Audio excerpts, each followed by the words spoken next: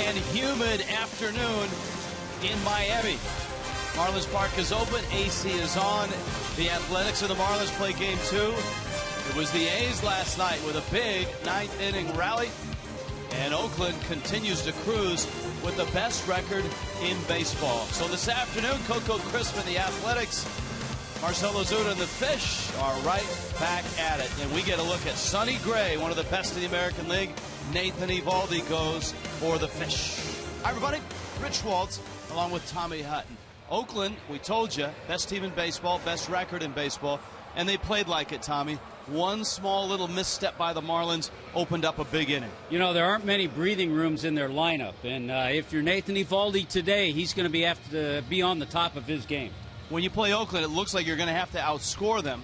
Marlins have had a terrific year from Giancarlo Stanton, Casey McGee behind him. But they need some depth in their lineup. Hopefully Jared Saltalamacchia, who is starting to show signs that he's coming around, can add on. You know, there's a term that you hear where a lineup is lengthened when you have guys down near the bottom that hit the ball the way Saltalamacchia does. He had a real nice series in Philadelphia, hit a home run, but I liked the double that he hit to left center field that drove in a couple of runs. When Salty swings the bat that way, he starts to get locked in. He's had a much better batting average and much more success batting here at home.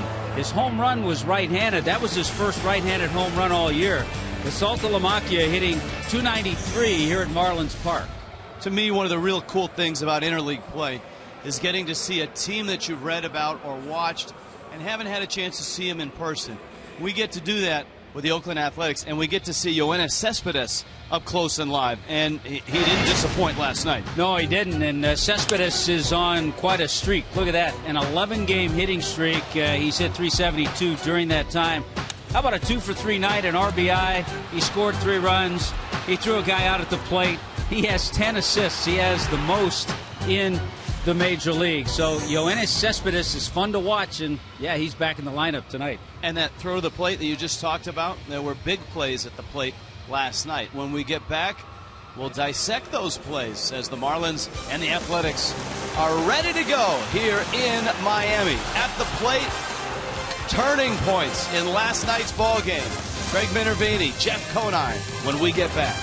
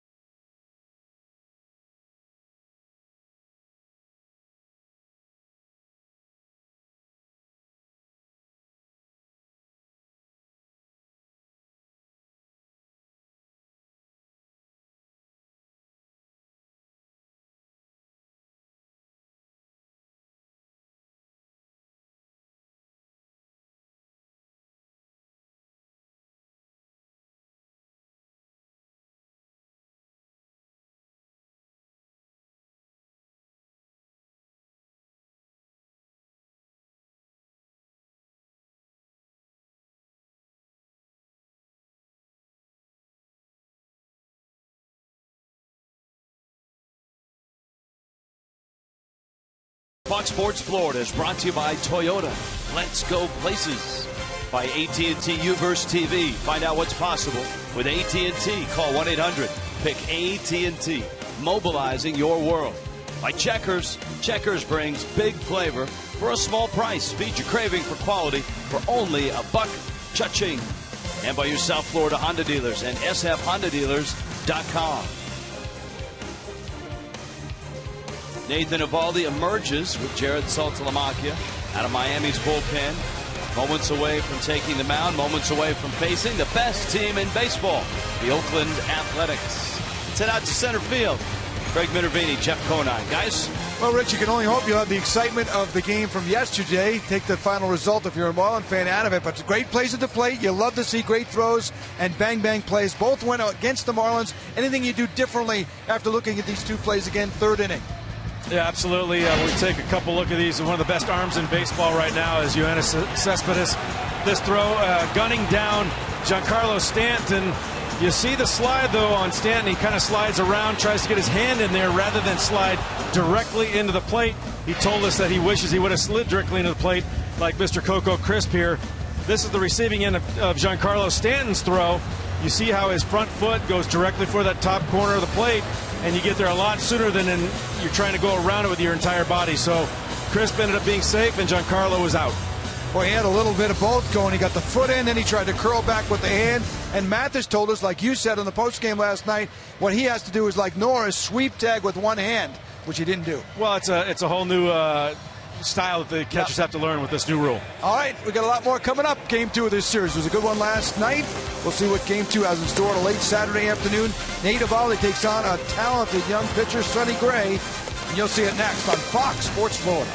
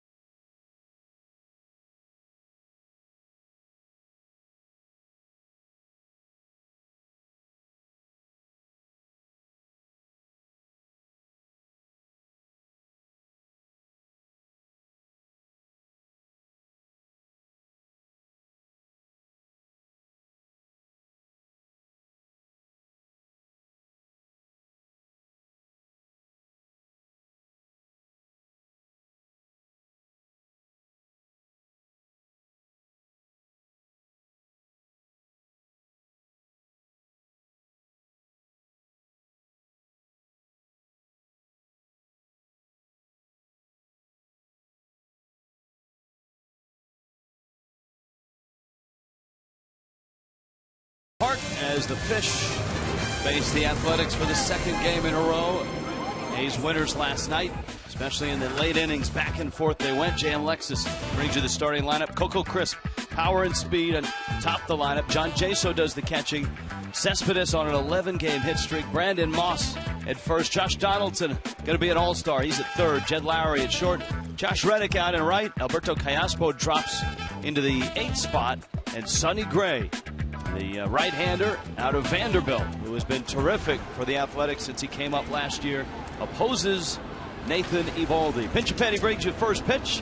Crisp buckles up and is ready to go. Eovaldi's fastball zips outside And the count is 1-0. And for Oakland and for Eovaldi, this is a fascinating matchup. Oakland as patient as they come, but they jump on fastballs. Eovaldi as efficient as you get in the big leagues at throwing strikes. Yeah, Nathan Eovaldi in his 99 and a third innings, just 17 walks. So he's in the strike zone. He's missed the first couple of pitches to Crisp here. Crisp goes after that 2-0 pitch. And that's not a surprise. You'd think some leadoff guys 2-0, they're going to wait to see a strike. But not Crisp. He's got a slugging percentage in the mid 400s. His on base percentage very good this year, up at 377.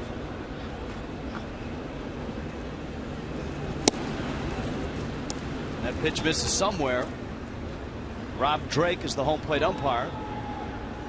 Just inside, just off the corner. The 3-1. And Crisp draws a walk. Oakland still does that. Remnants of the Moneyball era. They lead the majors in walks drawn this year.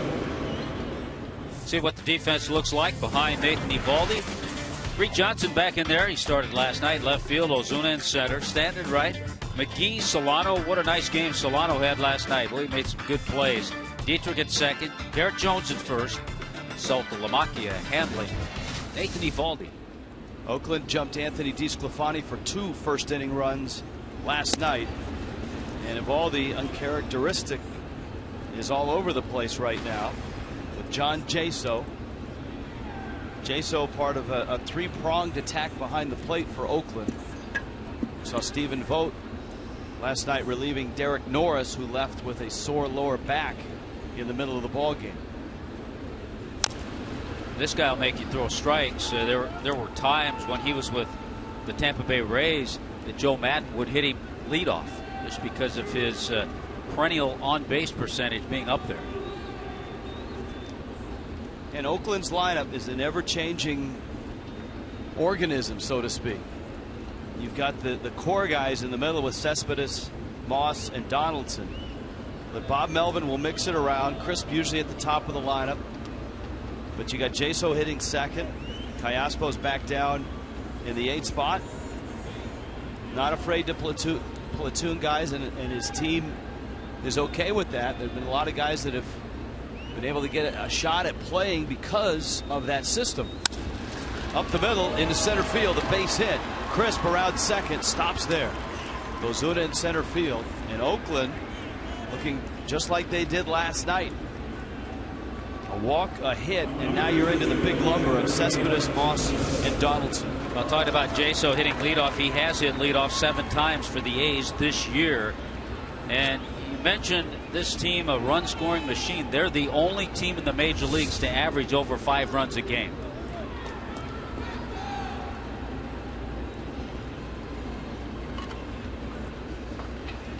Jared Saltalamacchia, Donovan Solano out for a chat with Eovaldi. And here's Cespedes, who's riding an 11-game hit streak. Couple hits last night. He drove the ball into right field that set in motion Crisp's slide at the plate, the tag by Mathis, the out call, and then the eventual challenge by Bob Melvin in the review, which showed Crisp was safe. And from that point, the gates blew open against Steve Cishek. Cespedes, a liner in the left field. That's a base hit. Johnson up with the ball. Crisp will hold on. You and I talked about this yesterday when we were going over the Oakland notes, that they are very aggressive at fastballs in the zone, and that's what Eovaldi features. Well, and that's why this is an interesting matchup and could be a tough one for Nathan Eovaldi. We've mentioned their patience at the plate, but they also are aggressive on strikes, and we saw that last night. You saw it right there with Cespedes jumping on that first pitch fastball. And so Oakland, in the blink of an eye, has them loaded, and there's nobody out. Brandon Moss.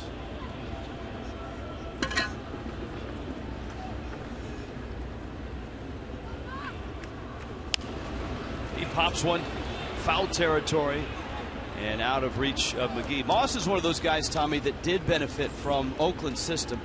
of finding pieces. A guy like Moss, who never really got a shot to play a whole lot in Pittsburgh and in other places as well. But Oakland brought him in as a left-handed power bat, and he started to blossom. He had a nice year in 2012 in 84 games, 21 homers. And then last year, he blew up with 30 homers. And he dumps one into center field. That's a base hit, and Oakland's going to score twice here. A walk and 3 consecutive hits. Just like last night, it's 2-0. And with Moss, you're talking about a guy who a few years ago, 2011, Brandon Moss was in AAA with the Phillies. He had 23 home runs. He hit about 280. There's the breaking ball. He's right on it. Doesn't try to pull it. The other area he's benefited in this system, Rich, you and I talking about it. Bob Melvin not afraid to get guys out there who maybe have failed in other organizations and haven't gotten a chance. They don't get to stay in the lineup. He takes guys and, all right, if you fail a little bit, you're going to stay in the lineup, though, for me. Now Donaldson.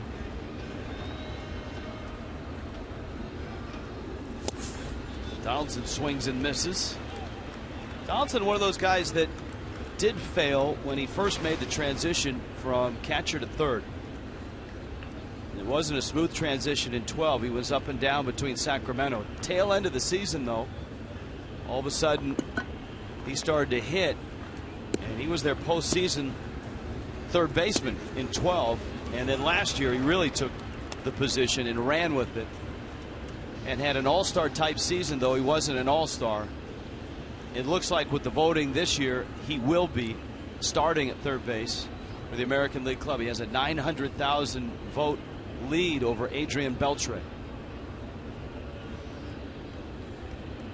Eovaldi needs outs, and he needs them fast. Donaldson pops it down the right field line. That's a long run for Stanton, and he gets there, makes the catch. Runner tags. Stanton's throw through the middle of the diamond. McGee there to get it. And Oakland with runners at the corners now. And 1 out. Well, they're also a club that seem to do the little things right. So tagging up with Cespedes. By the way, with his base hit, he has a 12-game hitting streak now. Tagging up and realizing that he could go second to third on that fly ball down the right field line. Here's Lowry now. Oakland shortstop. One of the most impressive things about Oakland's year this year, they are 49-30. That's a major league best. They have some guys in their lineup, Tommy, that are not having very good years. Lowry takes in. Lowry last year, 290, 344, 446 slash line with 45 doubles. But he's not getting on base, and he's hitting just 218. The guy behind him, Josh Reddick, not having a huge year.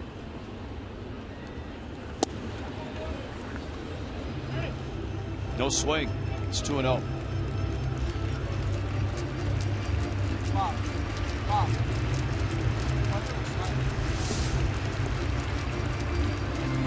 Yeah, I think he checked it. Middle infield back for 2. McGee even at the bag. Cespedes at third. And Moss at first.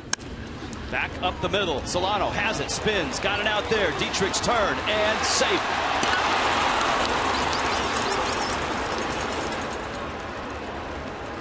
Terrific play by Solano. Almost an identical play that he made last night. And Dietrich's quick turn.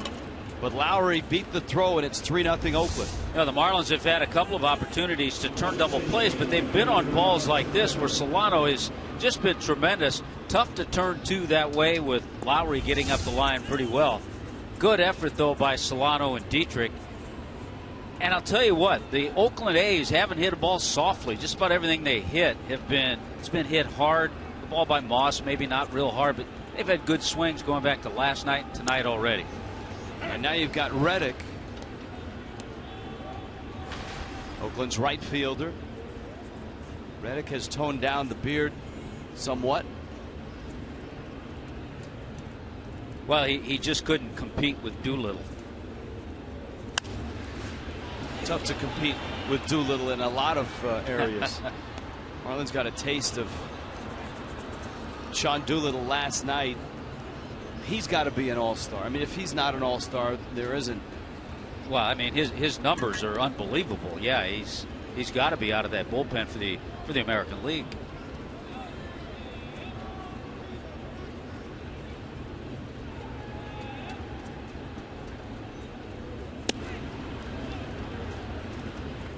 Well, for Eovaldi, obviously it's not starting well. His ball strike ratio not the best. 20 pitches, 12 strikes.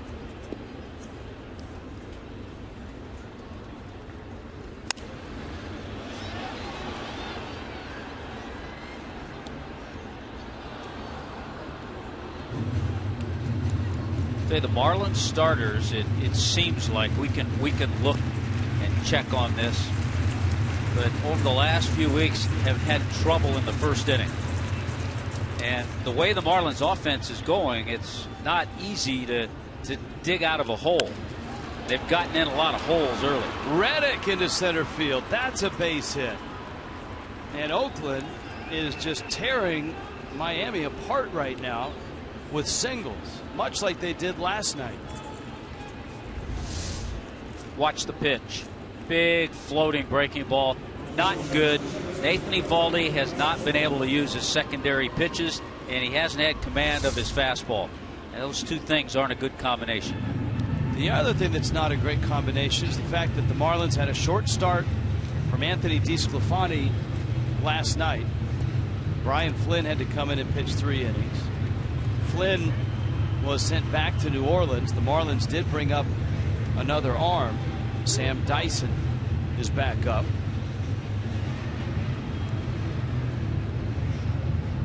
But trouble here in the first.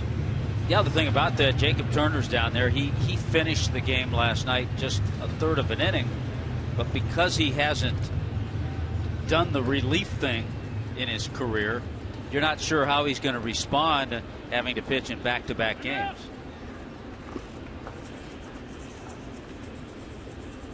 There is Dyson in the bullpen. Oakland in their 9 innings last night and 2/3 of an inning here. 20 hits, 18 singles. The other 2 hits, triples.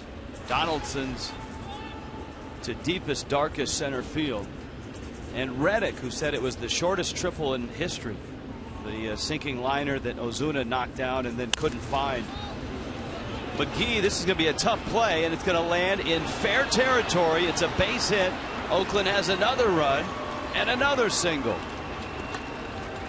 Alberto Callaspo sends a flare, and it lands just inside the line in left. Well, a lot of times you hit that flare and it's a pop up, you get jammed and you're out. Softest hit ball in this inning, and it is just fair. For Eovaldi now, he gets to face Sonny Gray, who does not have an at-bat in the big leagues, but is a terrific athlete, was a well-decorated high school quarterback in Tennessee, and he fouls it off. And he's been talking about this at-bat for the longest time, asking Bob Melvin if and when he gets on, if he'll get the green light to steal a bag.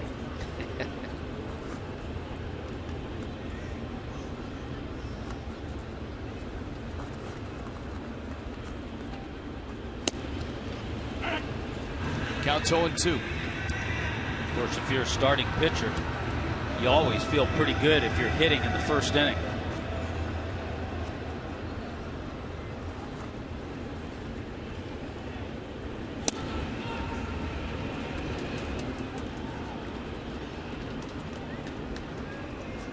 Reddick and Callaspo, part of the hit parade that Oakland has rolled out here in the first.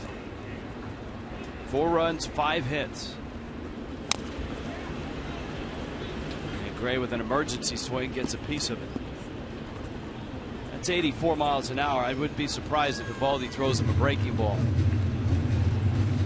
I'm surprised Sonny Gray was even able to foul that one off. What, 28 pitches for Eovaldi.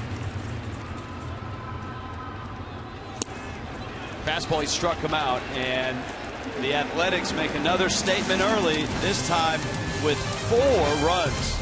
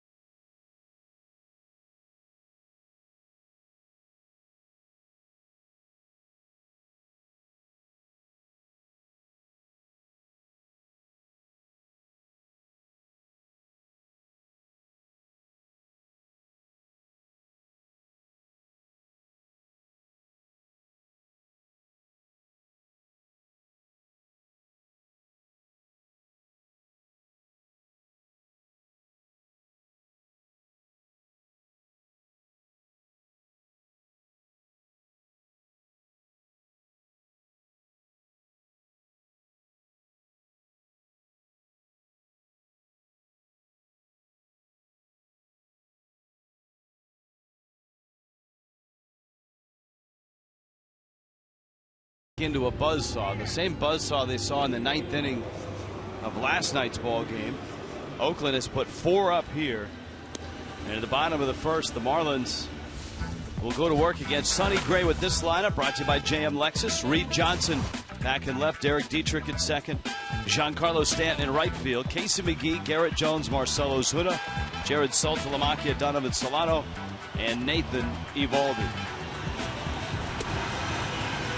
Got one of those young pitchers that you've read about. You saw him in the postseason, just 24. Sonny Gray.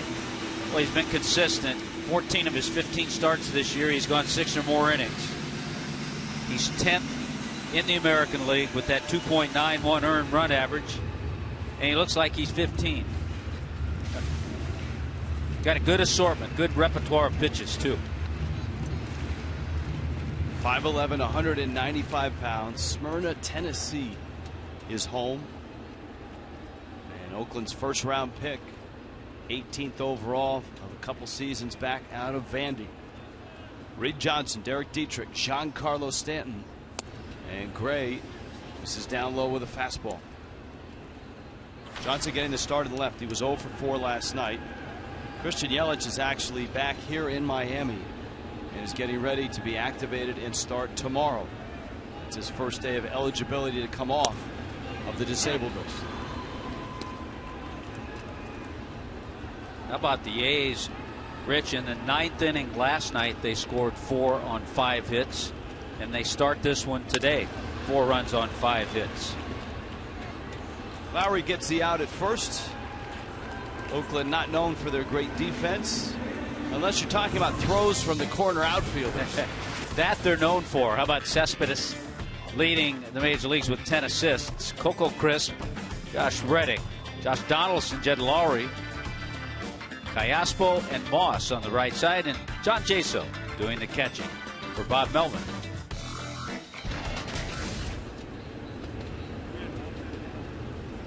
We talked about the A's, only team in the major leagues averaging over 5 runs a game. In the 12 games that the Marlins have been without Christian Yelich, they've averaged just a little over 3 runs a game. Well, that won't get it done here today, with Oakland up 4-0 already.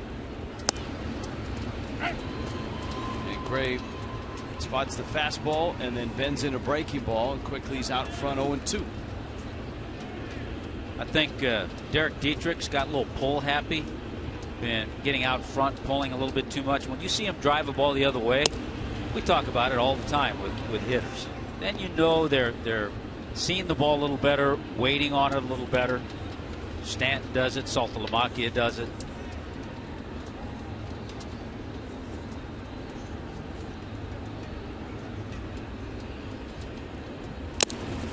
Got him. Dietrich again clipped on the elbow. And he's on his way to first. We saw it last night. Dietrich crowds the plate.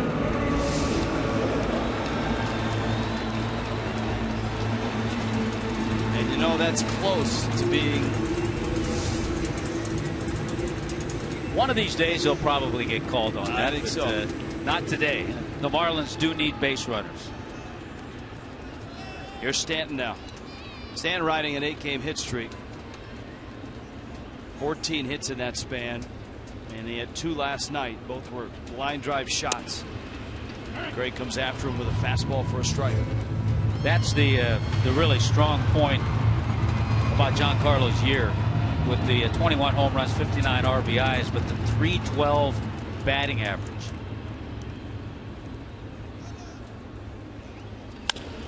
Fastball, ground ball. Lowry in the hole. Out there. Strong slide by Dietrich. Stanton aboard at first. Yeah, let's give you a little scouting report on the 24-year-old out of Vanderbilt. Big arm for his size. He's 5'11". He's got a good curveball. That's probably his #1 pitch. And Rich was talking about his athletic ability, and that's why he's got a quick move over to first base.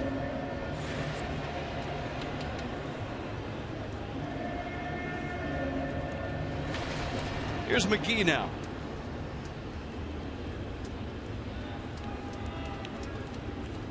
Casey's hit streak is at 5 games, but Tommy went back and documented his last 22 games. He's got 20 hits, or 20 games in which he has hits over his last 22 games. So 20 of 22. You see the 5-gamer. Yeah, he's only had a couple of offers over the last 3 weeks. That's consistency. Stanton at first. Gray's out in front, 0-1. And McGee pops it up. Moss at first makes the catch. And the Marlins go down in the first. Oakland has built a big lead early. Okay.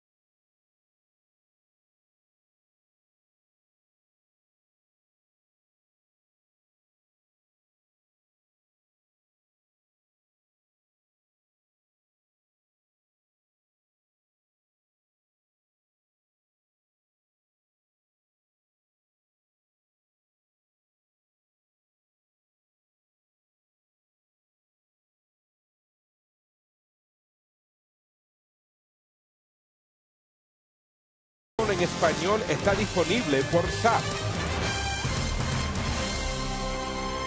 Venezuelan Heritage Day on an afternoon start. And so far it's been Oakland Athletic Day. Nathan Eovaldi faced 9 in the first. 4 of them scored. So it's right back to the top of the order. Crisp, Jaso, and Cespedes. And we'll see, Tommy, if he's able to control the secondary pitches, command the fastball, because that certainly wasn't there in the first. No, and he tried that curveball, the first pitch to Crisp right there, and it was not a good one. Ball and a strike. A couple games are final in baseball today. The Washington Nationals got a gem from Gio Gonzalez and shut out the Cubs in Chicago 3-0. They're playing a night game too. They're playing a split doubleheader at Wrigley. The White Sox are up in Toronto, and they beat Toronto 4-3.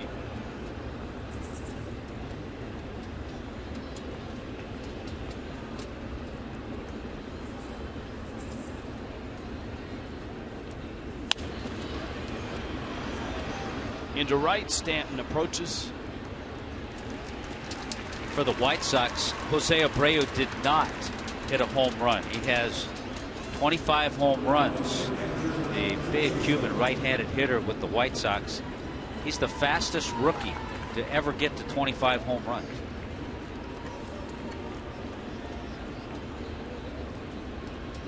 Hit 2 last night. Here's Jaso.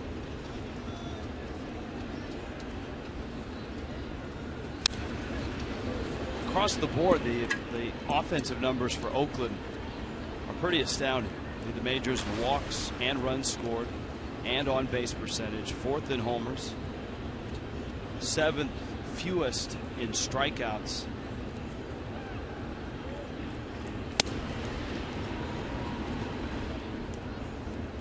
Just in glancing back at last year, one big difference is Crisp's on base percentage is about 40 points higher this year. Talk about the big 3 in Cespedes, Moss, and Donaldson. They're all at 55 or more RBIs.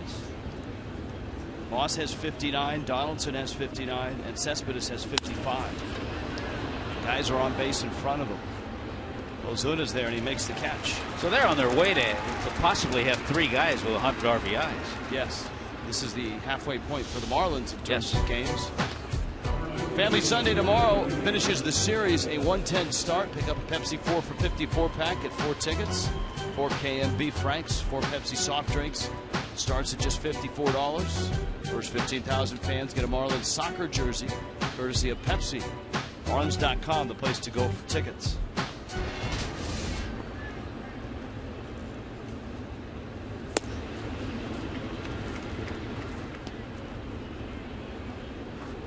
Here is Cespedes now. Extends his hit streak to 12. That with a single in the first. 5 singles in the first. Mix in a walk. And it became a 4-run inning for Oakland.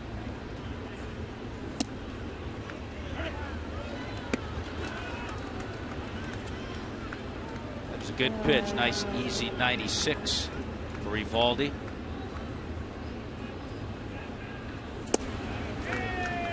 Pitches in. Well, just perusing the news that comes across as the day of baseball begins. News out of Milwaukee. Troy Tulowitzki has invited Giancarlo Stanton to participate in the home run derby, and Stanton has agreed. Jones makes the catch for Eovaldi. Nice tidy 1-2-3 second.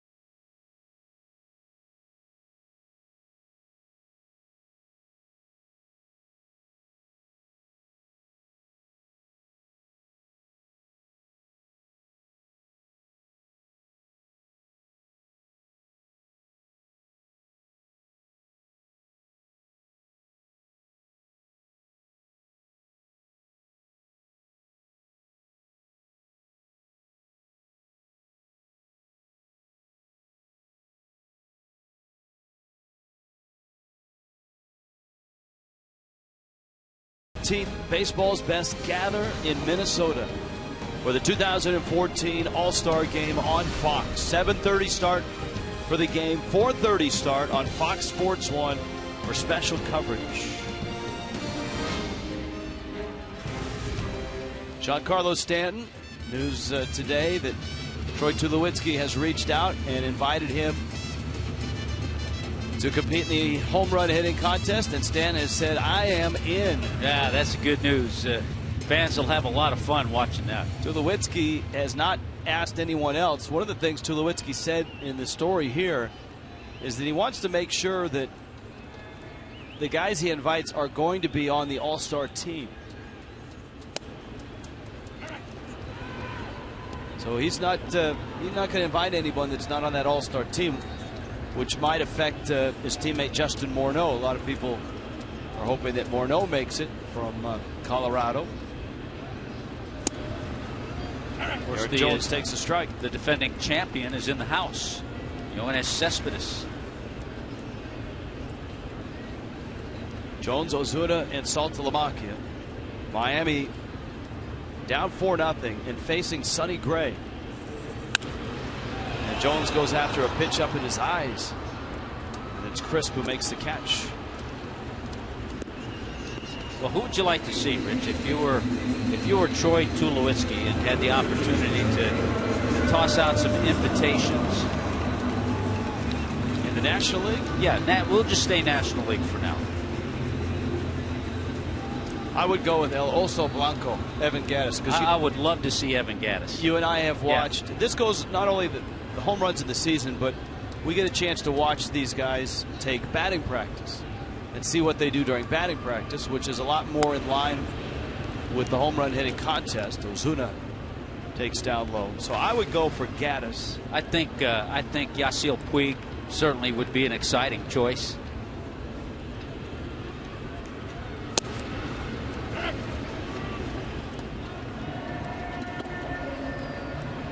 Ball and a strike and an out. Gray comfortable in the first. He hit Dietrich with 2 strikes. Yeah, that's about the only blemish on his day so far.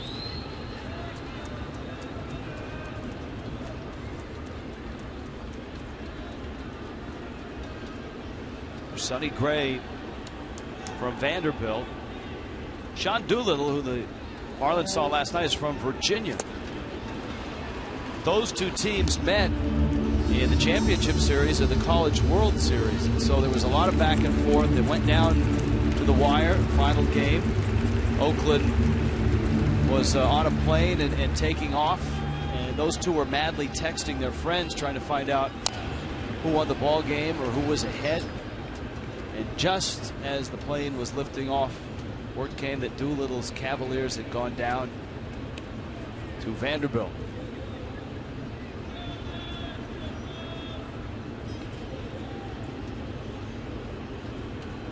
For that long line of Vanderbilt players, especially pitchers, David Price, Mike Minor. Those guys helped Sonny Gray. They helped him with adjustments as a professional pitcher, with adjustments in the big leagues. Pedro Alvarez, of course, came before that trio. Ozuna's ground ball finds left field, and Miami has its first hit. Well, Ozuna got that base hit on the Sonny Gray curveball. There it is. He stays on it. Last year, Sonny Gray got the opportunity and pitched extremely well in postseason. He started the year in AAA. He was there most of the year. Then he was 5-3 with Oakland. So as a 23-year-old, you throw in his postseason innings. Sonny Gray threw 195 1/3 innings last year.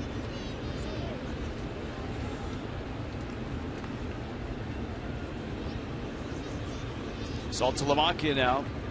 Infield shifts over. And Saltalamacchia takes up.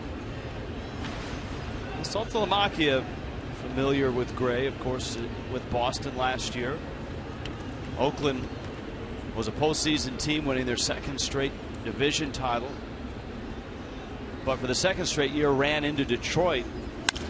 Saltalamacchia through the shift, bangs it into center, and Ozuna is going to take third base. He didn't hesitate. With Crisp out in center, he gets to third, and Miami at the corners. We talked about it, how Saltalamacchia was coming off a terrific series against the Philadelphia Phillies.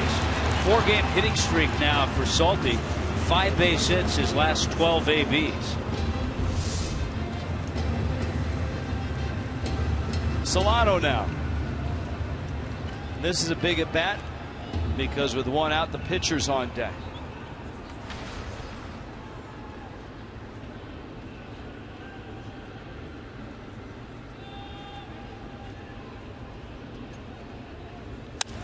Solano into right field. That's going to fall for a base hit. Ozuna, late start. Reddick's throw, and he's in there.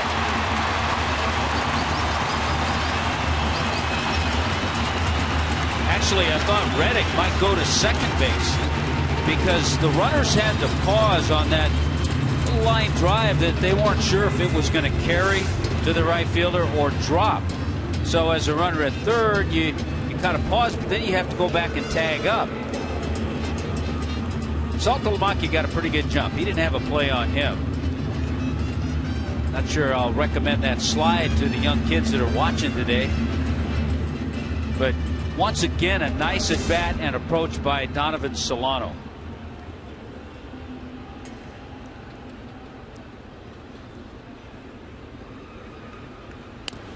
Evaldi bunting, and it's a good one.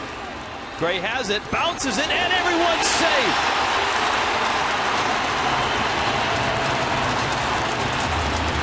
Wow. Boy, that's a nice bonus. That's a terrific bonus. We've talked about the athlete that Sonny Gray is. Tremendous high school quarterback. And he just lobbed it over to first base. He'll get charged with an error. Gallaspo not able to pick it. And all of a sudden, the Marlins get themselves in business. 3 consecutive hits by Miami. Bags are loaded. Reed Johnson. And then Derek Dietrich. So it will go as a sacrifice for Nate Evaldi. Got down a beautiful bunt. And then you charge Gray with an error.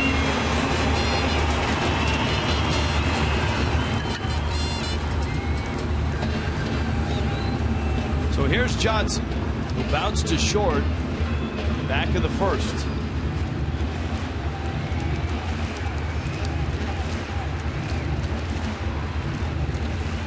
Fly ball to either corner is not necessarily a run. You've got Saltalamacchia at third. And we've seen Cespedes' arm. And Reddick, of course, a Gold Glover. He just made a strong throw. Gray misses. It's 1-0. It's an opportunity to take advantage of a team that doesn't make too many mistakes. They aren't the best defensive team. But you don't expect, I'm sure Bob Melvin didn't expect to see a throwing error from his pitcher. Solano the runner at second. Evaldi the trail runner at first.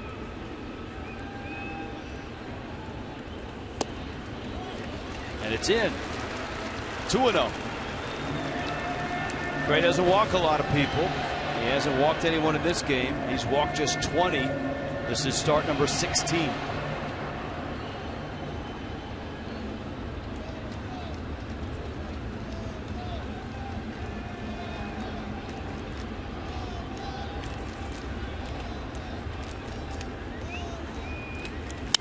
Johnson drills it left field deep. Back goes Cespedes. It is off the wall. Scoring is Saltalamacchia. Solano behind him. Evaldi at third. 2-run double by Reed Johnson. The month of June has been a little cool one for Reed Johnson, but you put him in that situation, I'm sure he goes into a pinch hitter's mode. And boy, did he come through. Fastball, middle of the plate, charges it over the head of the left fielder, Cespedes. No chance for him. Anybody probably other than Nathan Evaldi, the runner at first base, may have scored, but you're just happy to see Evaldi get to third base. Many times, partner, you have lectured me on what a 2-0 or a 3-0 or a 3-1 swing should look like. And that is it. You started early and you get all of it. Infield has crept in with Dietrich at the plate and Eovaldi the runner at third. Now that 2-0 swing came from a veteran hitter. He knew what to do with it. Saw Dietrich leaning out. He was clipped on that right elbow the last time he was up.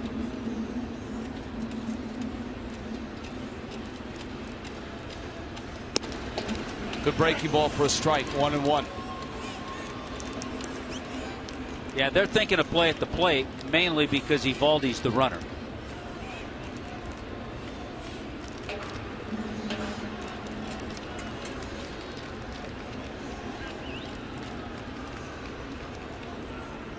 And looming on deck, Giancarlo Stanton.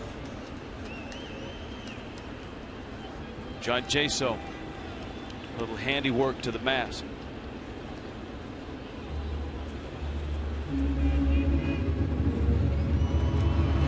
Stand on deck. Dietrich with the count 1-1.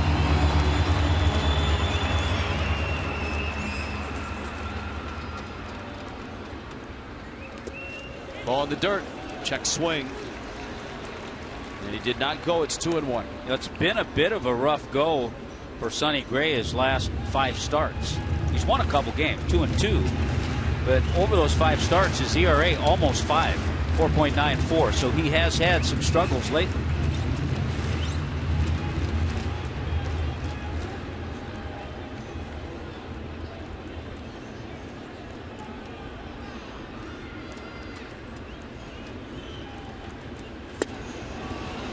That breaking ball, he started over the plate and it ended up down below the knee, way inside. And speaking of struggles, it's been a struggle for Derek Dietrich since his return, as he came back from AAA. Just 3 for 21, and he's 0 for his last 12. See if he throws that breaking ball again on 2-2. Yep, and he struck him out. It's a big strikeout for Gray. Here comes Stanton. Well, you just hate to leave those runs out there when you have that runner at third, less than 2 out situation.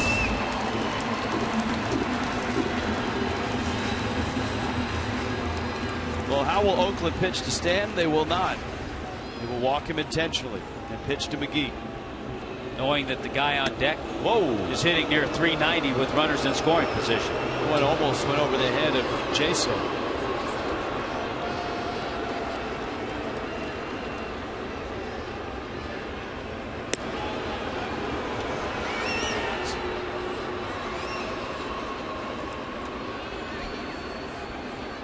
Bob Melvin picks his poison. He'd rather pitch to McGee.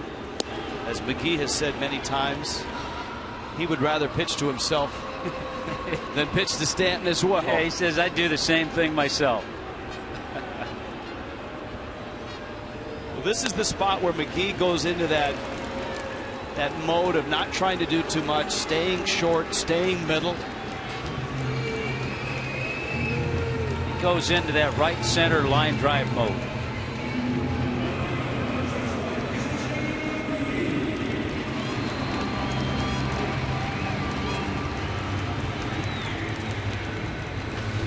McGee as well, especially in the last month and a half when he's been on this nice ride, has been very disciplined at the plate. He has started to walk a good number of times. His on base percentage is at .375. Bases filled, 2 outs.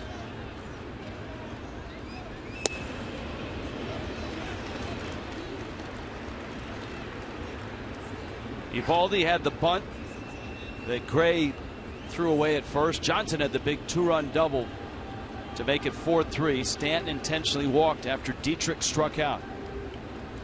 And now McGee sitting on a 1-0. Fastball, ground ball, picked by Donaldson. Crossed the diamond in time. The Marlins get 3, but they leave them loaded.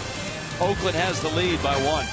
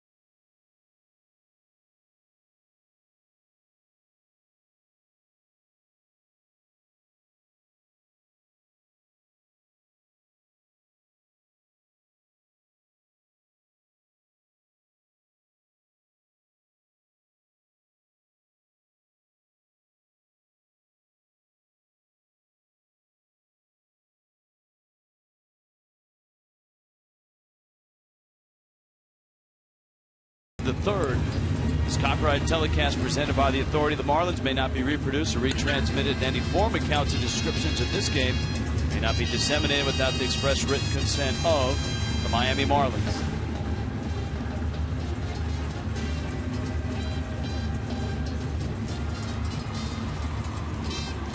Here's Moss, Josh Donaldson, and Jed Lowry to follow. Shift on, and the Marlins bring Casey McGee over on the first base side of second. A bunt as Moss tries to push it down the line, but he doesn't get it past Eovaldi.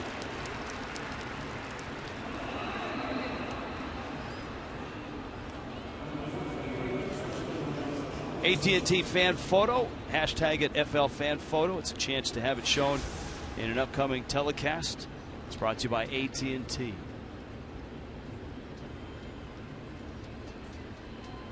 Getting ready for an AT&T fan photo, it looks like. Did you submit ours? You know, after all your selfies have been shot down by the blue ribbon panel, the little trash can button, that's where ours is. Yeah.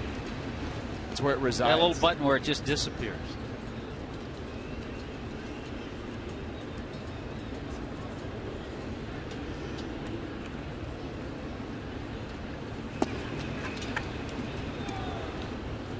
Well, for Eovaldi, a second chance now.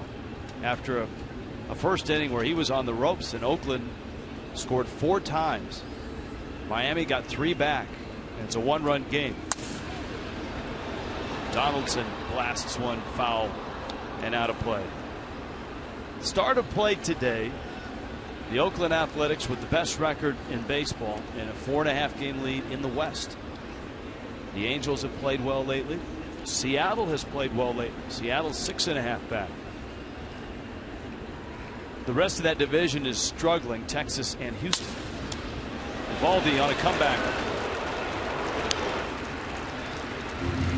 Very nice, and very nice to see Nathan Eovaldi after that first inning come back. He had a 1-2-3 second, and he's on his way to have a 1-2-3 third, helping himself. Fielded the bunt and then fielded that one hopper.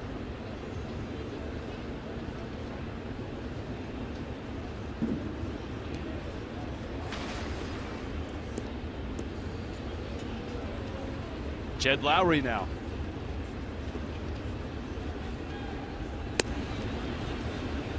Jaso, Cespedes, Moss all had hits. Reddick, Callaspo as well in that first.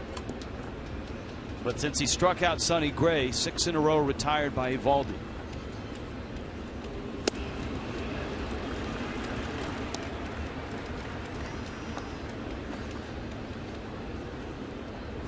Kind of see a little livelier fastball too from Eovaldi. A little more aggressiveness. Yeah. Well, sometimes you get punched in the nose. Change up. That's a pitch that if Nathan Eovaldi can come up with a decent changeup, doesn't even have to be a great one. It's just another look for a hitter. You get punched in the nose sometimes, Tommy. You respond. And I'm not sure what that was. I don't think he got time granted. And with 2 strikes, had Eovaldi come anywhere close to the strike zone, it probably would have been strike 3.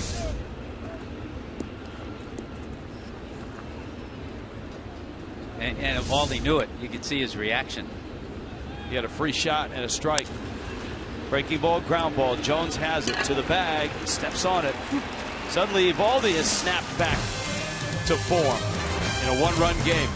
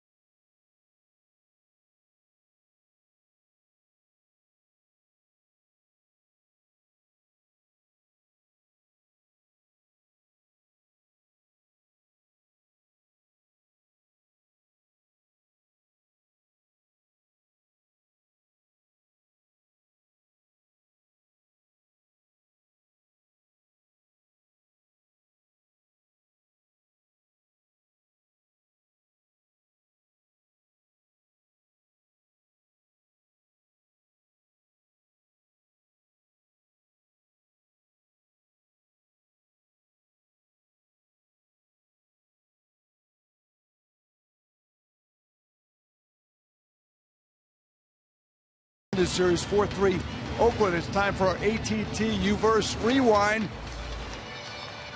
We'll go back to June 10th. This amazing throw by Yoenis Cespedes after bobbling a ball in left field in Anaheim. He throws out Howie Kendrick. Some people said it was about a 300-foot throw on the fly. Little rainbow, but it was on the money. Good enough to get the play at the plate. The Cuban outfielder very excited to be back playing here where his family lives in Miami, lives in Pompano, and leads Major League outfielders in assists with 10. He had another one, of course, that we talked about. We'll have more on later in this game, in the ball game last night. All right, Craig, and the Marlins just keep hitting right now against Sonny Gray. That was a seed that just glanced off the glove of Jed Lowry into right field. A base hit for Garrett Jones. Oakland raced to a 4-0 lead. The Marlins have made it 4-3, and Jones a leadoff single. Watch this ball. I don't know if he touched it. He may have a little bit, but it tied up Lowry. That ball was hit so hard.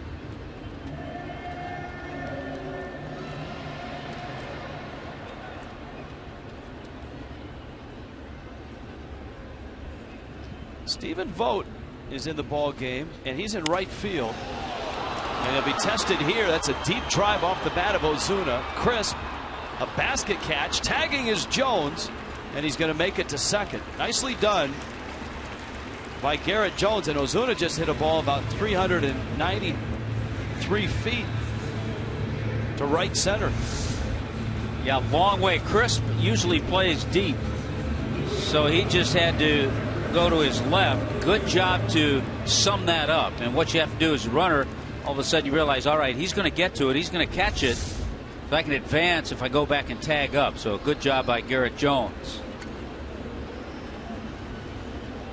This has been two very different ball games, and it's only in the bottom of the third. Oakland knocked Nathan Eovaldi all over the ballpark in the first inning. And Sonny Gray looked really sharp in the first, and Oakland was up 4-0, and then it flipped. Eovaldi was really good in the second, and Miami got to Gray for 3 runs and had an opportunity to get more. They had second and third and 1 out, and Gray got out of it. Saltalamacchia had a base hit, smoked one into right center, pulls a ground ball. Moss picks it up, gets to the bag. We're going to have to find out if there's a problem or what took Josh Reddick out of the game. Stephen Vogt now in right field. Reddick got a base hit. He was on the bases, but not in right field now.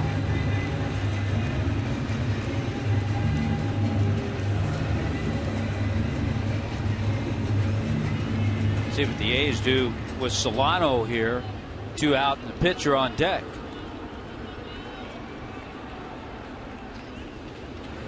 It's that situation you don't think about in the American League.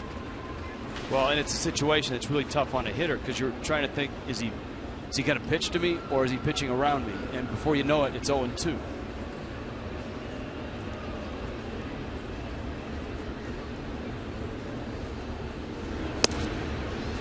You got that one curveball, so Solano thinks, okay, he's going to pitch around me, not give me much, and he sees an 0-1 fastball.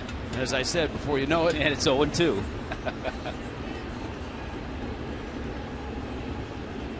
Gray has that good breaking ball. Fastball, Solano just got a piece of it. The impressive thing about Gray is he doesn't throw 96, 97. He's not off the charts with velocity, but you see how sharp the break is. He's got great fastball command. He has topped at 95, but he's kind of lived around the low 90s. When he needs it, he can reach back and get it. Well, he got off. We've told you lately some struggles, but he got off to a terrific start.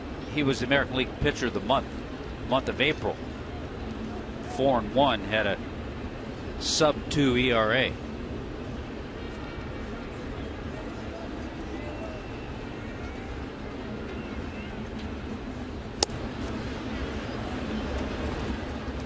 Well, he finished last year with a real flourish, and that was game 2 of the division series. He went 8 innings. Oakland was down 1-0 in that series, and he came back in game 2 and went 8 innings. I think that was a 1-0 Oakland win on a walk-off in the 9th. 2-2. Solano back to Gray. He's got this one, and he flips it underhand to get the out. Fish leave a runner at third. 3 entertaining innings in the books. A 1-run game.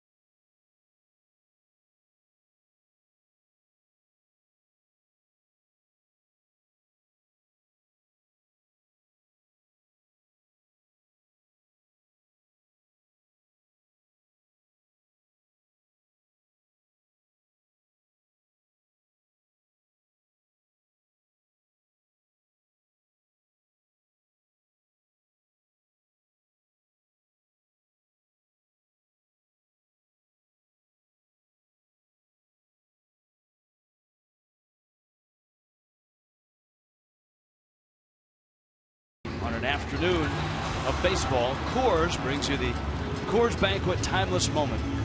On this date, Craig Biggio picked up hit number 3,000. Became the 9th player to reach the milestone with just one team. For Biggio, it was a single. He tried to stretch it into a double, got thrown out at second. Well, he ended his career with so many doubles. He wanted to get another one. And I think next year will be his time to go into the Hall of Fame.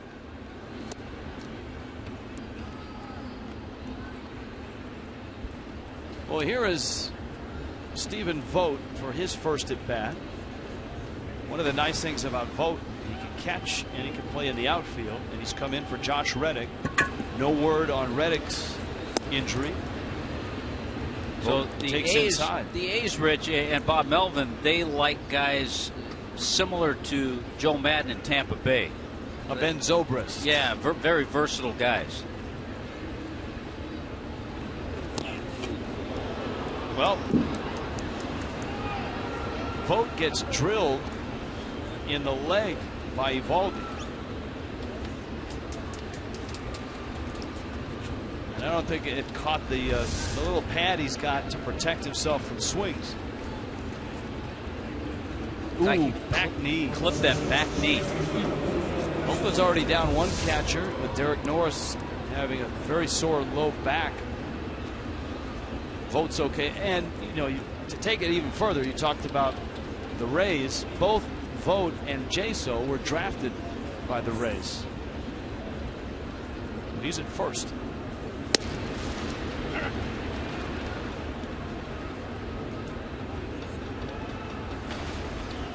The other reason we were talking about it last inning about the changeup for Nathan Eovaldi, he needs it, especially against left-handed hitters.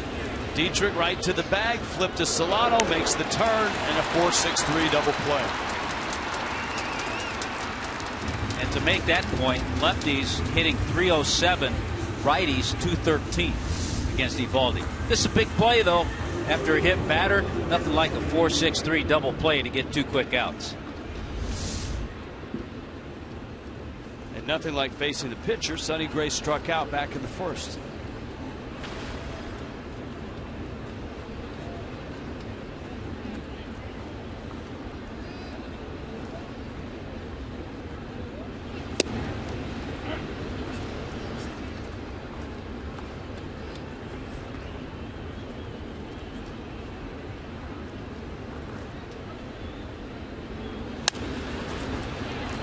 Jones slides, has it, flips, and he robs Gray of a hit.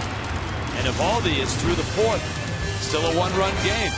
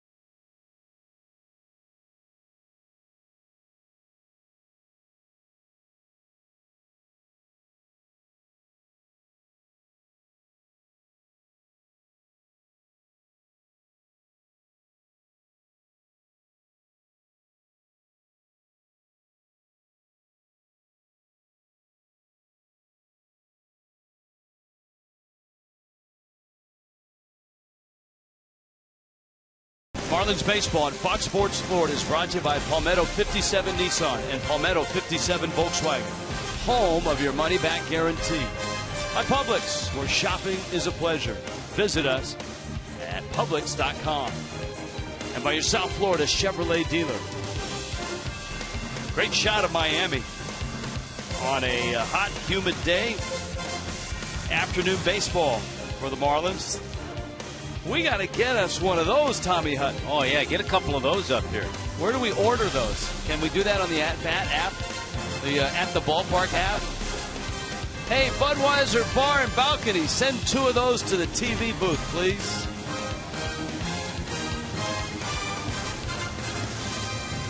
Keep your fingers crossed, Hutton. All right, maybe by the 5th inning we'll have one. Sonny Gray back to work.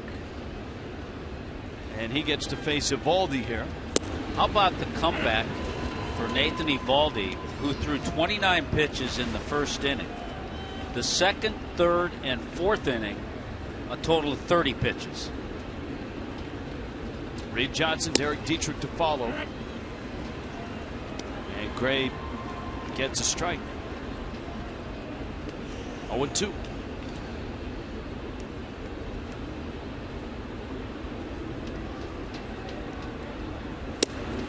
Now, when Gray was in college, he did pitch in the College World Series. Vanderbilt was beaten by the University of Florida. I think it was their first ever appearance in the College World Series.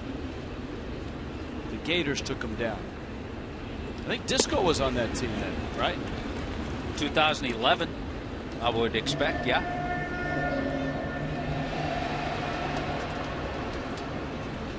Yeah, absolutely. Disco was drafted in 2011, his junior year.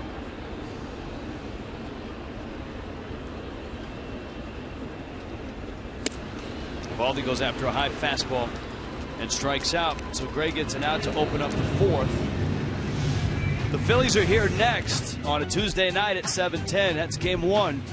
Half-price tickets available on the Lexus Legends level, the Baseline Reserve, Bullpen Reserve, Home Run Porch. And you can do it with the Miami Herald's Half-Price Tuesday. Full details, just pick up the Tuesday edition of the Miami Herald or El Nuevo Herald. I'll tell you what, the Phillies got bombed by the Braves this afternoon in Philadelphia. 10-3 win for Atlanta. That's a doubleheader as well.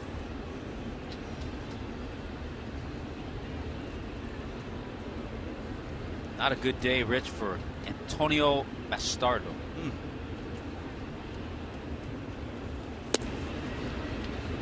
Bastardo out of the bullpen, a third of an inning, gave up 3 hits and 5 runs in what at the time was a fairly close game. This was a 4-0 Oakland game, but Miami came roaring back with 3 runs in the second. 2 came on this man's RBI double, Reed Johnson.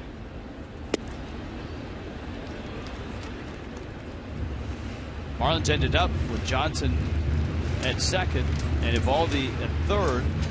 Derek Dietrich then struck out. Oakland intentionally walked Giancarlo Stanton. Casey McGee bounced out to third.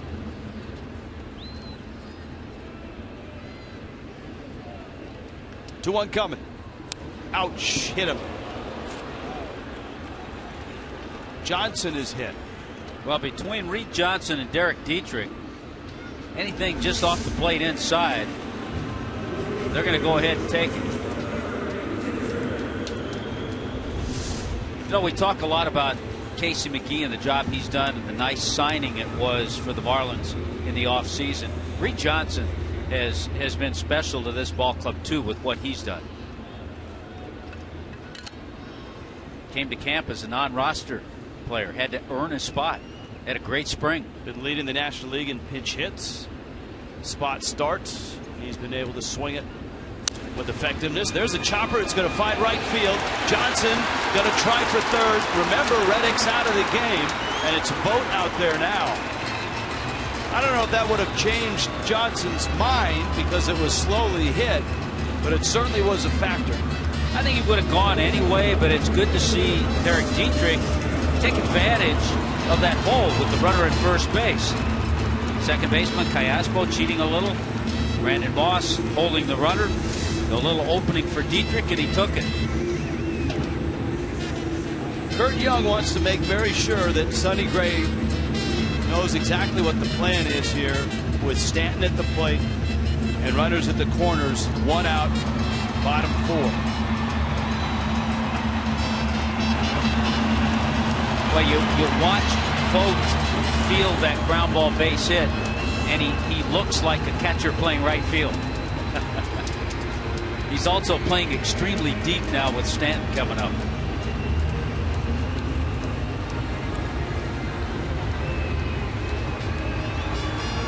There's the Oakland outfield.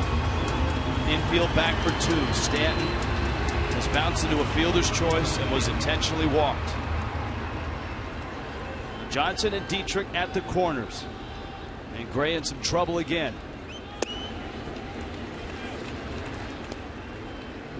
.93 miles an hour in the fastball.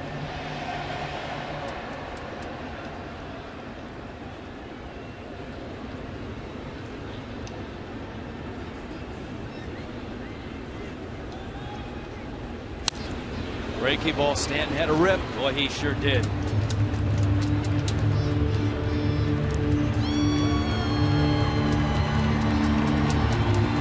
Nathan Eovaldi gave up 4 runs in the first, but since then he's locked it down.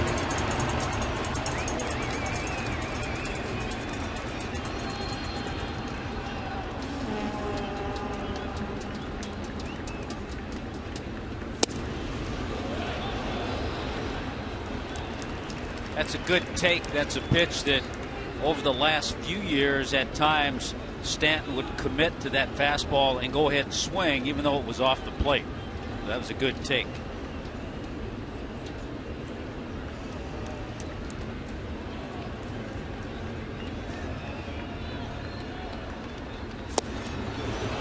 Two and 2.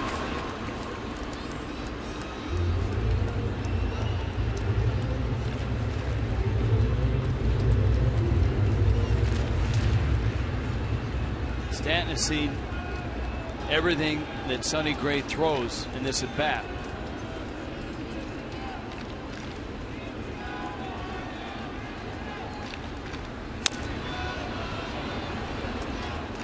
These are those situations, Rich, that we've talked about a lot, and we've seen it all year. Stanton compiling 59 RBIs, where he's picked up some big RBIs just with a base hit, not having to hit a home run.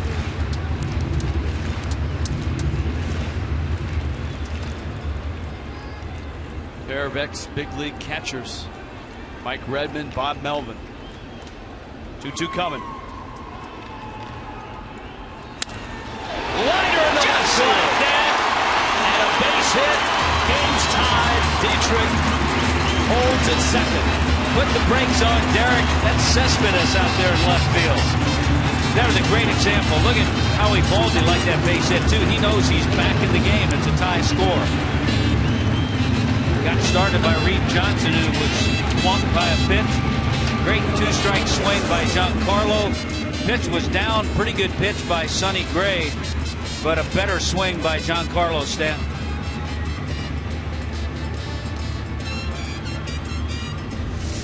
Now McGee, who was popped out and bounced to third.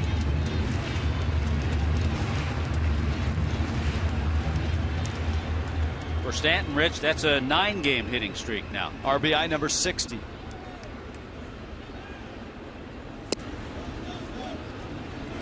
McGee takes down, and it's 1-0.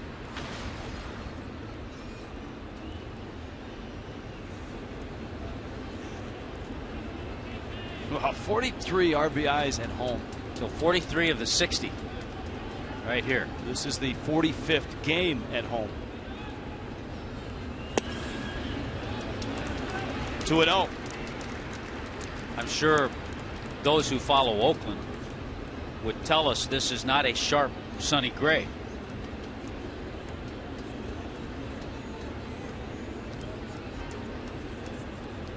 Lefties tomorrow. Tommy Malone for Oakland. Andrew Heaney for Miami.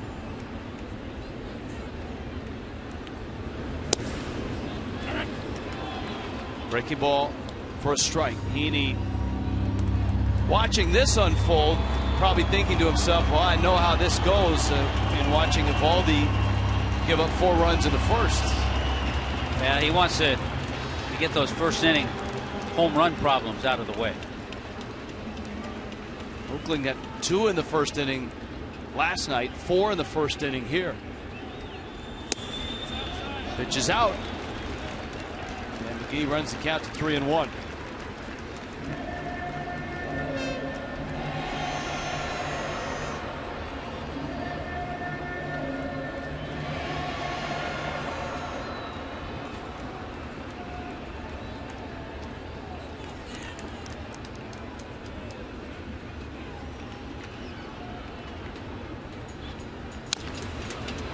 Full count, 3-2. Would you start the runners? Yes, because Case McGee, number one, has shown patience. That if it's off the plate, if it's a ball, he'll take it. And he's also shown the ability that he's going to make contact. And he also can hit into a double play if he hits the ball on the ground. So, yes. Let's see if they're running. Not running. Pitch is out. Bags are loaded. Here comes Garrett Jones.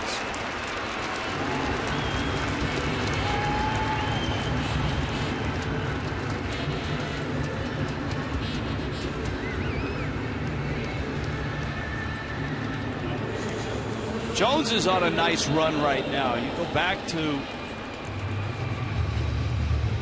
Philadelphia, where Jones had the 2-run homer on Tuesday night after taking an offer on Wednesday night.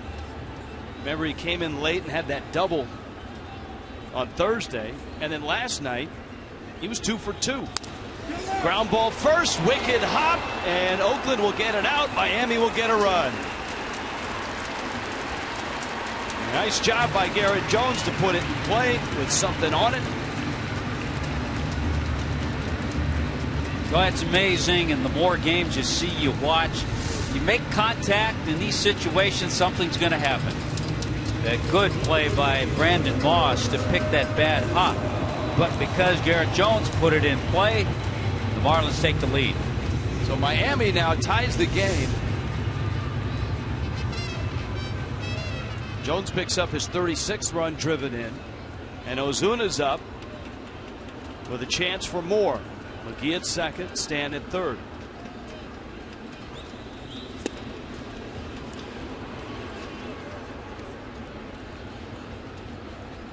Ozuna with a base hit back in the second inning extends his hitting streak. He's hitting 5 straight.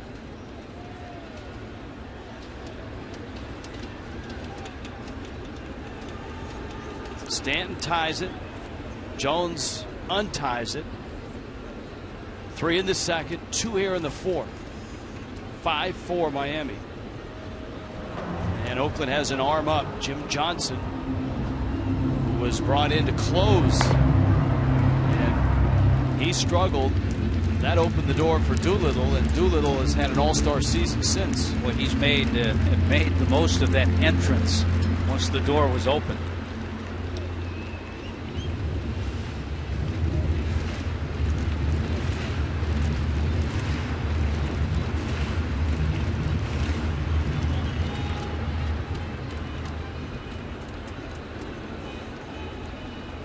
Ozuna singled in the second, flied out in the third.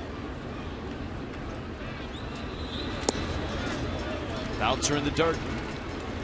Ball into strike. Ton of pitches for Gray.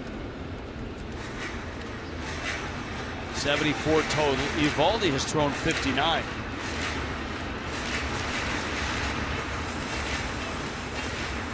You see this inning, this will be number 26.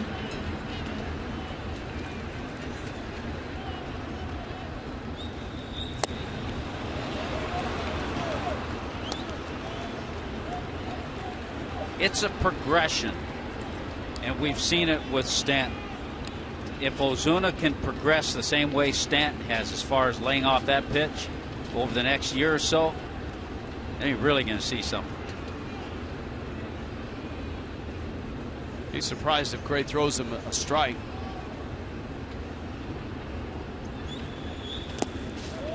And he doesn't. He buries it.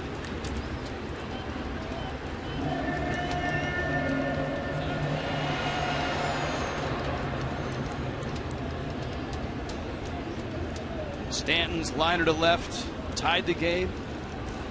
McGee then walked. Jones untied it as he chased Dietrich across with the ground ball out to Moss at first. 2-2. Hey, Gray feeling like he doesn't have to throw a strike to get Ozuna out. And all of a sudden on those last two, Ozuna has shown a little patience.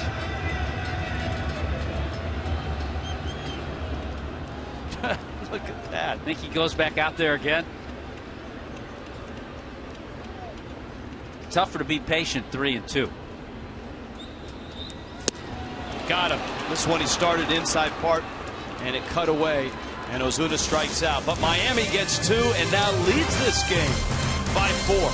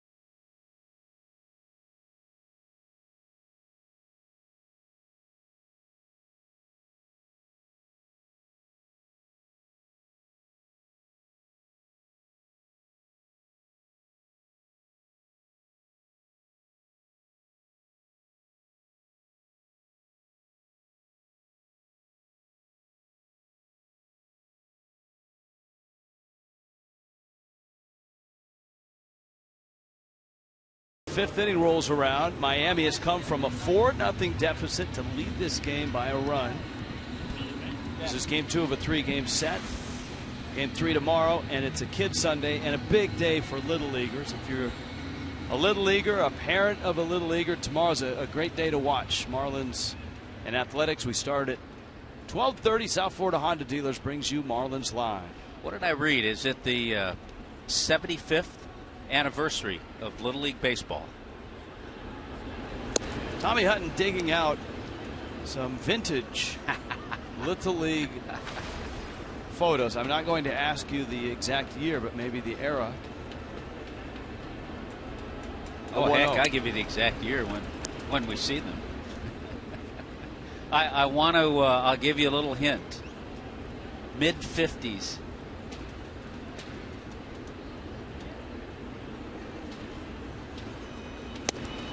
In your era of playing Little League, and even in mine, the Little League teams weren't named after towns. They were named after sponsors. Whoever would cough up $500 bucks to buy the uniforms and the equipment. They weren't named after teams either. You weren't the Tigers or the Dodgers or the Marlins. We were like soccer players. We had logos on our jerseys. In Tommy's league, so tough they called it the group of death. Coco Crisp at the plate. Here's a 2-2. Eovaldi misses with a breaking ball. It was almost as if somebody pumped new life into Nathan Eovaldi. Once the Marlins got 3 runs back in the second, he was down 4-0 before he got settled in the first.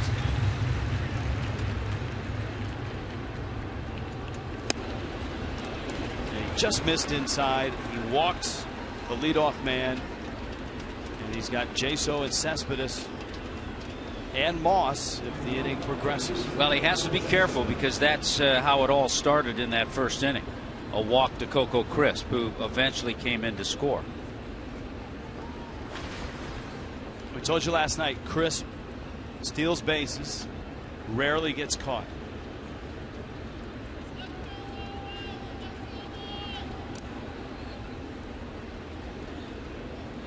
So what do you think, Rich? Do you like Coco with or without the afro? I just like Coco. I'm not. It's a great name. He's a fun player to watch, and he's done a nice job in Oakland. He's had a really nice career. Coco Crisp, 34 years old, in his 12th year, was actually drafted by the Cardinals. Bob Melvin has said that one of the things that Crisp has done here in Oakland that he might not have done in other places, he's become a leader. Liner in the left center field, and this is how it starts for Oakland. Crisp on his way to third. Big turn by Jaso. He's going to get to second. And Oakland is set up second and third, and nobody out. Right after Miami takes the lead, the Athletics are threatening. Looked like the changeup from Nathan Eovaldi, and to give credit to Jared Saltalamacchia, he's trying to get Eovaldi to establish that, but that changeup was up, and then you credit Jaso with just a nice swing. And the leadoff walk obviously hurts. It's now at third. And the big bats, here they come. Cespedes, Moss, Donaldson.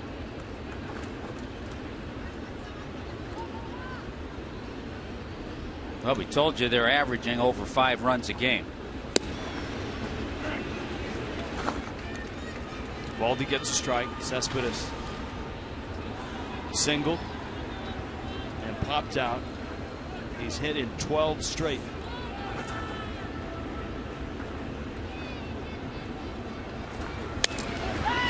To left. Not too deep. Johnson has a head of steam, headed towards the plate, makes the catch. Crisp stops, and it's cut. Safe at third. Crisp just gets back in. Good heads up by McGee and Solano to get to third. I think if there had been one out at the time, Crisp maybe would have tried to go to the plate. With Reed Johnson out there and not Marcell Ozuna, and he almost gets picked off by the cutoff man, Casey McGee. But a good job by Reed Johnson. The guy got his momentum going and came up with a strong throw right at the cutoff man. Solano kind of sneaking in behind Crisp. So there's one out. Now you got Moss, who was a run producer. 59 RBIs for Moss. 2 of them came in the first on a single to center. He has that uppercut swing and fouls it back. Here's an amazing number with Brandon Moss. Going into the 2012 season, when he got a chance to play with Oakland, he had appeared in 290 major league games. He hit just 36 home runs. He hit 21 homers in 84 games in 2012. Hit 30 home runs last year. So he gets a chance, and he makes the most of it. Got in a system where he was allowed to fail a little bit. And platooned to the point where he could succeed. And it's grown from there to the point now where he plays more than he did in that 2012 season.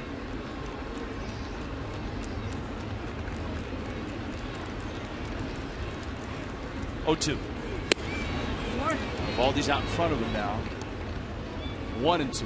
Now Evaldi has just one strikeout, but if ever he's thinking about one, it's here.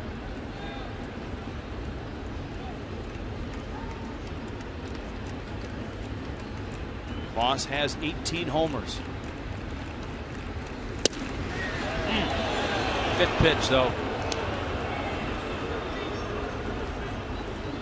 Just in.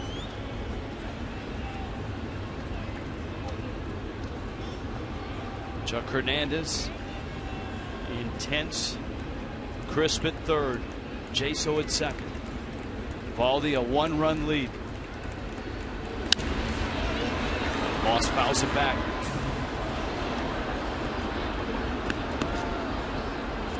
Here's where a guy like Evaldi has to fight what he was for so long a thrower to what he's become a pitcher.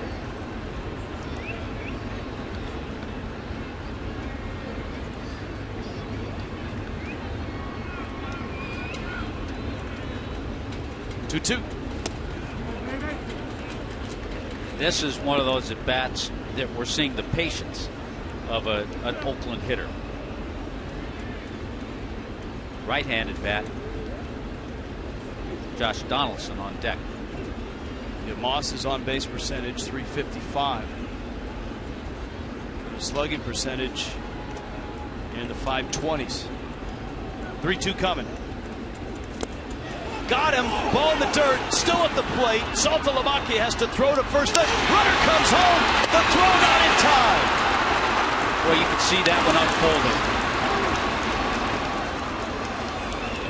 Crisp scores. Ties the game.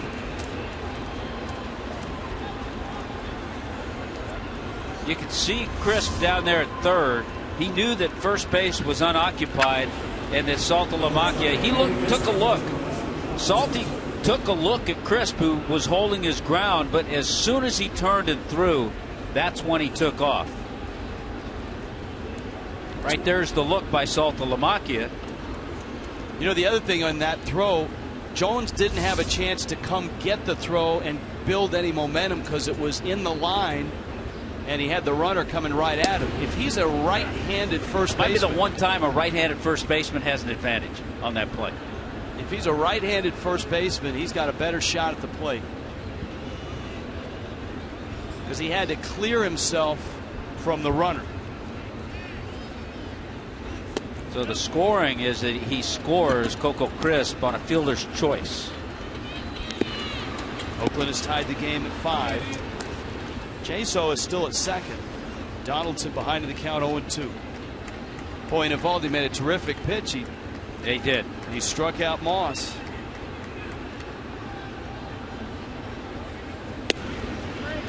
Struck him out. Down goes Donaldson. He doesn't like the call. But the A's have tied it 5-5.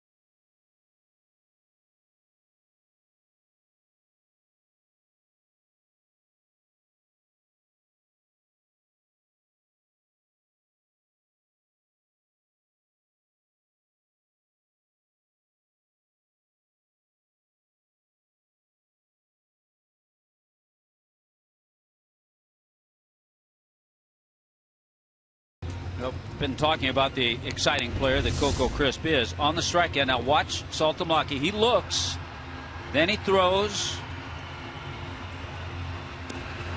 and then it takes a couple of steps because Jones has to get inside, being a left-handed thrower, to make the throw. Just perfect instincts and a great jump by Crisp from third base.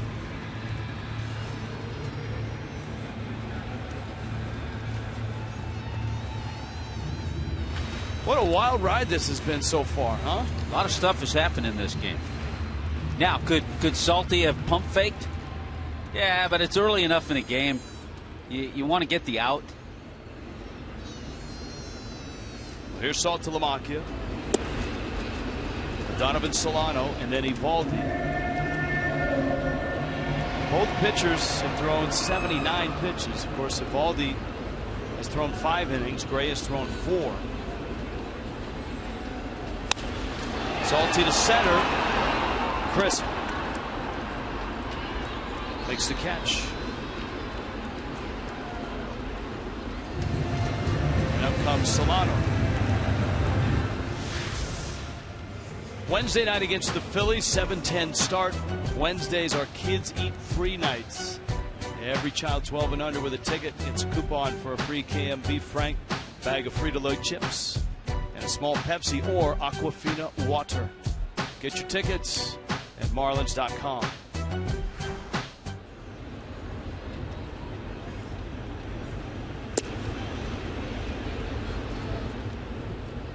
Solano takes a breaking ball away. I think it's one of the reasons, excuse me, Rich, why Solano is in there again.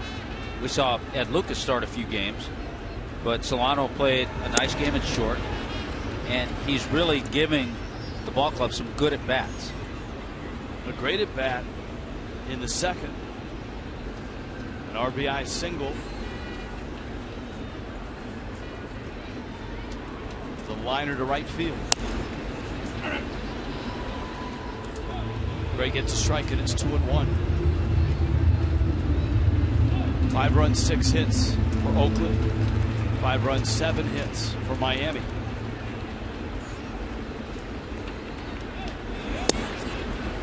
Oakland has the only error, and it was a big one. It was Sonny Gray bouncing the throw on the sacrifice bunt by that man, Nathan Evaldi.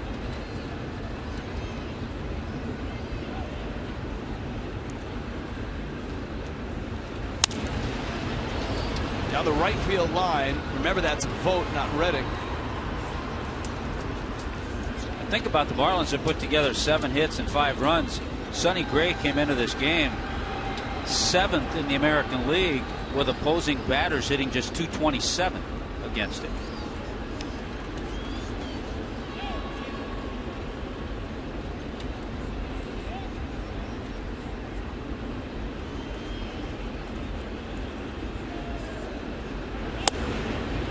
Solano walks, and that sets up Evaldi with an opportunity. 1 out to try to sacrifice him to second.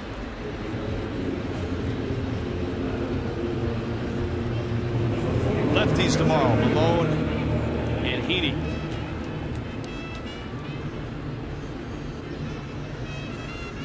Tommy Malone, one of those players that came over to the A's in the Gio Gonzalez deal. Gio going to the Nats. Who, as you mentioned earlier, pitched a nice ball game today at Wrigley Field.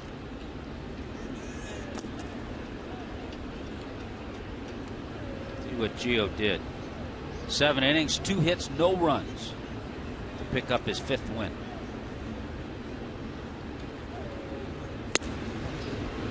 Pitches up.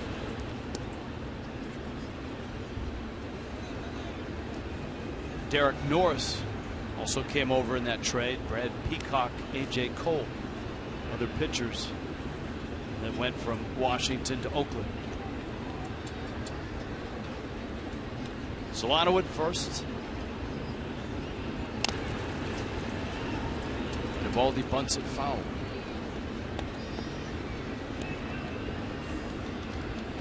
The Mets in a throwback day in Pittsburgh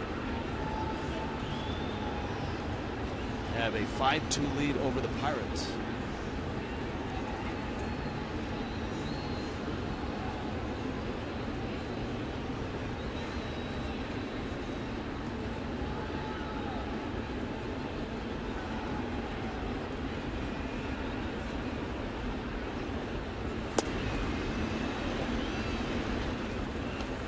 2-1.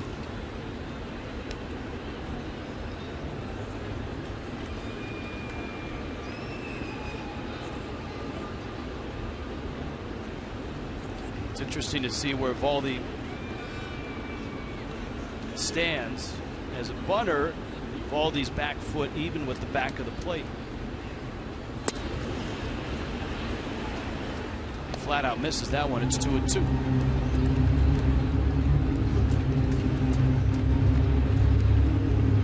Well, a sacrifice bunt back in the second inning was his 5th of the year.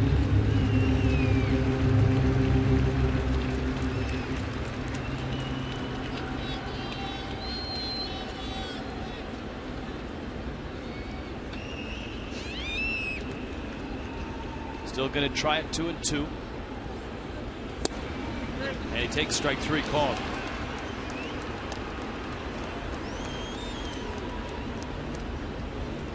So Valdi is out. And here is Reed Johnson.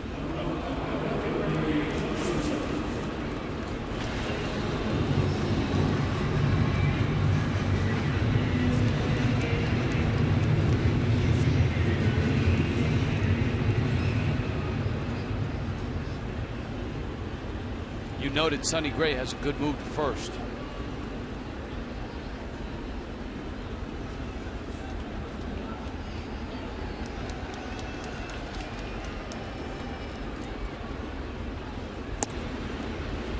Breaking ball for a strike.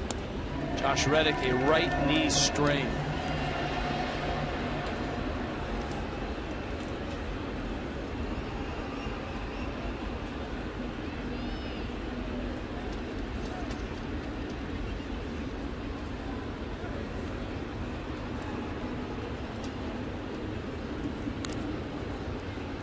Reddick had a base hit in that first inning, and shortly thereafter had to leave the game.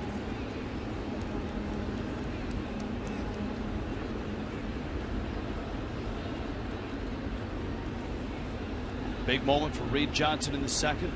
2-run double. Miami climbed out of that 4-0 hole. Sends this one up the middle on a hop. Callaspo bobbles and then throws with Moss lurching to his right. Kept his foot on the bag to get the out. 5 very entertaining innings in Miami. 5-5 ball game.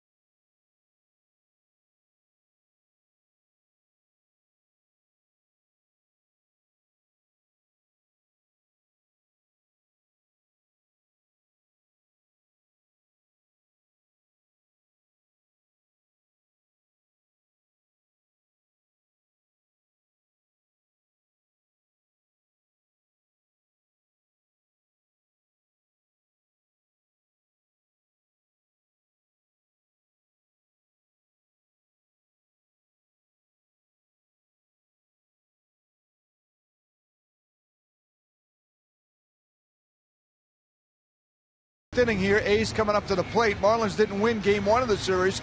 They did learn a few things though in the ball game. Giancarlo Stanton told me next time he's going to go feet first, right for the base in a situation like that. Jeff Mathis said, you know, when he looked at the play from right field stand, he credited Crisp for the slide here, but said he needed to tag better. And I said, how so? He said, well, instead of bracing myself like in the past, I should have tried a sweep tag like you saw Derek Norris do with one hand, almost infield style. See the sweep? Didn't brace himself, didn't expect a collision, and he swept with that big body and was able to get Stanton.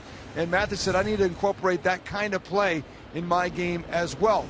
Would be easy for Mathis, a former infielder. We've seen his athleticism, pretty good. But in the past, guys, you always had to hold on to that ball often with one hand, two hands, because you're going to get hit, and you want that ball to come free. That's right. That Mathis old school. He's thinking of catching it, leaning in, blocking the plate. I think everybody is still adjusting to that new rule. Johnson is back there, and Lowry flies out for the first out of the sixth inning. Catchers are adjusting, base runners are adjusting, managers are adjusting. You know, Bob Melvin last night came out after Chris was called out, and you know, the first thing a manager in that situation is going to ask for is blocking the plate, because by rule, the umpires in New York, if they are looking at that new rule for blocking the plate, what is it, 7.13? 7.13. If they're looking for that and they see safe or out different from the call, they can also decide safe or out. Well, let me ask you a question. Is it going to lead to every manager coming out after every play at the plate? So it's either, is he safe or is he blocking? Is there a lane or is he not? Well, in fact, Mike Redmond asked on the Stanton slide. That was the first thing he asked when he went out was, hey, I think he was blocking the plate. The umpires then told him no. In their estimation, he wasn't, which meant the umpires would not go back for a review. That's when Redmond said, okay, then I want to use my challenge for safe and out. So do you think that's good? To have every play at the plate, everything's going to be questioned, every play at the plate. I think on a close play. I think it will evolve. I think as time goes, everyone will get a clear idea of what is blocking the plate and what is not. And I think what's interesting, you have a good percentage of managers who are former catchers too. And that goes not only for managers and runners and catchers, but umpires. Here is Ryan Cook. Umpires don't automatically go to that, Tommy, and as we saw, one manager got it, one didn't last night. That one into right field. Stanton goes over to get it, picks it up. The ruling was not blocking the plate when it was all said and done on Crisp. It was that Crisp was flat out safe. He got the foot in the back of the plate. Yeah, a little part of Giancarlo's game that I think sometimes goes unnoticed. Just a little bobble on that ball that Callaspo hit, but he came up and fired a strike to second base just in case Callaspo was thinking of going for two. Well, this is Gray's spot in the order, and Oakland is going to hit for him. Yeah, it looks like Eric Sogard is going to be the batter.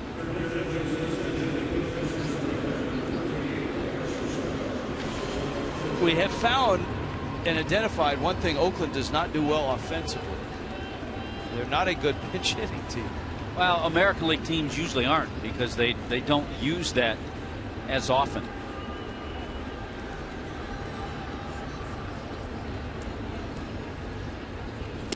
Here's an example. Oakland, actually, I'm surprised they have as many as they do, has 69 pinch hit at bats. The Marlins have 113, which would go along with American League teams, National League teams. I think that's high for an American League team, but it's probably because of the way Bob Melvin uses his players.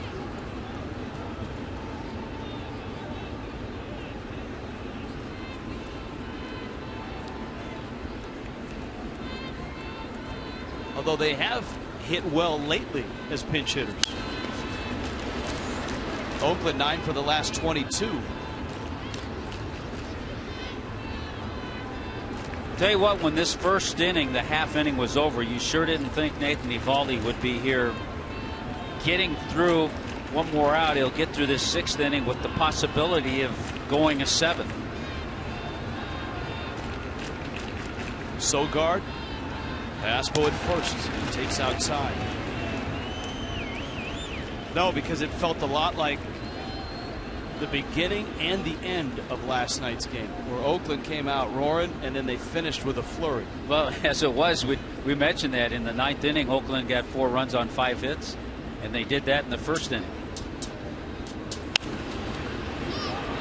Popped up, Solano makes the catch, and Eovaldi gets through 6. 5-5 game. Oakland going to their bullpen when we return.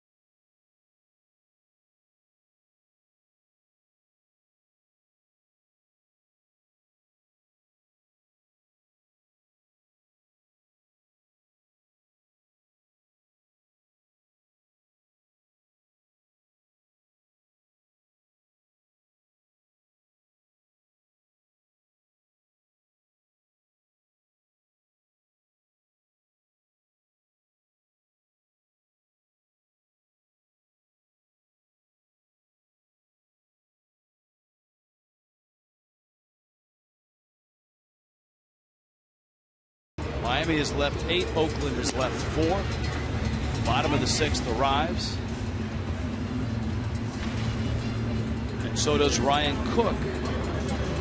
Cook takes over in the bottom of the 6th. Sonny Gray goes 5. Last night Cook worked a scoreless 7th inning. Did give up a base hit. Giancarlo Stanton got that hit. How about what the Marlins have done off a couple of outstanding starting pitchers? Jesse Chavez entered the game last night with a 2.71 ERA. Sonny Gray entered today's game with a 2.91 ERA. And off those 2 pitchers, the Marlins have put together 13 hits and 9 runs.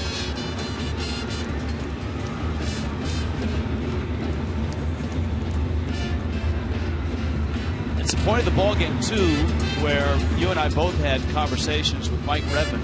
And this topic came up. That is, against a team like Oakland, as good as they're going. The A's have the best record in baseball. We saw how hot they were last night. You have to play almost flawless baseball to beat them. So here are the Marlins in a 5-5 game in the bottom of the 6th. Remember, it was a tie game late last night, and a bit of a misstep in left field by Marcell Ozuna just left the door open a crack. And Oakland burst right through.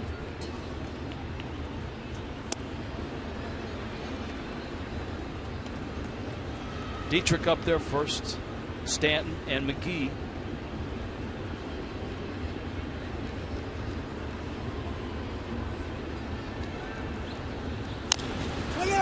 Little tapper, and shoveled the Cook for the out.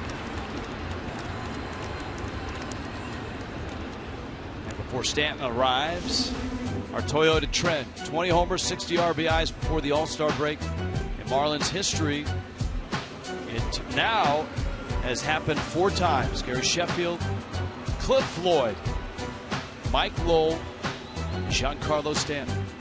How about Mikey Lowell that year? 28 home runs, 76 RBIs before the break.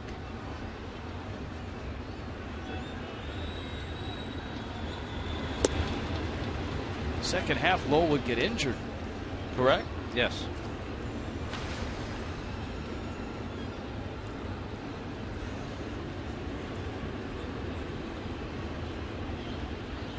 You were here that season. I was not. At what point did Miguel Cabrera arrive? Was it after the Lowell injury? I think Miggy came in June. Yeah, he came before the All-Star break.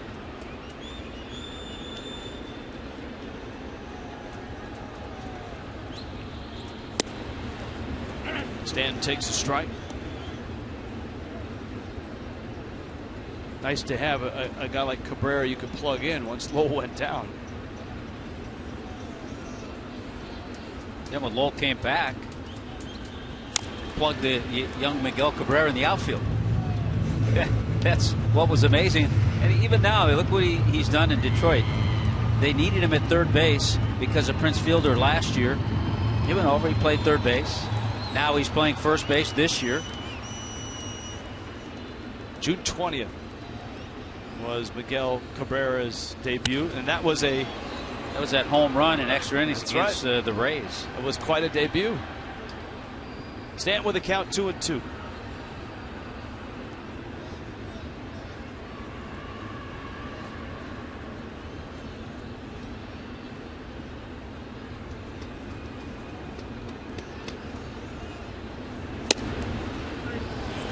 Strike three called, late call. Stanton didn't hear anything and then snapped his head back. They got a nice job by the catcher John Jaso, because that ball was off the plate. But look how he just slid it over ever so slightly. Mike Lowell still ended up with 32 home runs and 105 RBIs that year. How many games played? 130 games.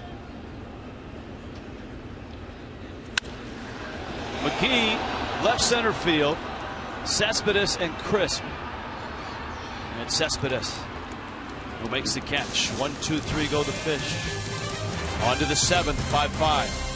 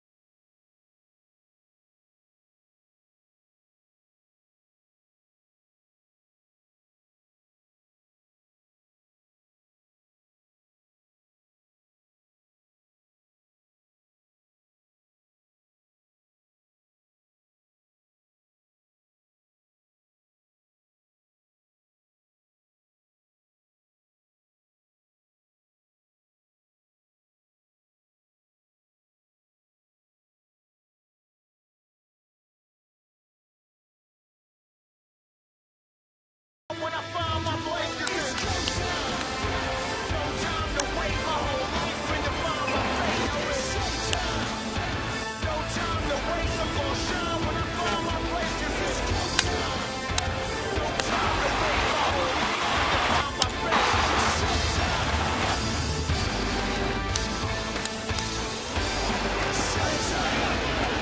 showtime. Athletics and Marlins. 6 innings have passed. 5 apiece. In Miami, game 2 of a 3-game set. Oakland winners last night with a furious rally late in the game to erase a 1-run Marlin lead and win going away. For Nathan Eovaldi, a big inning. It's the 7th and it's the 4th time through for Crisp, Jaso, and Cespedes. You know, it's amazing. The Marlins pitchers have walked just 4 batters in this series in the first 2 games. Problem is, all 4 have come in to score. Both times Crisp has walked, he has scored.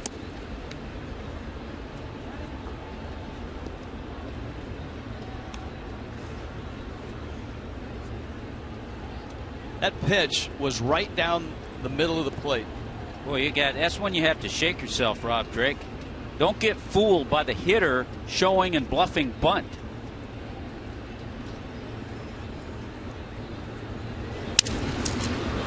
Broken bat, little looper, center field, falls for a base hit. And because of that, you never know.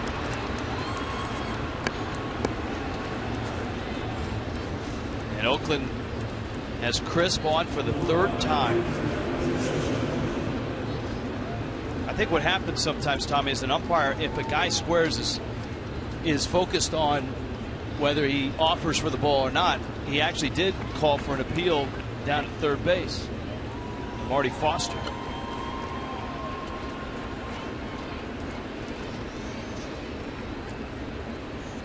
Now Jaso's had some good at bats. He's 2 for 3 with a double. Roller, Dietrich has it. Nice play. Gets the out. Crisp is in scoring position. Well, what a nice job. Only play was at first base. If he's able to get to this ball without having to lay out, he might have a play at second. But once that happens, the only shot with Crisp's speed going from first to second is at first. Good job.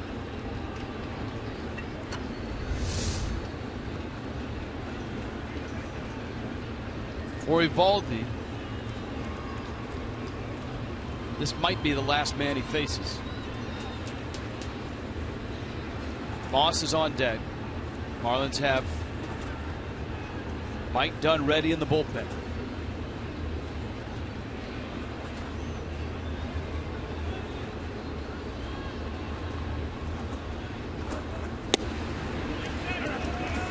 Striking its 0-1. You would expect Mike Dunn would be getting ready for the left-handed bat of Brandon Moss, but you never know.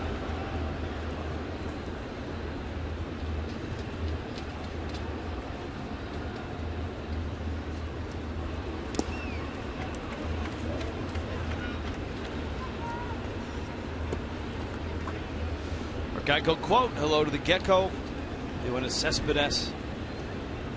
Bob Melvin talking about his left fielder. From him, we've seen better. Still unbelievable. I don't want to say it's pedestrian for him, but we've seen it. You know, the splits on Moss this year, even though a few years ago he was a platoon guy, pretty much even for lefties and righties. In fact, a few points higher in the batting average against lefties.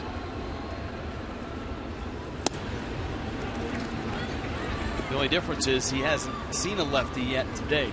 It would be a different look, and this would be his 4th look. 4th at bat against Eovaldi if he gets there. Count 2-1 to the Cuban left fielder.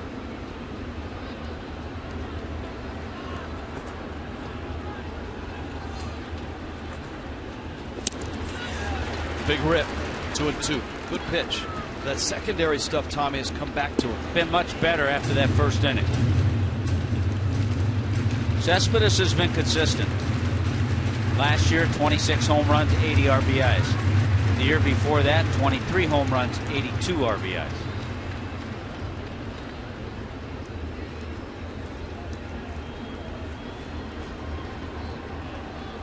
Great speed and instincts with Crisp at second.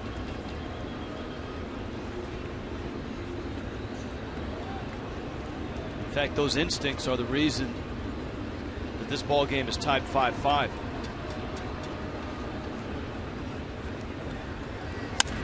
Slow tapper. McGee chases Crisp back and just gets the out. And Jones goes into a barrel roll at first base after making the catch. Well, you have to take a couple of looks. That's why it's a close play at first. Casey McGee looks Crisp back. And again, the feet just get a little tangled because Eric Jones has to lean to his left, but his feet are actually pointing in the other direction. But was able to hang on and keep his foot on the bag.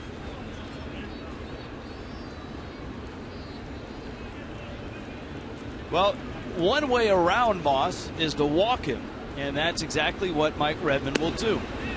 Well, he likes the way Nathan Eovaldi's throwing. And it would get him an at-bat with Donaldson. He made some good pitches to Cespedes, and Mike Redmond hopes for the same against Donaldson.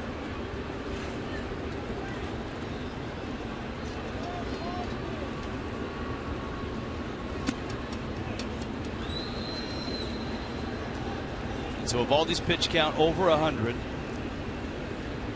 Donaldson's 0 for 3. But certainly a guy who could hurt you.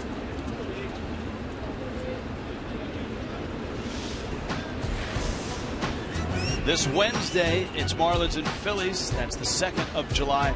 It's a Chevron Crazy 8 Wednesday. Visit a participating Chevron. Fill up with Chevron with Techron gasoline. Bring your receipt to the ticket office. Get up to 60% off lower level tickets. Restrictions apply. So it's Eovaldi and it's Donaldson. Switch hitting Lowry is on deck. I tell you what, this will be a nice accomplishment for Nathan Eovaldi if he can get through this inning, get this final out. It'll help him in a lot of ways. Even though you look up and, all right, he's given up 5 runs. He gave up 4 of those in the first inning, and it looked like he might not last through the 3rd. So mentally, physically, this will do a lot for Nathan Eovaldi if he can get this out.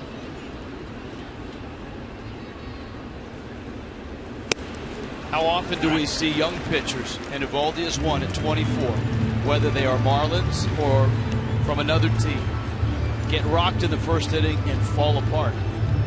Eovaldi went in the opposite direction.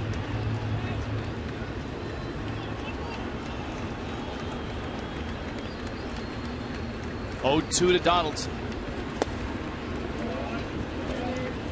Yeah, he's had a much better slider.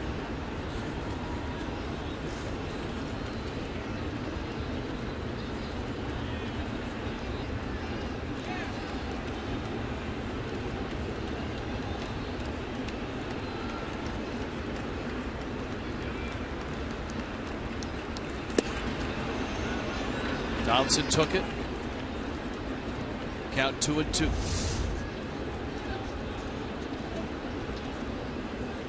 He took strike 3. That was a strike. So there's been a couple pitches this inning that have not gone Eovaldi's way.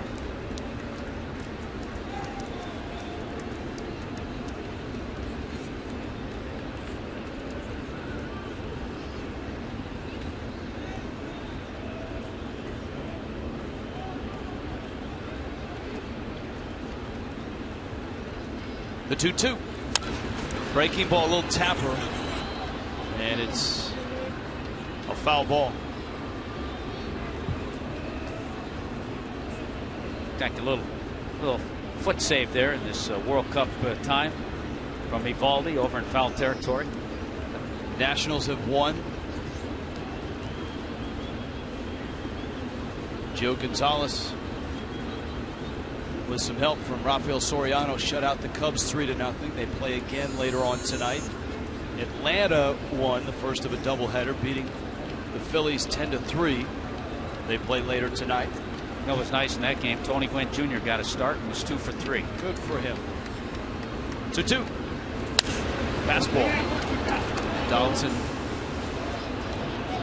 got there and was able to fight it off. A 98-mile-an-hour fastball on pitch number 112. I'll tell you what, that might be the hardest one he's thrown all day. He got to 97 a few times, so he saved that one. But give Donaldson credit, he fouled it off. A great at bat here. Chopper to third. McGee has it, gets to the bag. A season high 113 pitches for Nathan Eovaldi in a 5-5 game.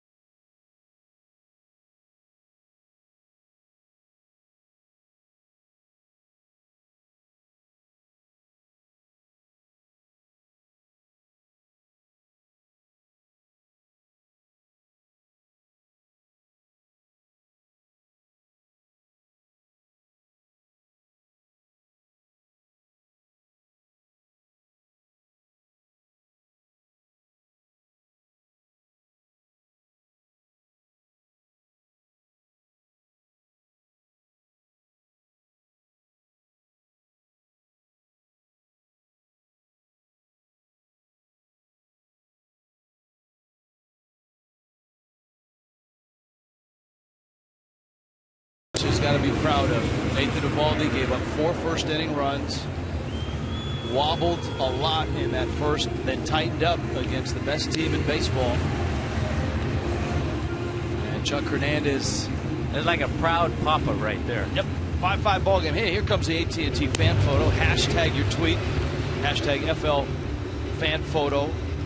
The blue ribbon panel. Oh, wow. Yeah. Bertha sends that one in, and there he is, Tommy Hutton, and a young Marlins fan. Yeah, Rich, remember those Tommy Bahama shirts? Those were the days. Those were the days. Fernando Abad for Oakland.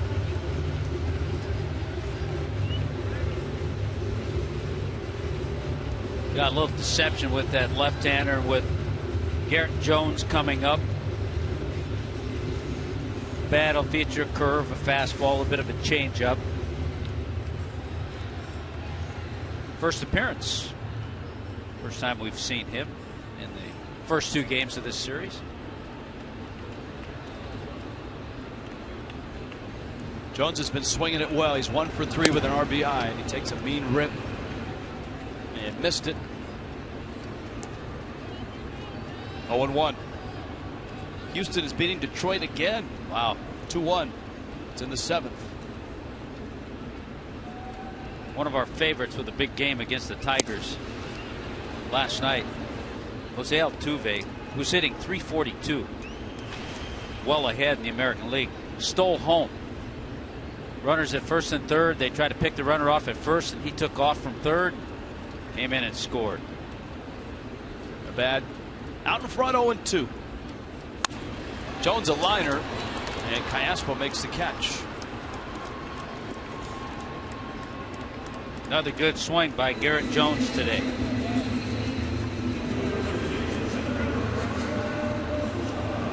Here comes Ozuna.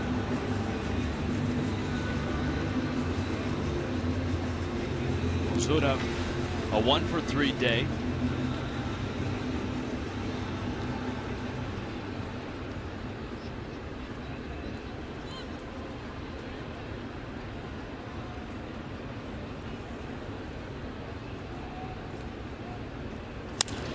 Ozuna drills it left field deep. Cespedes there makes the catch.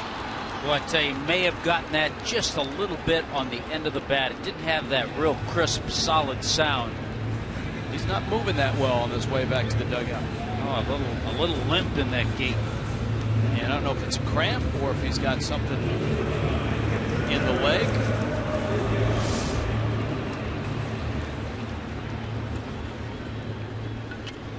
Started right about there. A little bit there, yeah. But that would be a blow to Miami with Christian Yelich due to come off the disabled list tomorrow. It's all to Lamakia.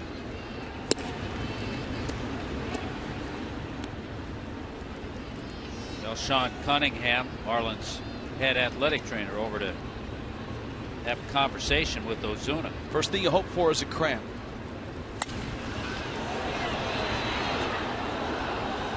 Saw Saltalamacchia the other night in Philadelphia.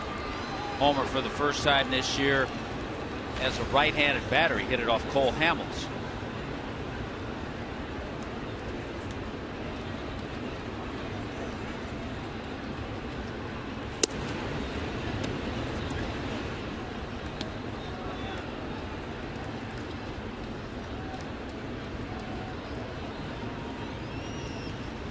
Ozuna pointing at that right hamstring.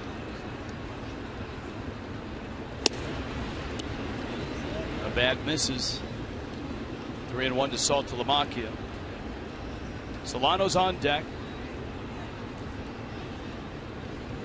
Yeah, make sure he's okay too, patrolling center field. There's a lot of room out there, and if you have any kind of little tweak in the leg, it might hinder how much ground you can cover. He's walking towards the runway to the clubhouse.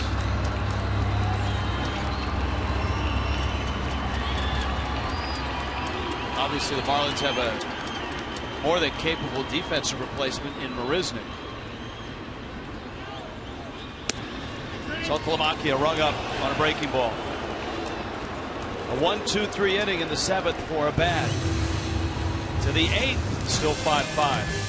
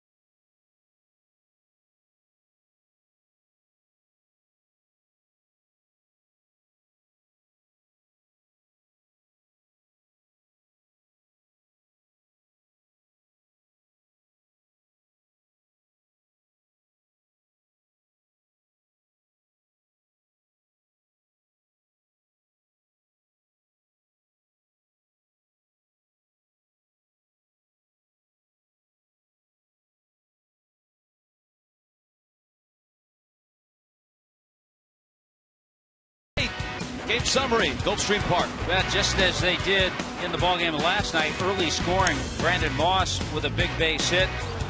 They ended up getting more hits from Reddick, and then Callaspo, a little bloop down the left field line, and just like that, 4 runs, 5 hits for the A's. But the Marlins were able to strike back. Great hitting by Donovan Solano. How about Reed Johnson? A big 2 RBI double, scoring 3 times in that 2nd inning. Marlins kept coming back. In the 4th inning, they were able to pick up a run on that ground ball to take the lead. But then on this sharp play, a very heads-up play by Coco Crisp, he comes in to score on the strikeout and then the throw to first, and that run tied it 5-5. And as expected, there is Jake Marisnik. And so Marcell Ozuna is out of the game with a leg injury. We'll get an update as soon as we can. Mike Dunn takes over for Nathan Eovaldi. It's a 5-5 game, and you have to start talking about the bullpens and the back ends of the bullpens, which had 2 very different nights last night. Steve Cishek, shell-shocked, giving up 4 runs in the 9th to Oakland, and Sean Doolittle kept his incredible run going. He came in, he didn't get a save, but he blew away Miami in the 9th. And you wonder if the residual effect that really affected Cishek was the early morning arrival and all the times he got up but didn't get in the game the night before in Philadelphia. I think he got up and warmed up 3 times.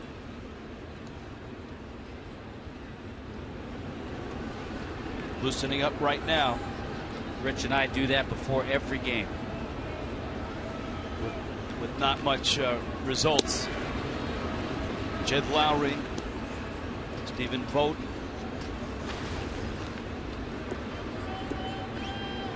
and Alberto Callaspo in the pitcher spot for Oakland.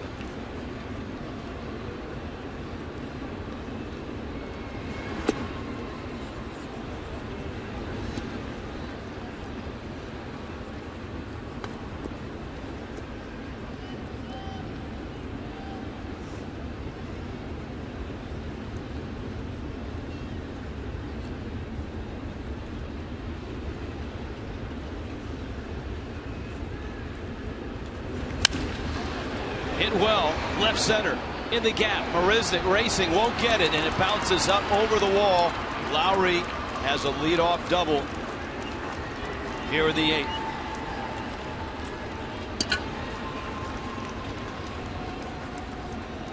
Well, we told you at the beginning of the game, he's been one of their hitters that's really struggled coming into the game today, and this is his first hit today. Last 19 games, Lowry was hitting about a $125. And that includes a couple hits last night. But the switch hitter gets things going for the A's with a leadoff double. And now the team with the best run differential in baseball, by far the best in baseball. A's have outscored their opponents by 133 runs. That's double the next closest team, which is Seattle, who's a plus 52. I'm going to say, the last time I checked, it was Seattle, and we're well behind. They will try to produce this run here. You got Vogt and then Callaspo.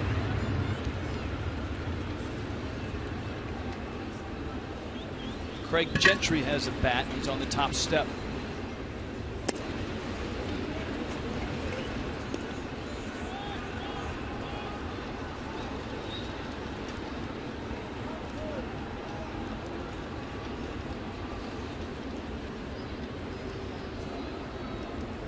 Vogt, another guy with a real healthy on base percentage and a good eye.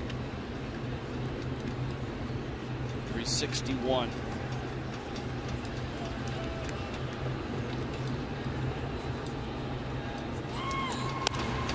Swings it, pops it up, but it's out of reach.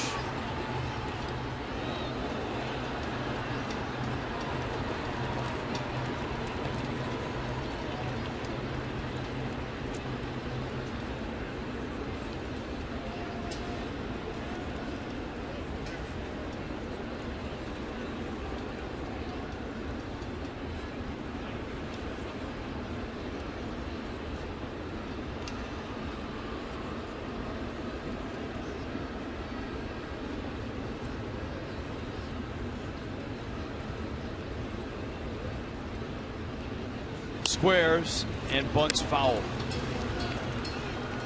Well, Bob Melvin gave him the green light 2-0 to swing away and then put the bunt back on. Or he may have said to a guy like Vogt, he may have just said, get him over any way you can. If you think you can pull the ball, go ahead. If you think it's better bunting one. But now with 2 strikes, he's on his own. Lowry at second. 8th in Eovaldi's 7 innings. Gave up the 8 hits and 5 runs. He gets him over with a bouncer to Dietrich. And so Oakland now with the go-ahead run 90 feet away. It's Callaspo who comes up. Well, again, this club does a lot of those little things correctly.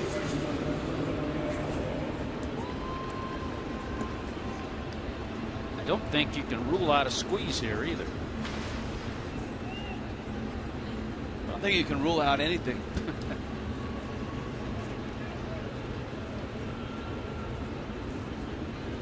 Infield's in. Dunn. Misses. Gentry is on deck.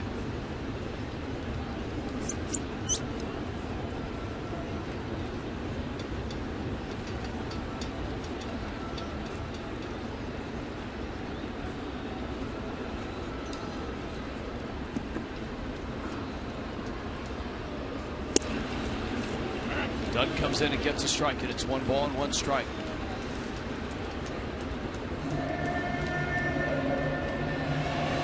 Callaspo, Venezuelan, here on Venezuelan Heritage Day.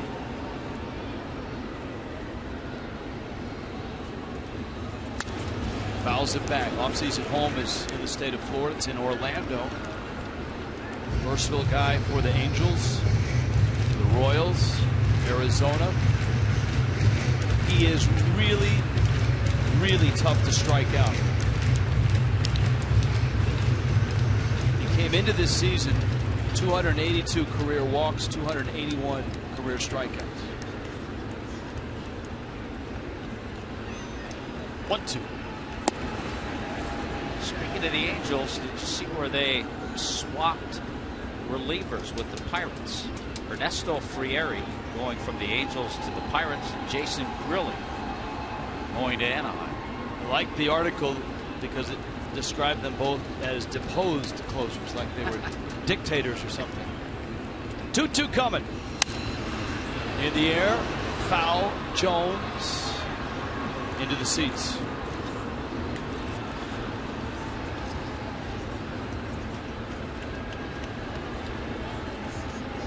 Then the tough news for the Mets. David Wright having an MRI on that shoulder.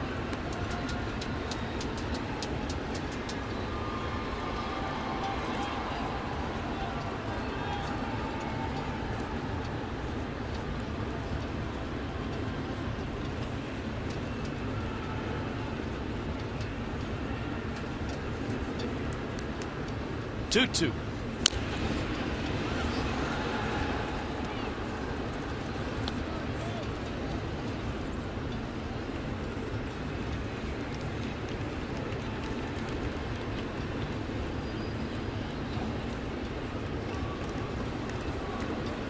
Caspo back in the box.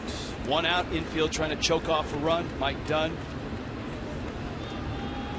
in for Nathan Eovaldi.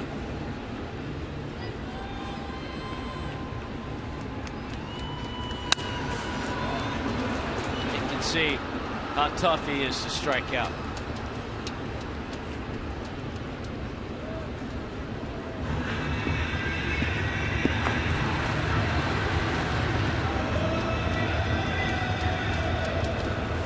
Doubled. Vogt moved him from second to third with a ground ball to second.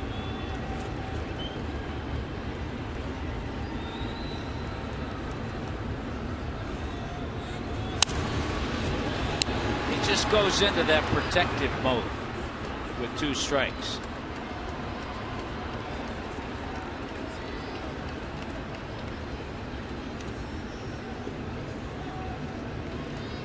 "17 pitches in the inning. 8 have been spent on Alberto Callaspo, who was 4 for 8 in this series.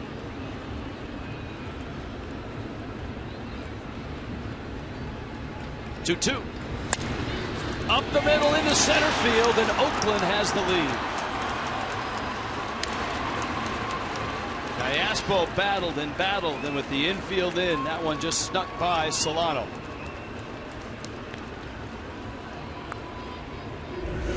Well, this is just a terrific at bat from Alberto Callaspo.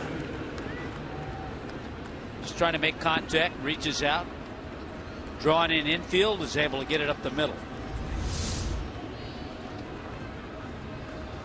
Now Gentry.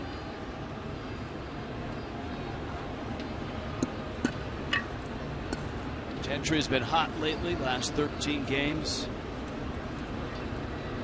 367 clip. Has not had a great year as a pinch hitter. 2 for 11.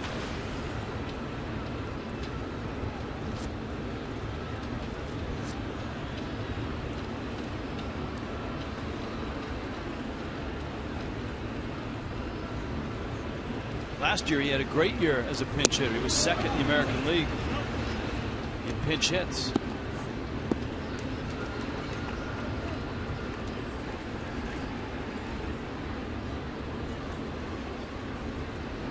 Has some speed. He's also got a 2-0 pitch to swing at.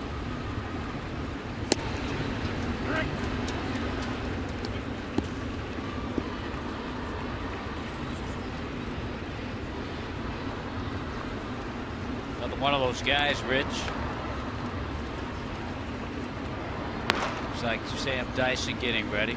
Gentry, another one of those guys. Has been with other organizations. Was actually drafted by Texas back in 06. Count 2-2. Played for Texas last year. Dunn got a break on that one.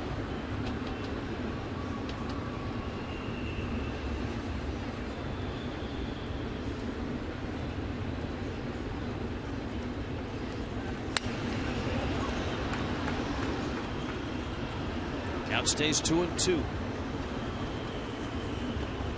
Dunn trying to get Gentry and stay away from the top of the order. Crisp is on deck. Oakland a 4-0 lead to start the game with 4 in the first. Miami got 3 back in the second. Took the lead 5-4 with 2 in the fourth. It's a foul ball. Oakland tied it when Chris made that mad dash from third. Second and third. And a strikeout, ball in the dirt. Saltalamacchia picked it up, threw down to first, and as soon as he let go, Chris bolted for the plate and scored easily.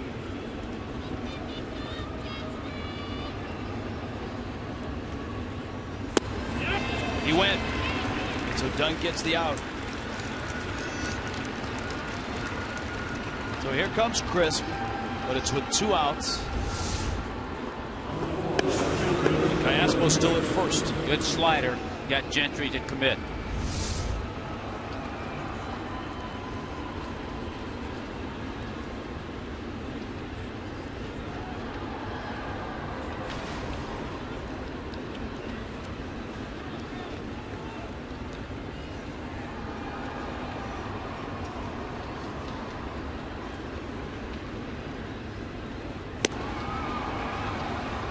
Breaking ball misses away. Well, Miami saw the back of Oakland's bullpen last night in Sean Doolittle. So the 8th inning will be rather important. The bottom of the 8th. As Oakland's taken a 1-run lead here in the top half. We were talking a couple of innings ago about Coco Crisp, how he's taken over a leadership role. I'll bet you if you asked people in Cleveland or Boston or even Kansas City when he was there, that they probably wouldn't have thought that of Coco Crisp. But 4 years with Oakland now and maturing, he's taken over that role.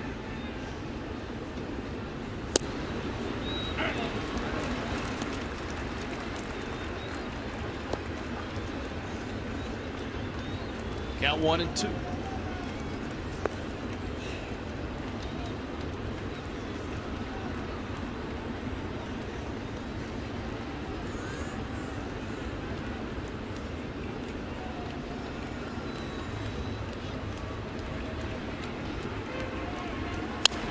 Breaking ball bouncer. McGee kicks it, picks it, throws it, and gets him by the narrowest of margin at second. Oakland gets a run. Miami down 6-5. Was that a...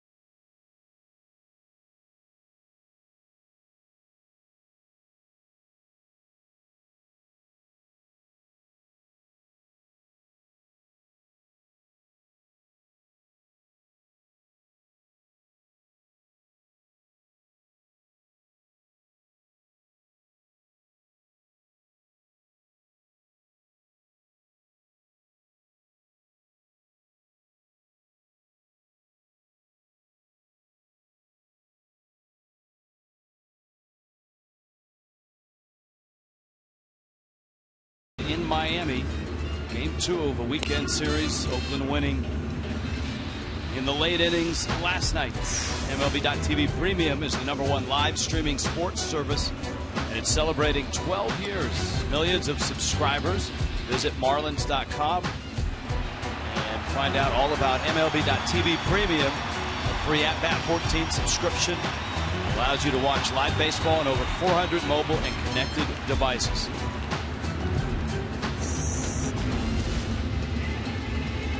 Greg Gentry will stay in the ball game, and he replaces Stephen Vogt in right field. Gentry's in the 9 spot. Luke Gregerson out of Oakland's pen. Gregerson and the pitchers that follow right now slotted 7th in Oakland's lineup. Gregerson got the 8th inning in the ball game last night. The only blemish, he gave up a double to Jeff Mathis. And as we pointed out with Luke Gregerson, who the Marlins have seen over the years when he was with San Diego, lots of sliders. So that's what you usually expect, but it's a good one. Here comes Solano. Remember, Jake Marisnick came in for Marcell Ozuna. Ozuna left with an apparent right leg injury. Was holding and favoring what looked like the right hamstring. When we get a report, we'll pass it along. Here is Solano.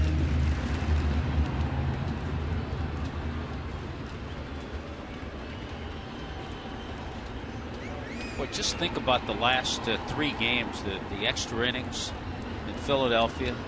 Tough loss there. The way things went in the ball game last night. Oakland opening it up in the 9th inning. Just another close ball game today. Especially after climbing out of a 4-0 hole to take the lead in this ball game. Now to be down 6-5. Solano trying to get on.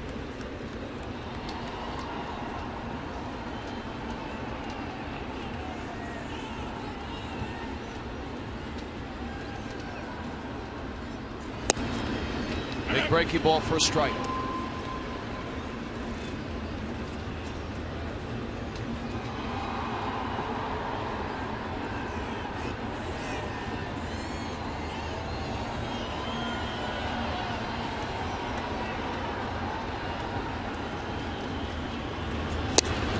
Solano strikes out.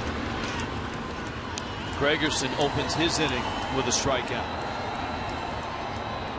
Well, since the bullpens come in, Ryan Cook had a 1-2-3 inning in the 6th.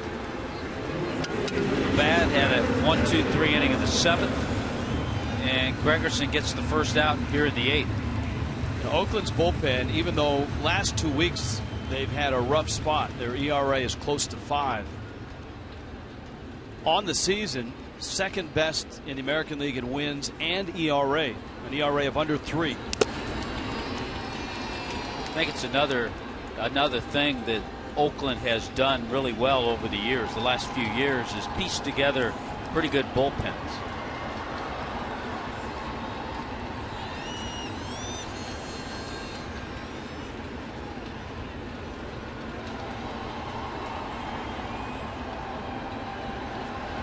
Marisnick's first at bat of the ball game. 0-1.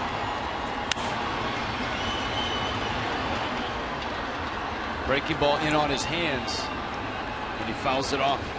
Last night, the Oakland bullpen went 4 innings, gave up just 4 hits and 1 run. It was an inherited run.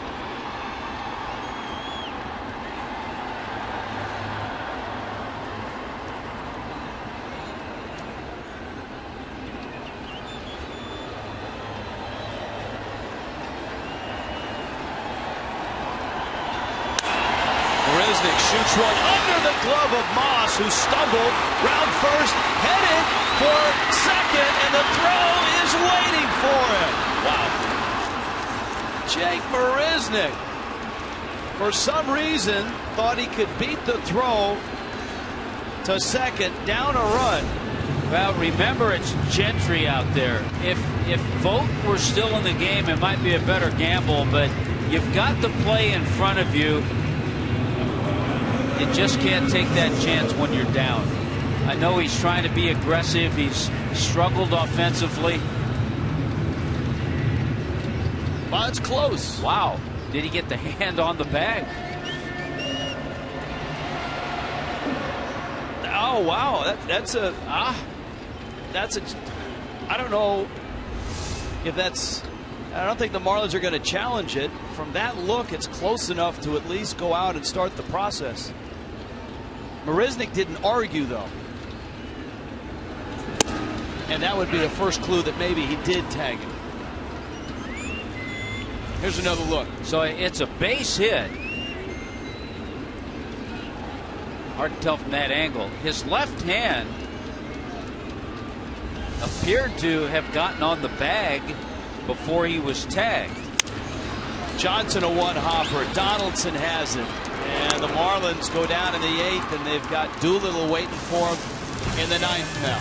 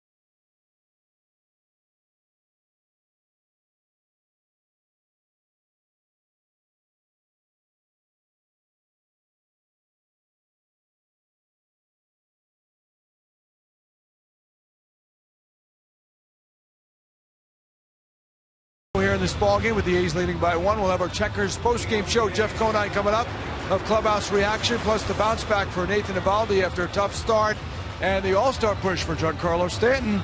Marlins.com. All that coming up after the post-game. Guys, tough one. I did see Rob Leary go over the phone as Reed Johnson went into the batter's box. He got on and he did one of those like, oh, you never know. But I think you're right, because Marisnick didn't make any comment about it. The Marlins didn't get to challenge that. Very close. Well, in the 8th inning, too, once you pass the 7th inning, the umpires can themselves go to review and replay. So a lot of managers, once they get past the 7th, will use that challenge. It was a tough one. The last look, and we may show it to you again here, of Marisnick going in, it's really, really close. John Jaso, Yoenis Cespedes, and Brandon Moss against Mike Dunn in the 9th.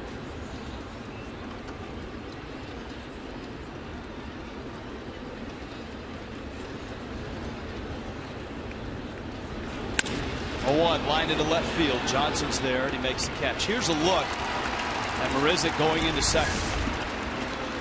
The key is to see if he ever comes off the bag. The hand is there. It's on the bag. He hasn't tagged him yet. Now he tags him. If the glove caught that trail hand, then he's out. But if it didn't, he's safe.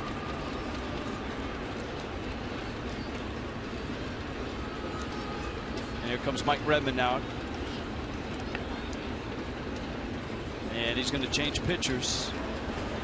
Sam Dyson in Miami's pen. 6-5 Oakland.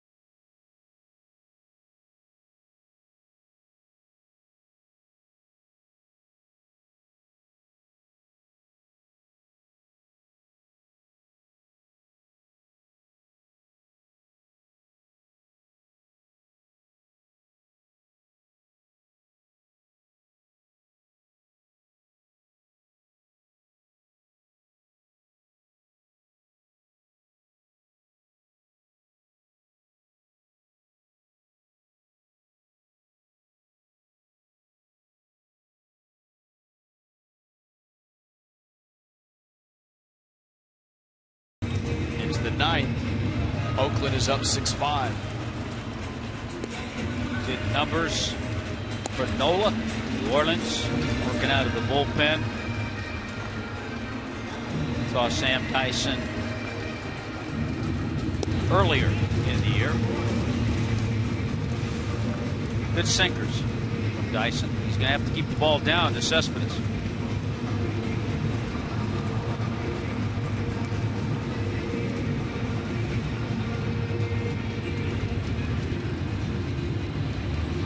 Cespedes, then Moss.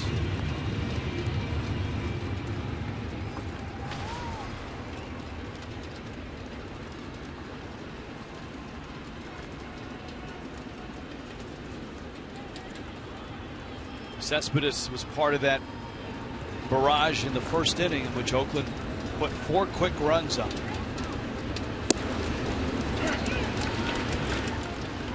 We talked about it.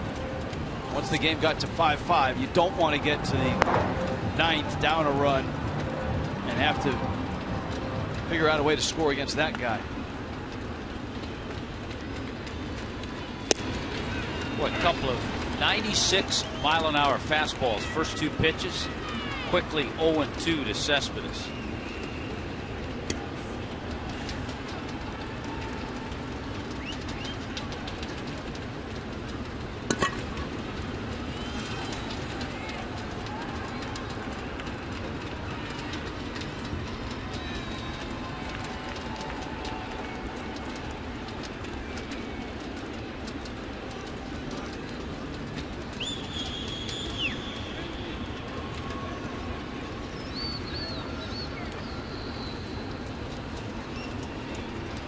Dyson out of the University of South Carolina.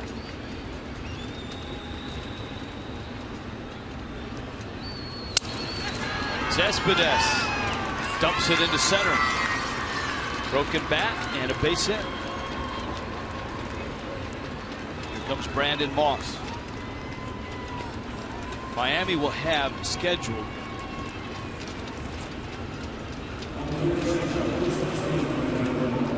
Derek Dietrich, Giancarlo Stanton, and Casey McGee.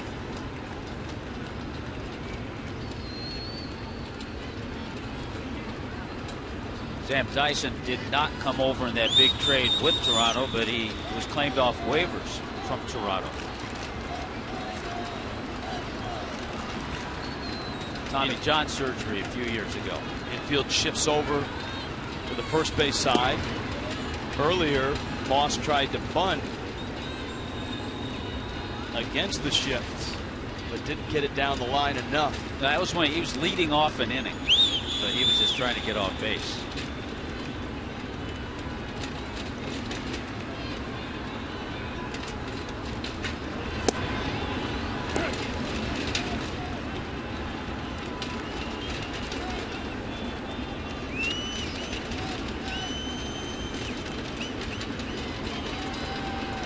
Ball into strike.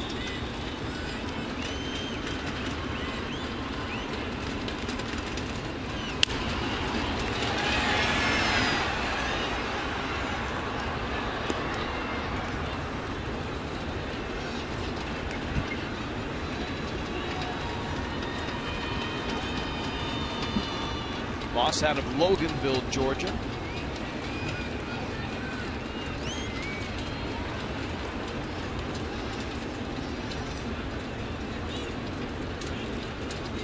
Runner goes. Cespedes, big jump. Saltalamacchia's throw not in time. Someone's got to get to third. McGee is trotting over there now. I guess it's amazing. You and I were talking about it before the game that that's just Cespedes' second steal of the year.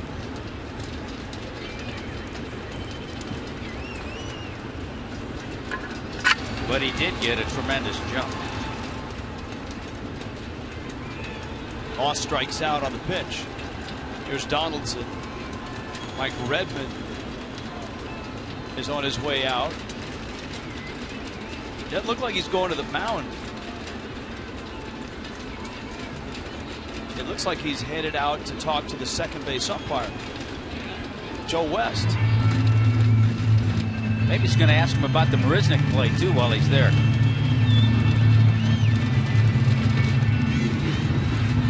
this may be a case of Cespedes coming off the bag with the tag still being applied. Still being applied.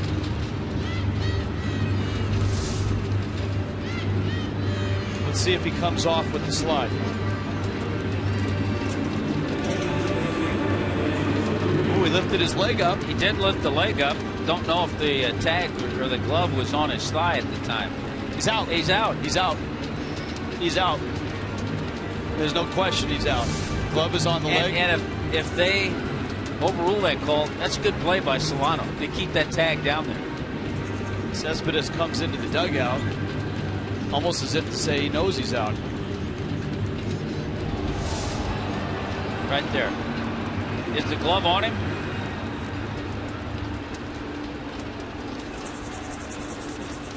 Sure looks like it.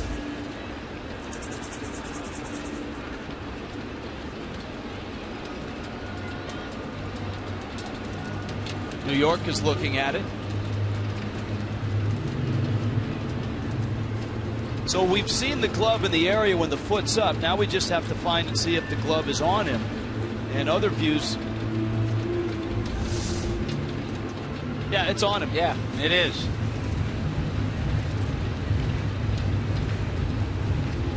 He's out. Foot's off the bag. Gloves on the back of his leg. Crowd, a little rumble from the crowd because they're getting to see it now. And the Marlins. I'm telling you, the umpires ought to just look at that.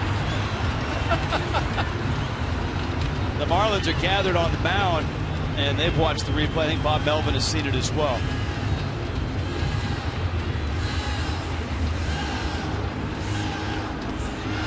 So this could be a strike him out, throw him out, double play. I'm still amazed at the process of how long it takes. Yeah.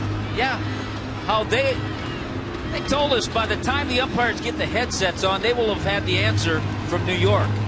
We've seen it 3 times. They've seen it on the big screen. What are you waiting for? I don't know. I'm old school. Call me old school.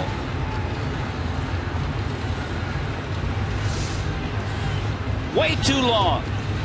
It's ruining the pace of games. Agreed. They should be able to do this faster. Especially when it's as cut and dried as that replay looks. Melvin knows it. Cespedes knows it. I'm sure Mike Redmond knows it. Why don't they know it in New York?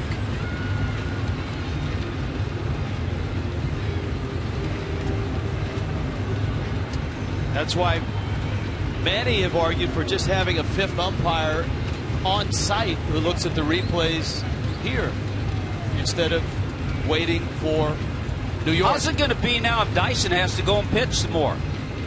He stood out there for 5 minutes.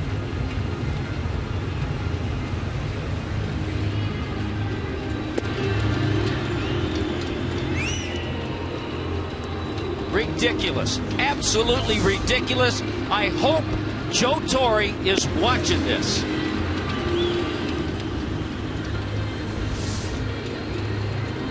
He's out. What took so long?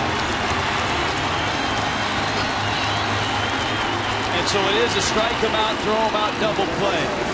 The Marlins still have to face down Sean Doolittle down a run.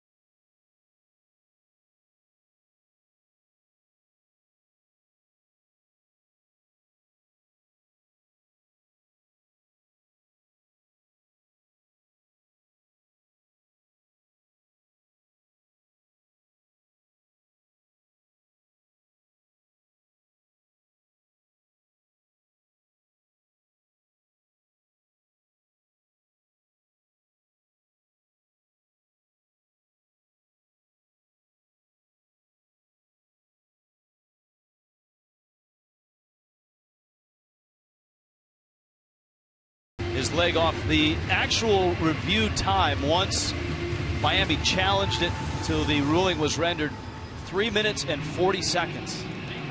Tommy's blood pressure still high, and it might get higher once he sees this guy on the mound. Sean Doolittle has had a record-setting run for Oakland. He's not allowed to run over his last 24 outings. He's the first pitcher since 1900 to strike out 45 hitters prior to issuing his second walk. So quite an assignment for any hitter, let alone a pinch hitter. And Jeff Baker gets that assignment now. It's good to see Baker with a big pinch hit, RBI base hit in the ball game last night. I mean, how good does your stuff have to be if you're on the plate almost every pitch? And he is. He's leading the majors in strike percentage. 400 of his 535 pitches have been strikes. And most of them are fastballs. And yet he's having the type of success that he's having. It's Baker, it's Stanton, and it's McGee. He's about 85 to 90% fastballs.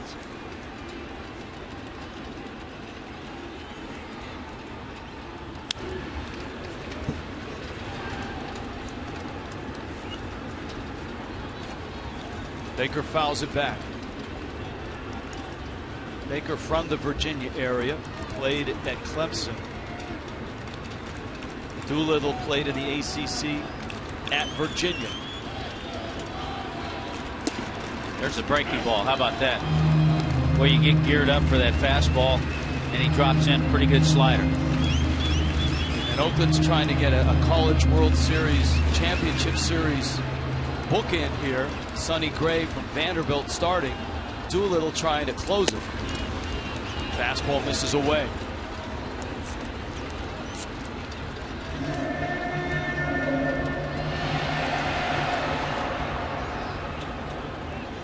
Gray is not in line for the win. He gave up 5. So did Eovaldi.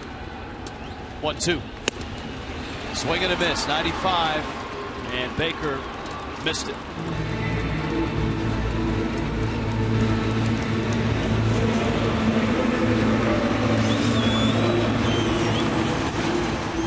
They had a matchup last night, these two. And finally, Doolittle was able to put Stanton away. He climbed the ladder with the fastball, got him with a high fastball. Do you think that changes with a 4-run lead last night and a 1-run game here? Yep, breaking ball.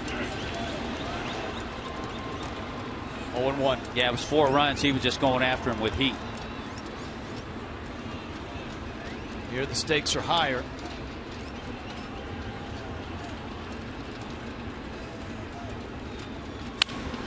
Stanton laces one into the corner. Oh, that's awesome. You go at him with the high heat, and Giancarlo Stanton absolutely ripped that ball. The exit speed on that one has to be like a lot of his home runs.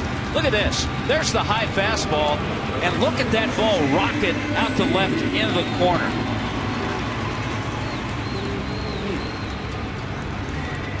It was a 96-mile-an-hour fastball.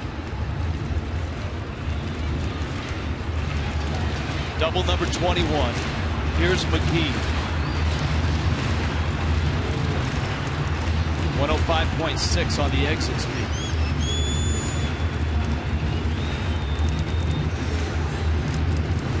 Garrett Jones is on deck. McGee 0 for 3.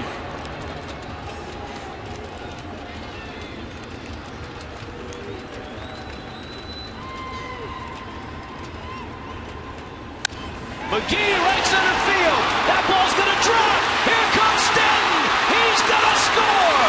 Tie game. RBI mode for Casey McGee.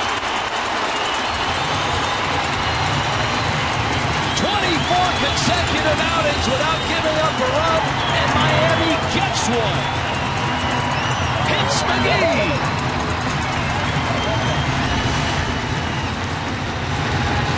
Inside out. There's that RBI swing. Vote for McGee, All-Star Game 2. Wow.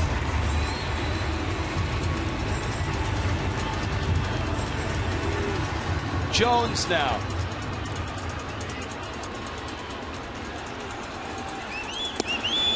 And Garrett Jones swings and misses at a fastball. It's 0-1. So back and forth they've gone today. Oakland building the 4-0 lead. Miami got 3 back in the second, then took a 5-4 lead in the fourth. Oakland tied it in the fifth, took the lead in the eighth. And Miami has done the seemingly impossible by getting a run off of Sean Doolittle. It started with a laser beam double by Giancarlo Stanton and then Casey McGee. An RBI single. Jones a check swing. That's the kind you want to stay fair. It goes right up the third baseline. Ed Lucas is on deck. Remember, Miami is playing with a short bench. To begin with, they lost Marcell Ozuna to injury. And the pitcher's hitting in that spot. So that's why Lucas is on deck. So Lucas and Mathis.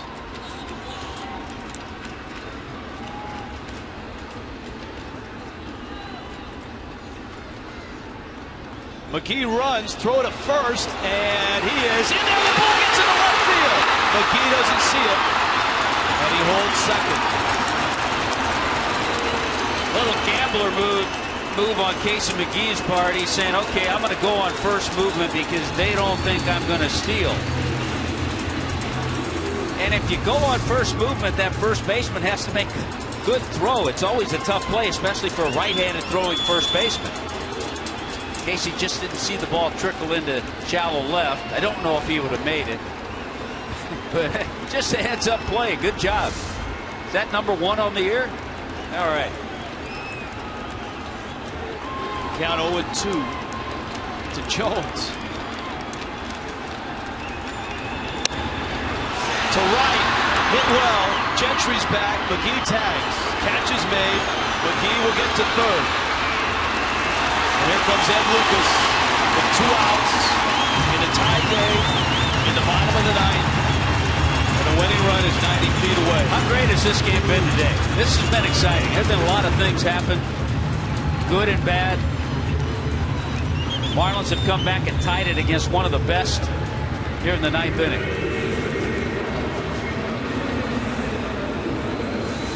And if Casey McGee scores the winning run, we can call him Speeds McGee.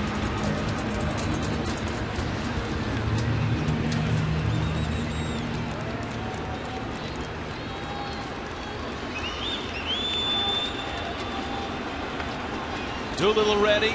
Lucas digs in.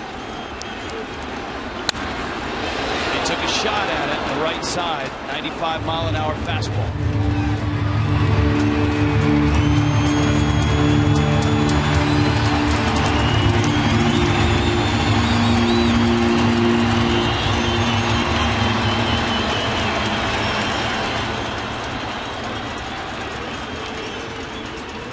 Oh, 1 pitch. Lucas, a little pop-up, back behind second. Callaspo is there, and he squeezes it, and this ball game is going extra innings. 24 consecutive outings without a run. Sean Doolittle gives it up in the ninth.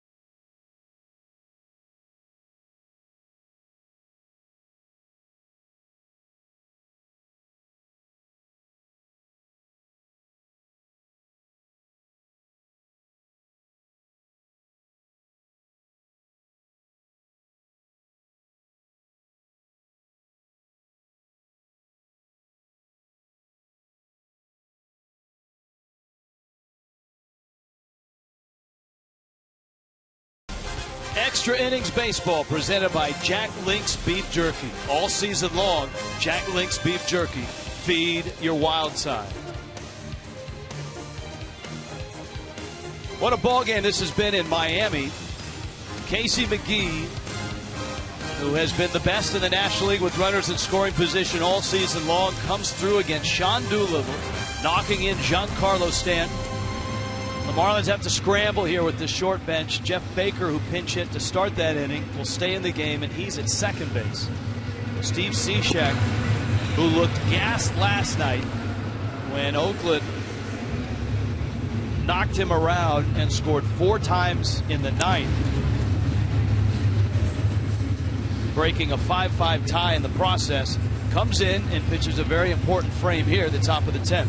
Yeah, Cishek did not have the fastball, the live fastball. He did not have his good slider. Haven't seen that too often. So I think it's good for him. He probably really likes the fact that he's back out there again.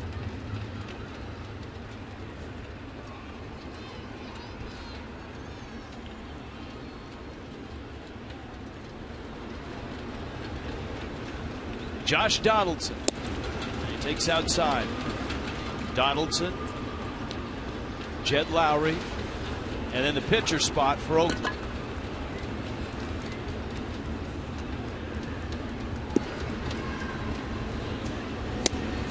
Cishek has missed with his first 2.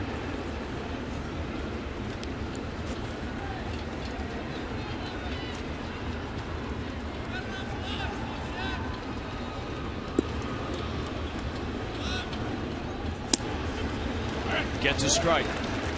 Donaldson in that 9th against Cishek had a sacrifice fly.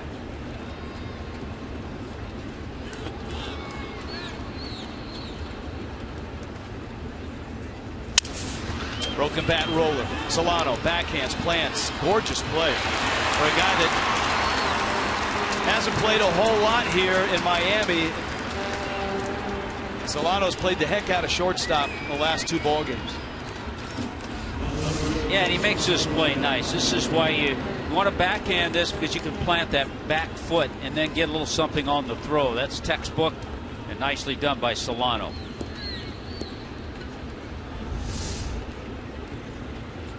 Now Lowry, who doubled in the 8th. Center field. Marisnik glides in, makes the catch. Just looking back in the month of June, Marlins have played 5, this being their 6th extra inning game. 3 13-inning games, a 10-inning game, and the 14-inning game in Philadelphia. So lots of Jack Link's extra inning baseball. Nick Punto is going to get the pinch hitting at bat.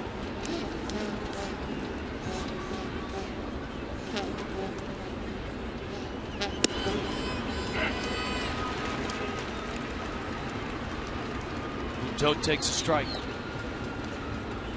That really takes care of the bench for Bob Melvin, except for Derek Norris. Well, remember, Norris has a bad back, so we're not sure of his availability.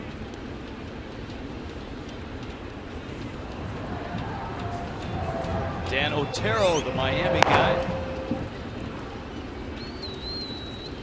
in Oakland's bullpen.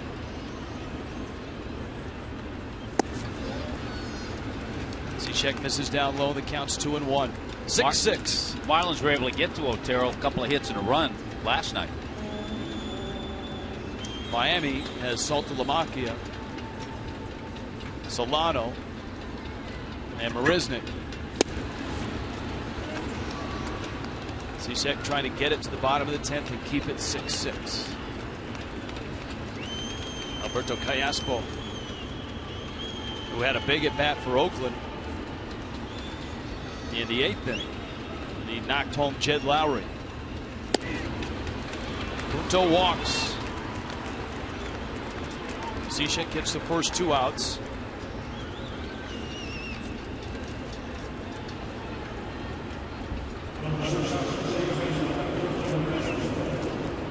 Sean Doolittle, as far as blown saves, is second of the year, 11 of 13.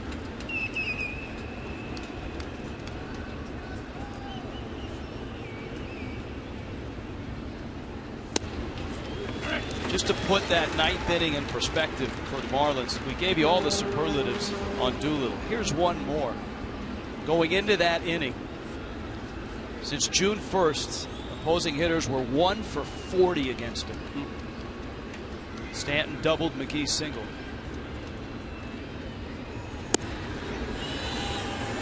Well, the two guys who have been doing it with the most consistency all year. Tommy, this pitch was right in the middle of the plate. There's been a whole bunch of pitches that Rob Drake has missed. And again, Callaspo check swing, and Drake didn't call it a strike, but he did appeal for the check swing. Center field, Marisnik back there and makes the catch. Cishek gets through the 10th. 6-6.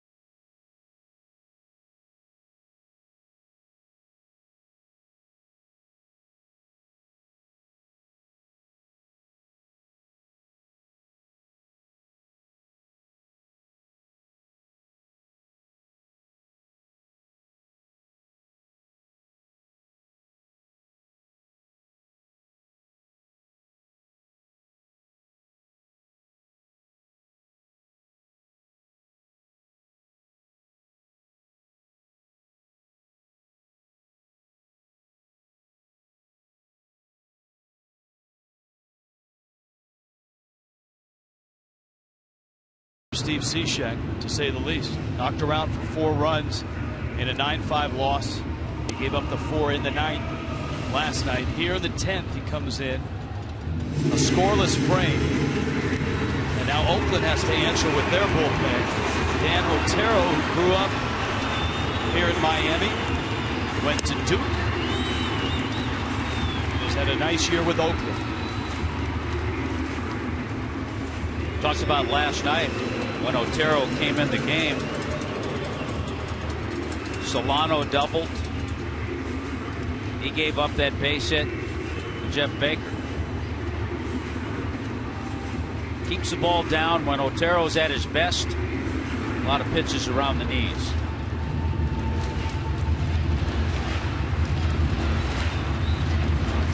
Saltalamacchia is 1 for 4. Been a while since he's homered from this side of the plate. Fouls it back, as you noted. Against the Phillies, he popped one from the right side of the plate against Cole Hamels. Marlins had 3 homers against Hamels in that ball game.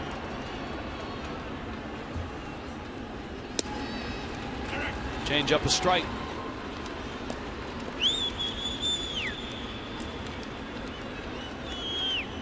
And that pitch didn't have the plate. Been a rough day.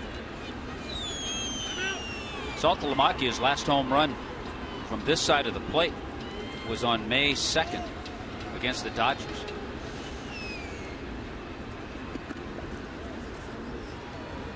See what he gets. 0-2. That same changeup. That one is low. This was a Nathan Eovaldi, Sonny Gray start. If Miami wins this ball game, they will look back at what Nathan Eovaldi was able to accomplish after giving up 4 first inning runs. He would go 7. Ended up giving 5 runs up. Certainly got a lot deeper. And obviously got a lot better from that first inning.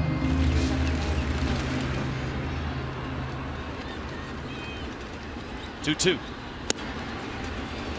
It's in. I'll tell you what, if you're a hitter, and see, we've seen a lot of pitches like that called strikes today. If you're a hitter and take close pitches, you're walking on the wild side. See what he gets. 3-2. High pop up on a changeup. Ayaspo calls and makes the catch.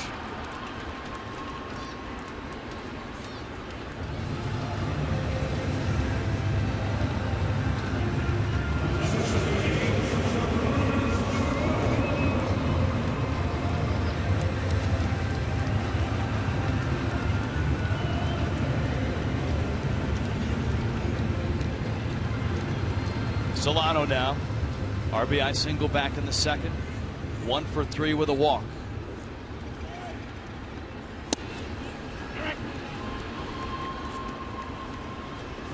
Well, Oakland's gone deep into their pen because Sonny Gray went just 5 innings.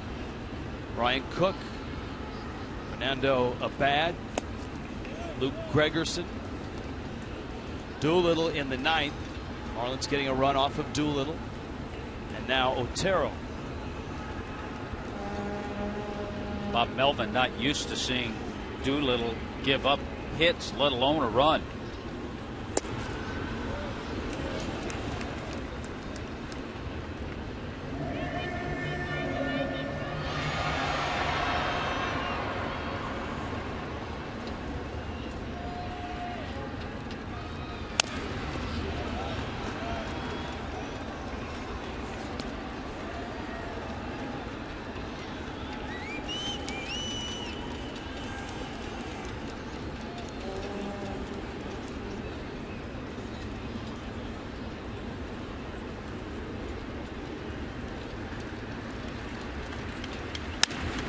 Breaking ball, fly ball down that right field line.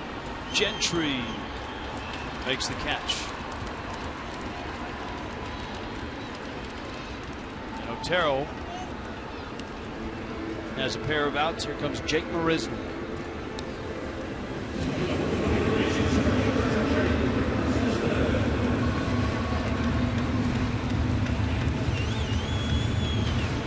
It's been a taxing run on Miami's bullpen.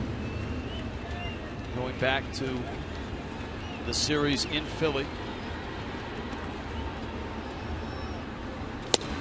14-inning ball game on Thursday. AJ Ramos probably not available, nor is Chris Hatcher, you would expect. Yeah, because of the number of pitches that Ramos had to throw. He threw 50 pitches.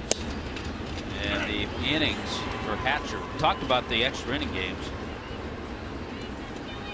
5 already in the month of June, and the unfortunate thing, the Marlins have lost 4 of those. 0-2 pitch. Hatcher threw 44 pitches.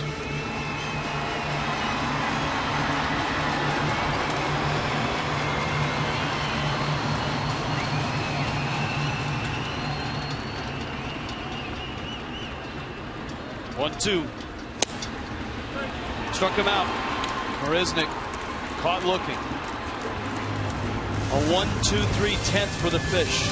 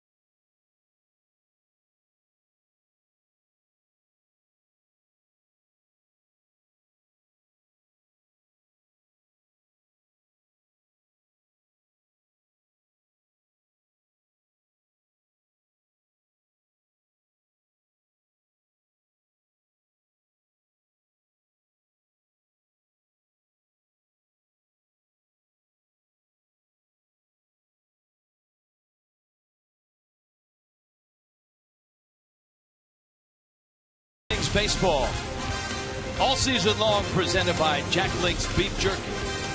Feed your wild side. Afternoon turning into evening here in Miami. Sun is setting. Gorgeous look. Downtown Miami proper. And inside Marlins Park, a whale of a ball game. 6-6. Oakland has the best record in baseball. 19 over at 49-30. They beat the Marlins last night. They turned a 5-5 tie in the 9th inning into a 9-5 win. Here, it's Miami that came back. Got a run off of the untouchable Sean Doolittle in the bottom of the 9th. Descended to extras. Well, I'll say one thing the Athletics are learning about the Marlins is that they may be a couple of games over 500 coming into this one, but they're not going to roll over and quit. And they have seen that firsthand.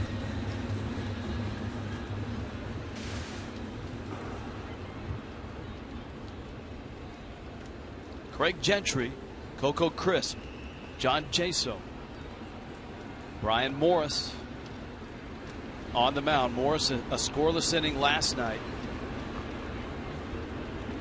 Gave up an unearned run on Thursday night. So he's on his 3rd straight day of work. A lot of speed, too, from these first 2 hitters, Gentry and Crisp.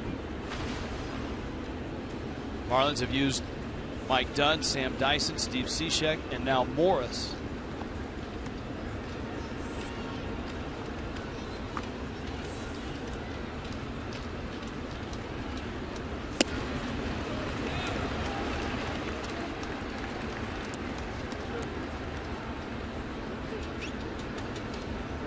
Morris's workload. Just 8 pitches in last night's ball game. Gentry looks at it, and it's outside. 1-2. We talked about Gentry's speed. Last year, 24 of 27 at stolen bases with Texas. So not a guy you want on. Lead off a tie game in the 11th. Solano out. Now Ty Waller, the first base coach, looked into the dugout and signaled safe. But now he's looking in and saying he thinks he stayed on the bag. Obviously, this is being looked at in the Oakland video room. Throw a little high. He stayed on. And thank goodness Garrett Jones has a little length and was able to stretch up and keep that toe on the bag, and he did. Melvin went out just as a procedural process, but is headed back to the dugout.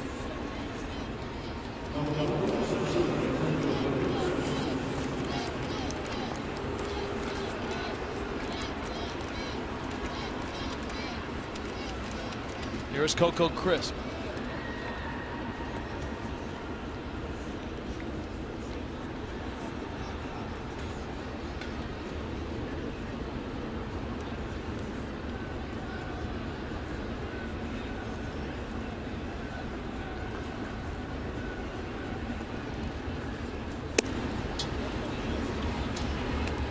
Crisp has been in the middle of everything in this ball game. He's walked twice, scored twice.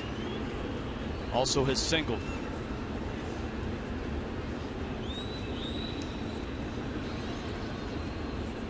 Remember, he had the great slide last night on the Cespedes hit that started the rally in the 9th.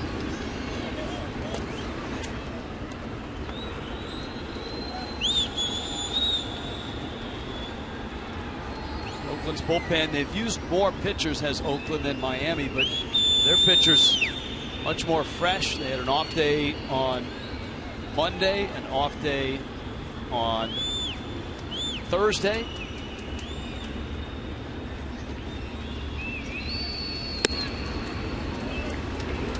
Miami had that 14-inning affair Thursday night.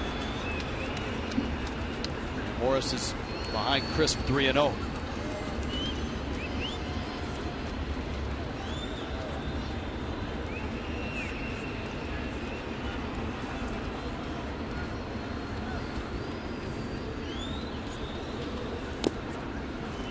Lost him. Crisp is aboard.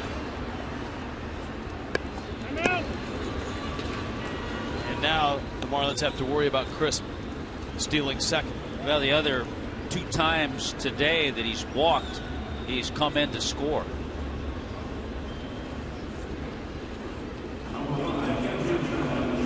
Chuck Hernandez on the horn.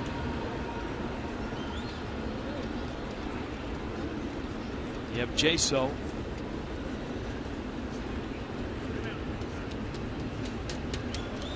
He has a couple of hits and a double. He steps out, Crisp adjusting his sliding brace on his wrist at first base.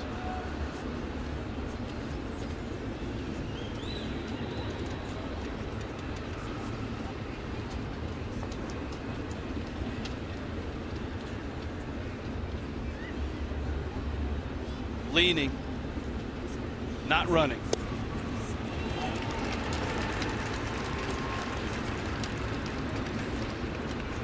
Jacob Turner. Well, one of the other choices, Kevin Gregg, but boy, he's been busy. He was in the game last night. He was in the 14-inning game. He was in the game prior to that in Philadelphia.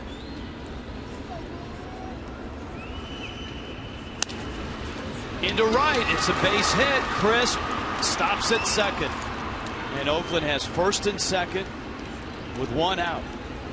And Jaso got the start behind the plate. Has a 3-hit ball game. Little sinker that stayed up, and Jaso pulls it in that hole. Cespedes now. Couple hits for Oakland's outfielder. His hit streak is at 12 now.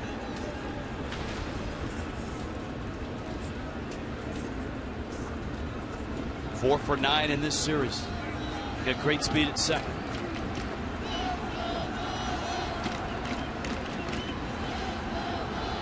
And a tough man to double.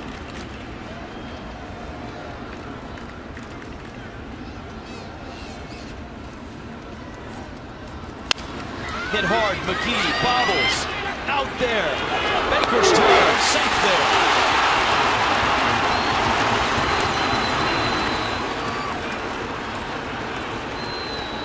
Cespedes flying up the line. A little bit of bobble may have cost the Marlins getting out of the inning right there because of the speed. Pretty good turn by Baker, but we've seen in these 2 games Cespedes really get up the line. Good job by Baker, who was upended by Jaso.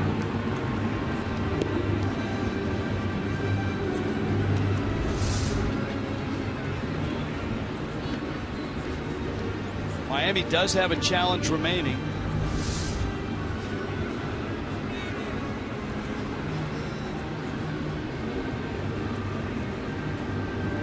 That's close. It's got to be in back of glove. You can't see it from that angle. If we have another one.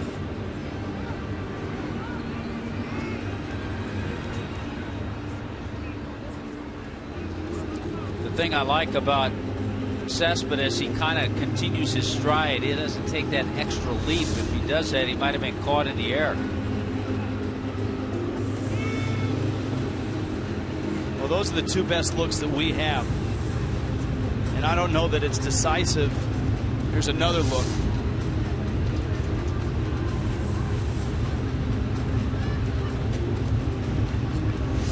I haven't seen any look that's decisive. And yeah, I did not see a look that would change the call. Mike Redmond's on his way back to the dugout.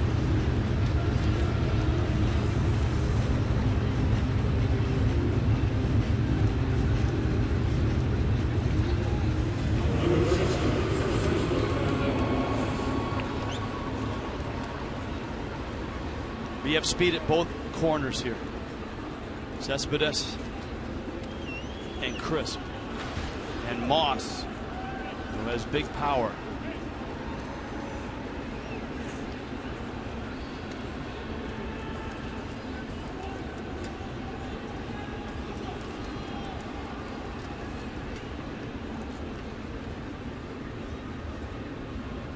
Morris got Moss to bounce to second. last night. There would be some situations you might see Cespedes take off, but he doesn't want to do that. He doesn't want to vacate first base because then the Marlins can pitch around Moss and go after the right-hander Donaldson.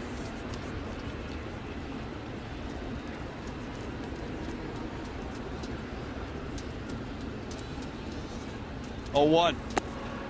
And with the runner at third base, the Marlins shift is not the full Monty, so to speak. The full Moss.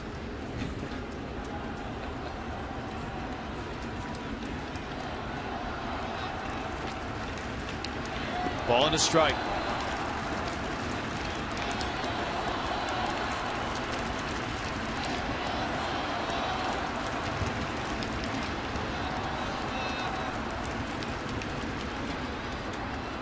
One. Ground ball right at Baker. Got the out. Morris escapes. Giancarlo due up third when the Marlins get to the bottom of the 11th in a tie game.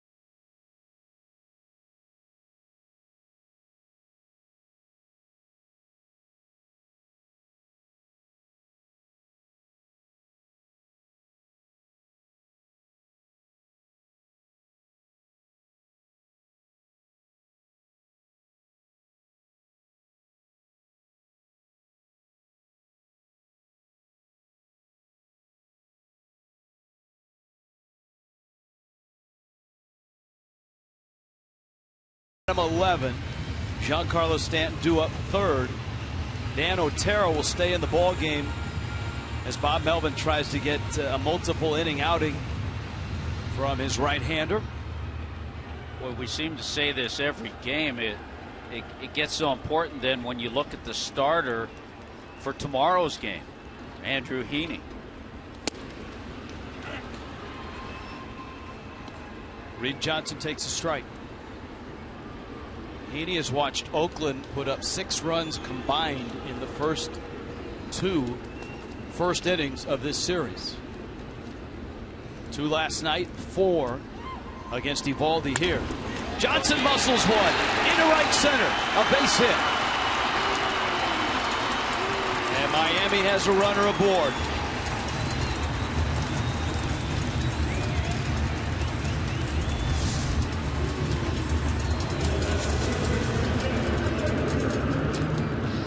There are times this year. Yeah, you're thinking just like I am right here, Rich. There are times this year that even with Stanton on deck, Mike Redmond has bunted to put a runner in scoring position, knowing that the opponent would walk Stanton, which would get McGee to the plate. And in most cases, it has worked out for Miami. The other thing you have to factor in is that Baker has hit into 6 double plays. You don't want that to happen. But I don't know if he's going to be bunting. I know Mike Redmond has done that a couple of times this year. I'd still rather see Stanton have a shot to hit a double and score somebody from first base.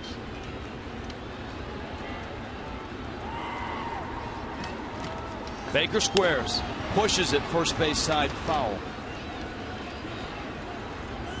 Because in essence, you're just saying Stanton's not going to hit when you do this, and you're putting it all on Casey McGee, who I know has come through most of the year.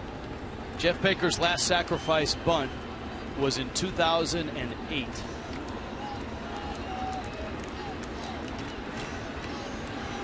So that's 6 years ago. Not that he can't do it.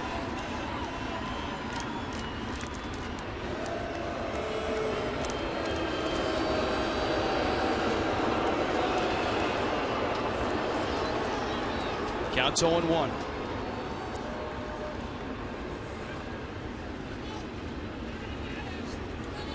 Time called. Nice day for Reed Johnson. He's had a couple hits, a couple of RBIs, big 2 RBI double in the second inning.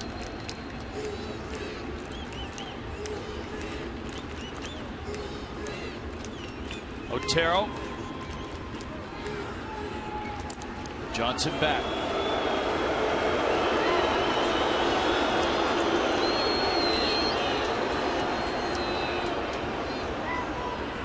It's been quite a ball game here this afternoon, turning into night in Miami.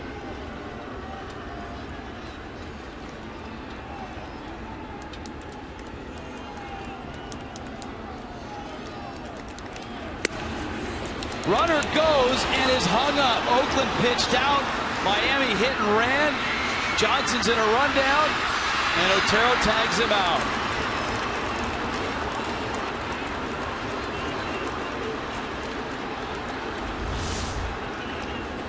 Well, Bob Melvin in Oakland figured right. Yep, they guessed correctly.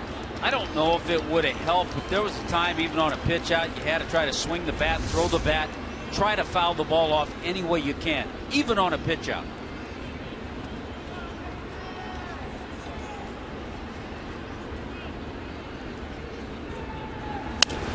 Baker grounds it to third. Donaldson kicks it, picks it, throws it, just gets it.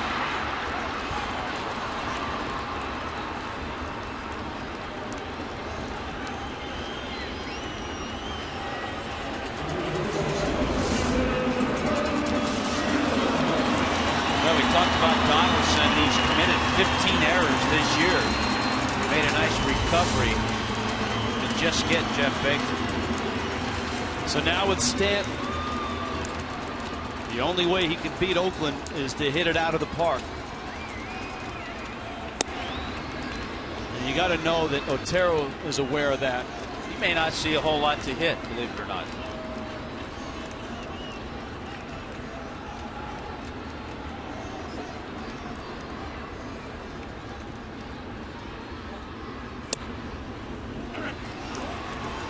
Well, he did there. I think he got a change up there. Ball and a strike. Stanton, an RBI single in the fourth. It was his double against Doolittle that started things in the ninth. Miami got a run off of Doolittle. He had gone 24 appearances without giving up a run.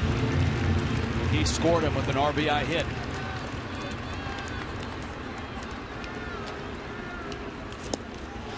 Swings and misses, ball in the dirt, and Miami's 11th fizzles out as Stanton strikes out.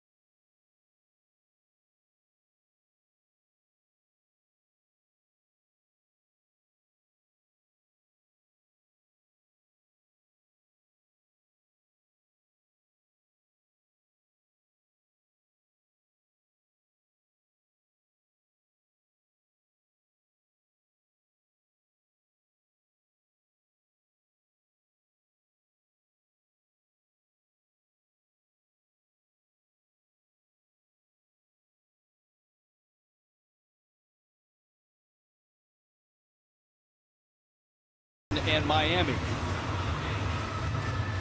And on they go. Jacob Turner in a big spot here. Been a rough year for the young right-hander. Bounced out of the rotation, looking for a home in the bullpen. Hasn't been used a lot. Did come in last night just to finish off the 9th inning. And in a role certainly that he's not familiar with. Coming up in the minor leagues early on with the Tigers organization, 73 games for Jacob Turner, 72 of those starts. All of his big league appearances before this year had been in the starting role. So just trying to adjust to a role that he's not been accustomed. Both managers have just one position player left in the ball game. Oakland's pitcher is due up 3rd this inning. It's Donaldson, Lowry, and then Otero's spot. Miami's pitcher is due up 3rd in the bottom half of this inning.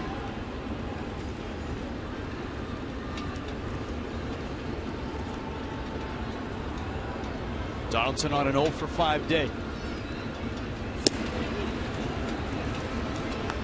As we talked about, a great start for him. Nathan Eovaldi gave up 4 runs in the first, gutted out 7 total innings, giving up 5 runs.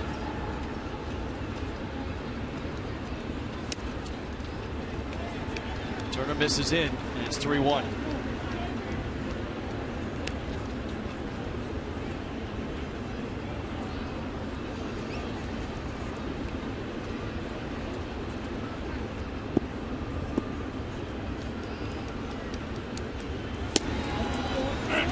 Strike, 3-2.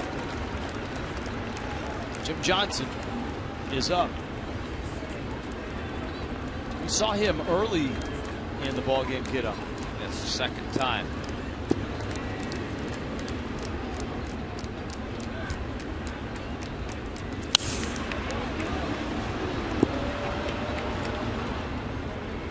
Now Mathis and Rob Leary chatting it up. You never know what could come up in that 3 spot. Into right. Donaldson has a hit. Stanton picks it up. And Oakland's in business in the 12th.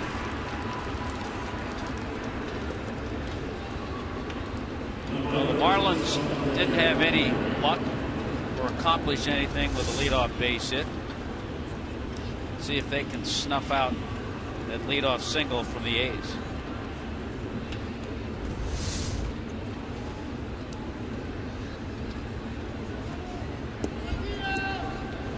Donaldson has swiped 2 bases this year.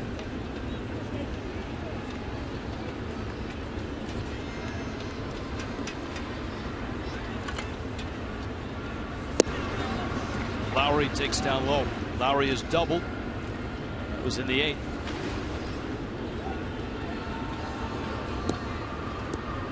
A.J. Ramos and Chris Hatcher probably not available after extended outings on Thursday night.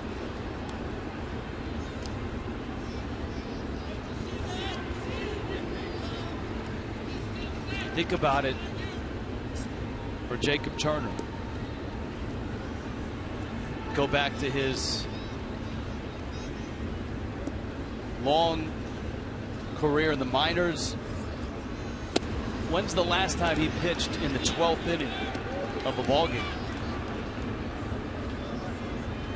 Maybe never. Maybe never. And you stretch it back into high school. Yeah. How about the batter on deck? That tells us about Derek Norris, Tommy Malone. Tomorrow's starting pitcher is on deck.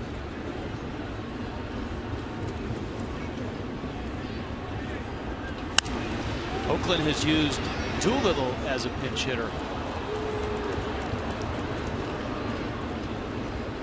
But obviously he has come and gone. That's the reason that these two teams are playing in the 12th.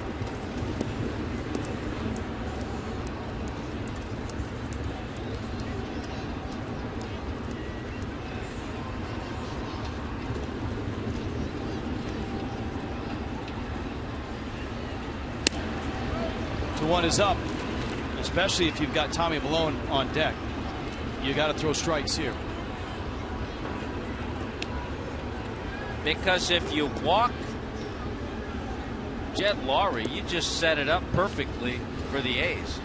Let the pitcher drop down a bunt.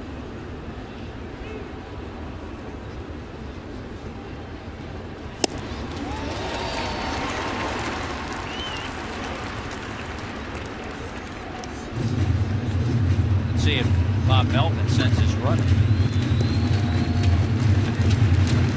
Probably a pretty good chance. Turner is slow to the plate. Donaldson's not slow, but he's not an accomplished base stealer. Running? No, he stopped. Ground ball. McGee picks. Turned by Solano at second. With a shift on, Solano shifted into second baseman mode. That's outstanding. We continue to see great plays in this ball game. 5. Look at Solano. All right, I'm a second baseman. 5-6-3 on that double play. Watching that, Tommy, the instincts were incredible. Solano's first step normally would be to his right where the ball was hit. His first step was to his left, which drew him right to the bag for the pivot. Got him right there, and Casey McGee gave him a great feed. That's an enormous play.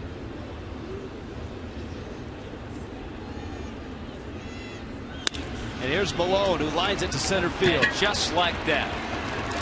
Jacob Turner sails to the 12th. 6-6 in Miami.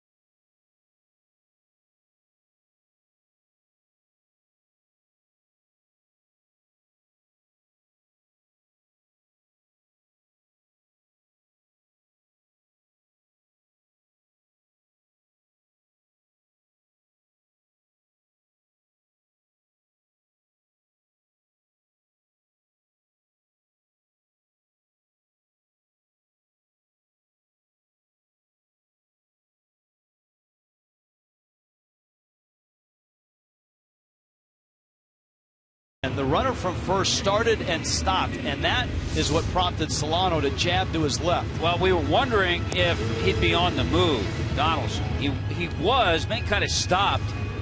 And by doing that, he got Solano in a perfect spot to take the feed from Casey McGee. Great job, terrific double play, and then on the next pitch, a fly ball to center, just like that. Jacob Turner got out of the inning. Now, Bob Melvin turns things over. Guess we used deposed earlier and talking about Frieri and Grilli. Another deposed closer, and Jim Johnson. An expensive one, $10 million this year. See the high ERA. So Jim Johnson, who's fastball, slider, changeup, good sink, but he's not gotten a lot of sink with that ERA over 5. Miami in the same boat as Oakland in this inning, in that the pitcher is due up third. McGee out of the chute takes a strike.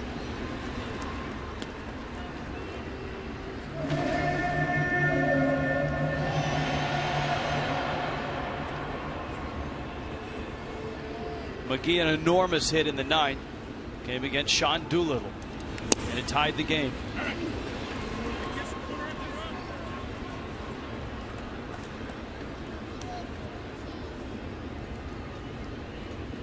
It's right on the corner.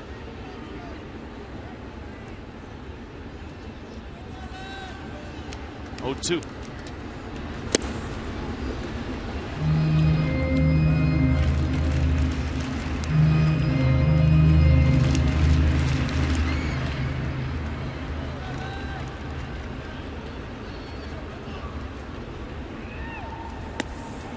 McGee checks. Count evens, 2-2.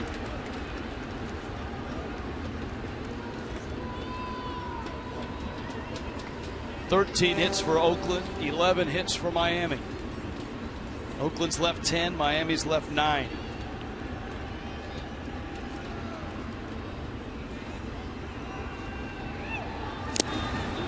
And McGee foul tips it in to the glove of Jaso. Oakland pinned 4 runs on Nathan Eovaldi in the first inning. Miami pinned a blown save on Sean Doolittle in the 9th.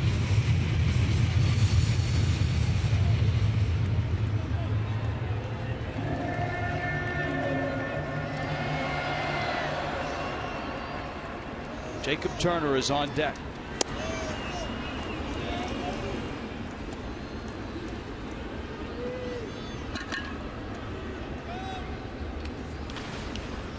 Well, let's see. We saw the Marlins win a no-hitter with the pitcher on deck. No, not going to happen. Cespedes over. He makes the catch. And so Turner comes to the plate, and this speaks to the state of the bullpen right now with that 14-inning game in Philly. And who knows, the Marlins made a move to activate Sam Dyson. Who knows, they may have to make another move in anticipation for the game tomorrow. We may have to make a move up here. Turner takes a strike. Saltalamacchia is on deck.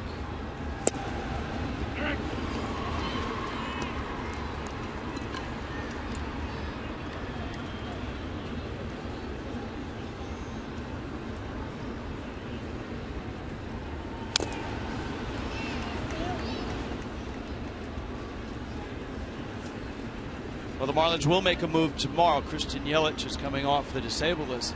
The question is, well, if the game goes to midnight, I don't think you can make that move in game, though. I don't think so. The question is, what's Marcell Ozuna's status? He left with looked like a right leg injury. Turner with a couple better swings there. Fouls it back. Ozuna on the bench.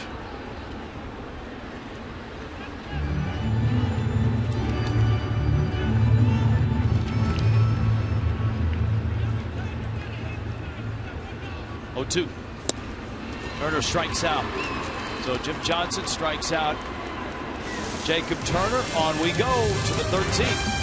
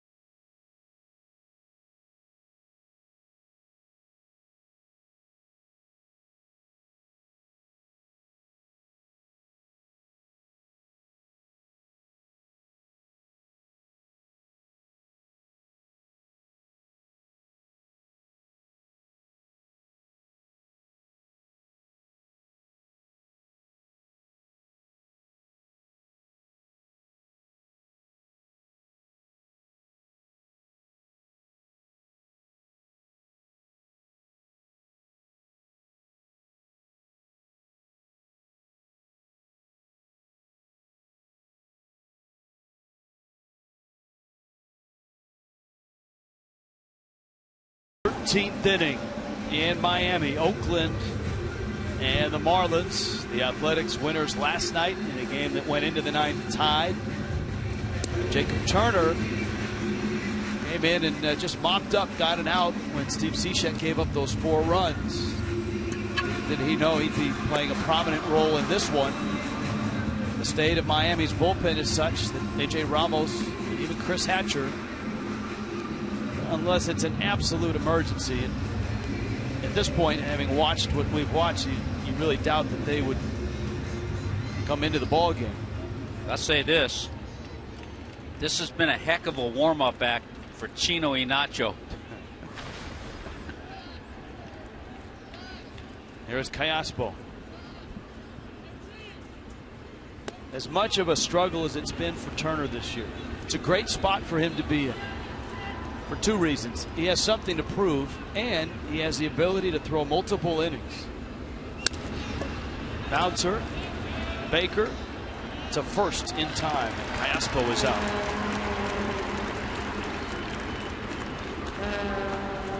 And here comes Gentry.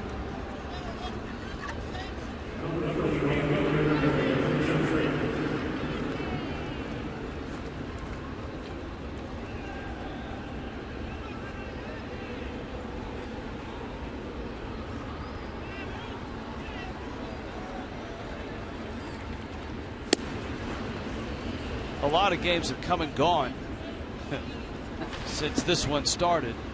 The Mets beat the Pirates 5-3. Earlier in the day, Atlanta won the first of a doubleheader against the Phillies 10-3. And they've started the second game. They're in the bottom of the 3rd now, turning top 4. 1-1 Atlanta and Philly, second of the doubleheader. Washington and Chicago are tied. Second game of their double dip. 2-2, that's bottom 4. Washington behind pride of Hialeah, Gio Gonzalez. Won the first game 3-0. Turner throwing well right now. Yeah, he is, and I think you're right. He gets an opportunity to get in a little bit of a groove. The one little change I know that Chuck Hernandez said he made, he moved Turner's stance on the pitching rubber. I think he's got him a little more on the third base side just to help him with a better angle. This is not a guy who wants to walk. And strike 3 called. Well, we've seen some calls go either way in this one. Here's a look. Yeah, it's not been a very good day. That was a lot closer than I thought, though. It is a strike. The ball is on the line. A lot closer. The ball is on the line. That's a strike. That's the corner of the plate. It looked ugly, didn't it? It sure did. Because Saltalamacchia was set up way out. The pitch was in. He had to reach for it.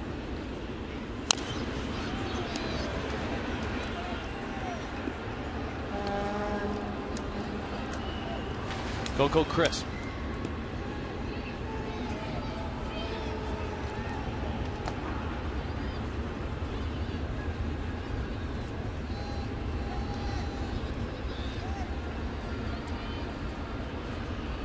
Crisp has walked 3 times. One hopper, nice play by Jones, steps on the bag. Jacob Turner, 2 scoreless innings. And Miami to the bottom of the 13th in a 6-6 game.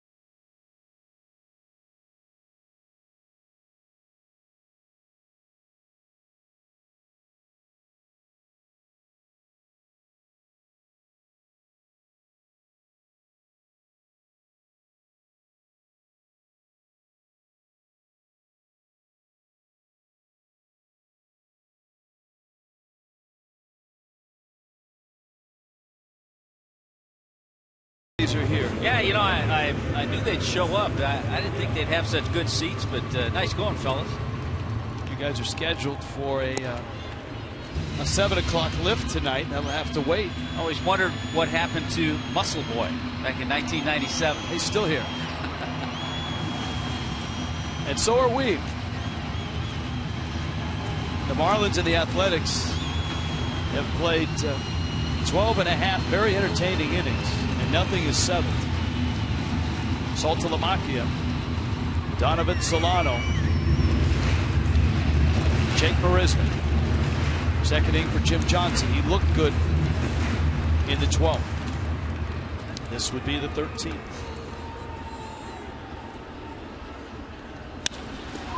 A one hopper that's picked. Lowry on the shift. And one out. Kind of made that look nonchalant. The ball was hit well by Saltalamacchia. What does chalant mean? I mean, nonchalant. Chalant must mean in a hurry or with great pressure. Yeah, not with ease. I have no idea. But that's why we have a cracked staff. They haven't done much to the cracked staff in the last 3 innings since Doolittle left. So if they could look that up for me, that'd be great.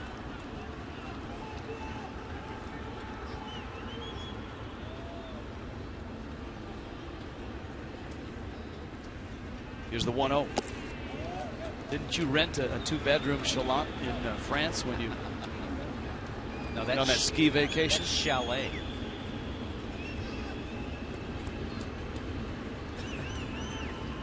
We've been told by the truck it's not a word. It is in the 13th inning.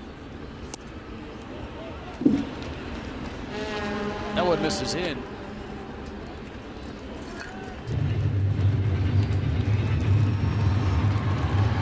Didn't miss by much, but it was in. It bounced off the glove of Jaso. Pitches in, and Solano is aboard. A 1-out walk. And here's Jake Marisnick. Where you look for any little opening, any little crack to sneak through, and get a base runner with 1 out. It's a good sign.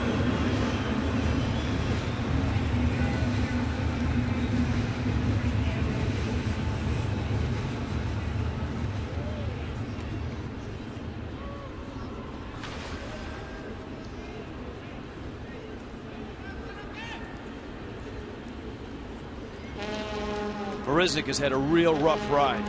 He struck out back in the 10th. Johnson misses down low. Here he is also with his 3rd at bat.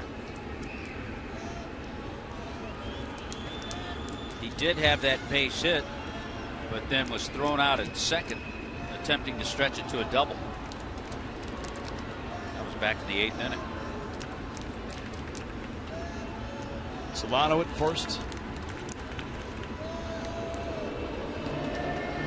And I guess there's 2 ways to look at it, and he can look at it the way we talked about with Jacob Turner. He's in a great spot here. He's in a spot where he can come up with a big hit.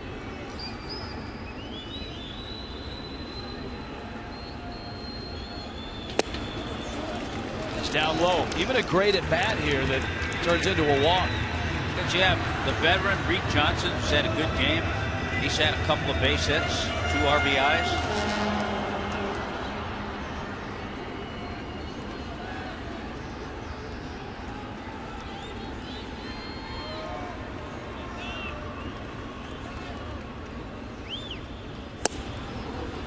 That's down.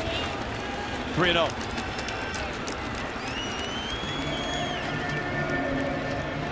No one throwing in Oakland's bullpen.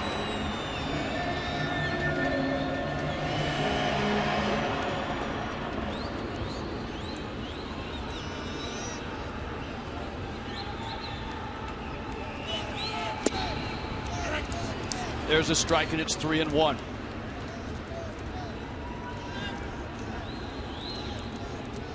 Now here's where you could send Donovan Solano.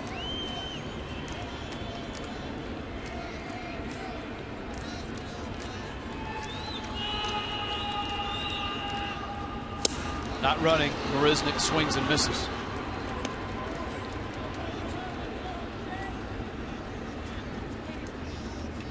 And it looked like Johnson just threw that fastball by Marisnick.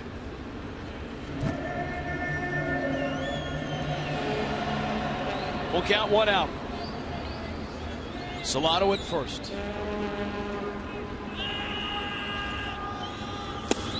And he threw it by him again.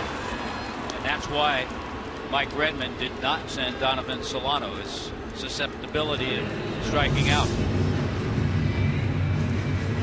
Boy, that's a good sinker. Good two-seamer from Johnson, too.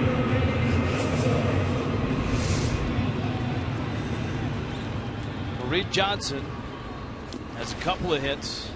2-run double. Singled in the 11th, but remember he was caught stealing when Oakland pitched out.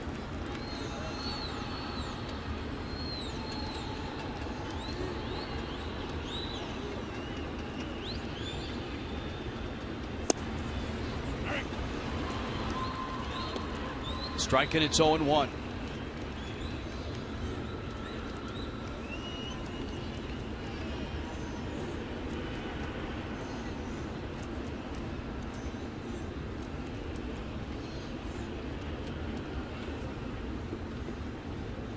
Ryan Morris, Steve Cishek did their job.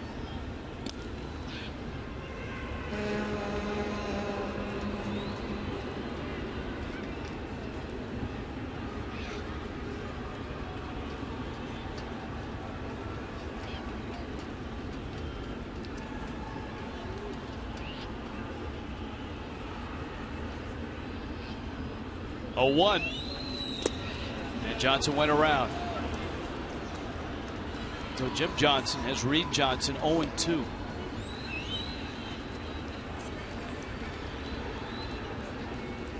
Extra inning games. That's a lot of beef jerky between the Athletics and the Marlins. Jack Link's Beef Jerky is the official sponsor of extra innings.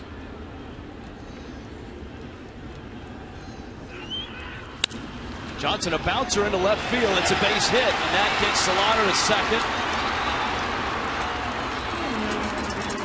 And it gets Baker to the plate. What a job by Reed Johnson. Jim Johnson really tied him up. He threw that same pitch that he struck Marisnick out on, that two-seamer down and in. Reed Johnson was able to turn on it, just snuck it through the hole on the left side.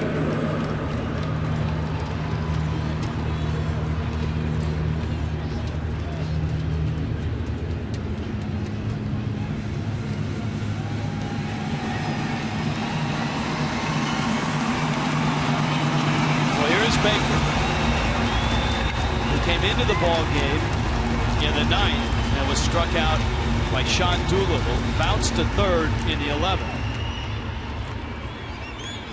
Chance to win it. Had that big walk-off against the Dodgers. There are 2 outs.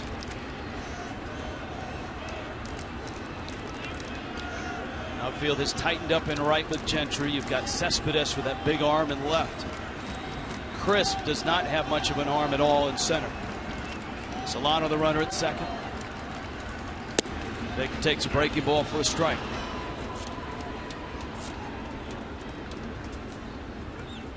It's another one of those games, and the Marlins had one on Thursday where you have a lot invested.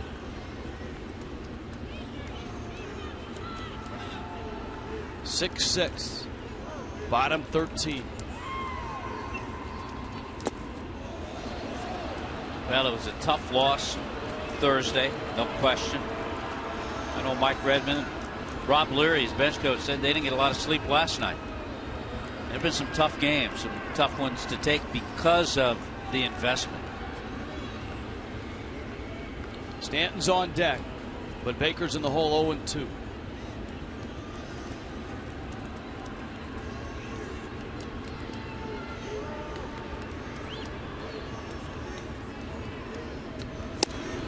And he struck him out. Baker goes down swinging. Miami is done in the 13th to the 14th.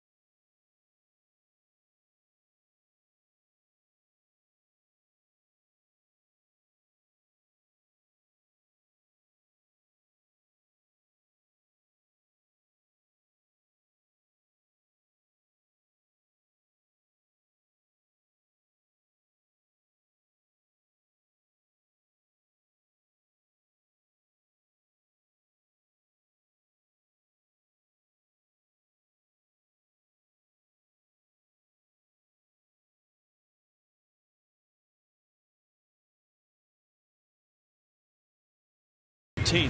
6-6. You see the run in the bottom of the ninth.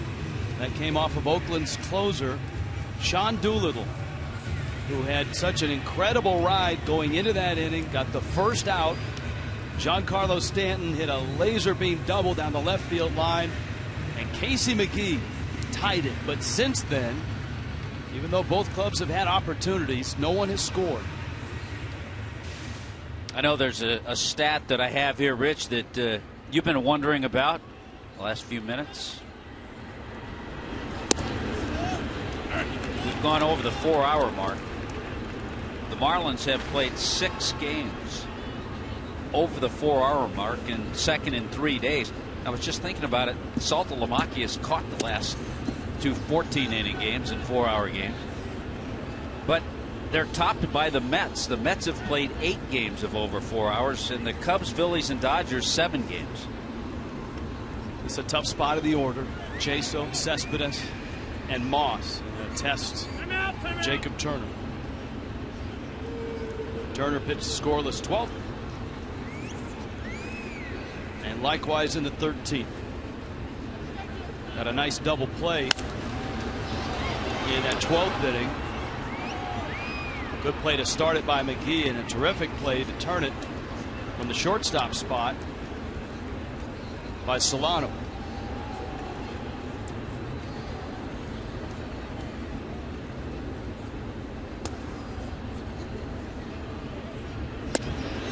Got him. Breaking ball. Strike 3 call.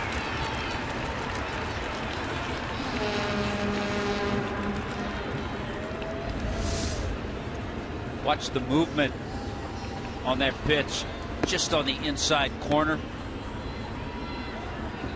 Yep, got plenty of the plate. Cespedes now.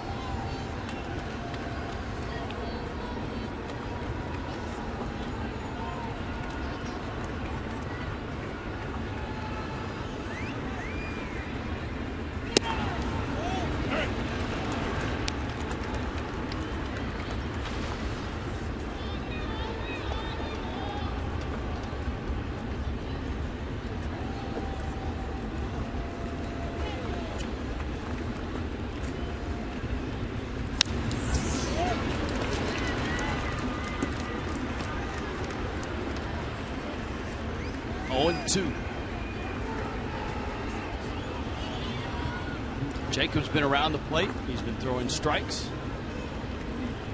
Location has been good.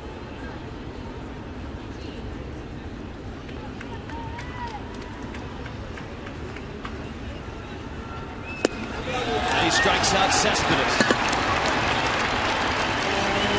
Certainly, Rich, part of that investment that you were talking about in this game. We've talked about Eovaldi and what I think this game meant to him and what it could mean to Jacob Turner. Eovaldi giving up the 4 runs in the first inning and looking like maybe he wouldn't go more than 2 or 3, settled down and went 7 innings.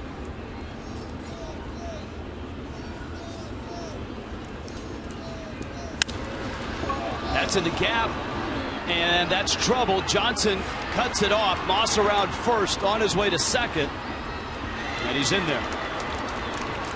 And Oakland has a 2-out double. And that brings up Donaldson.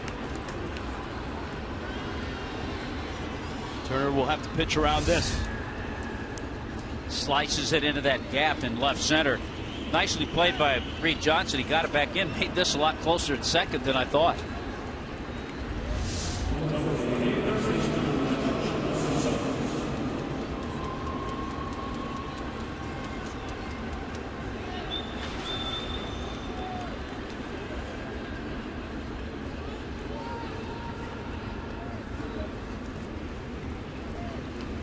Donaldson a 1 for 6.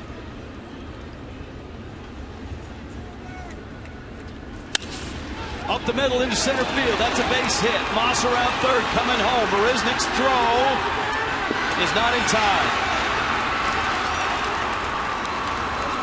And Oakland has a run.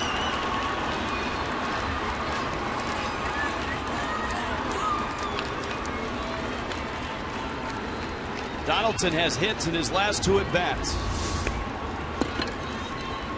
Not a bad slider, but Donaldson just goes right back up the middle. Good throw, everything executed well, but a little bit of speed on Moss's part. And just like that, the A's get a 2-out run. Now Lowry. So 7-6 Oakland here in the 14th.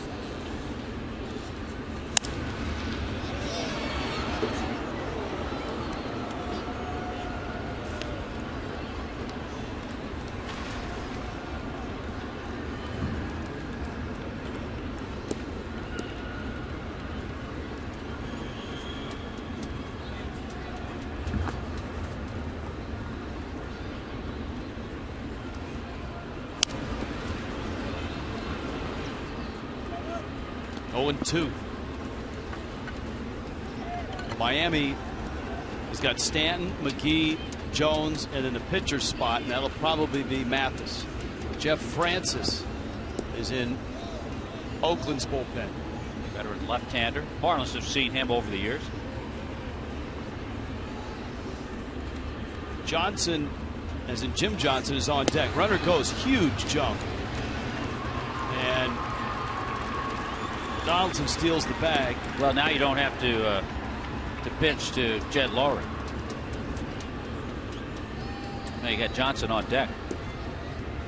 It's enticing with the count 1-2. I think you want Johnson out of the game and you want to face Francis, don't you? That's why they'll probably let Johnson hit, I would think.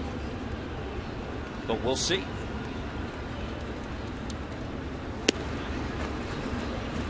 You force their hand. Yep. Well, Norris is back.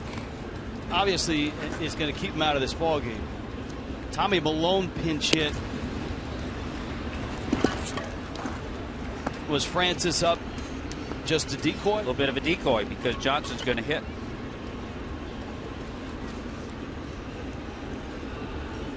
I don't think Bob Melvin wanted to bring in the lefty Jeff Francis to face Stanton and then McGee. But he might have him loose for Jones down the road, who's due up 3rd in the inning.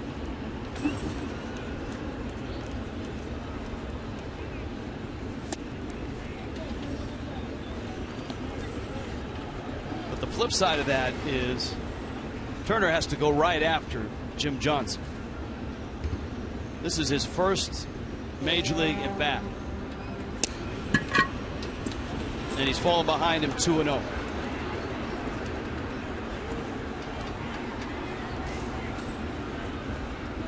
Because Callaspo's on deck and he gives you a battle at the plate.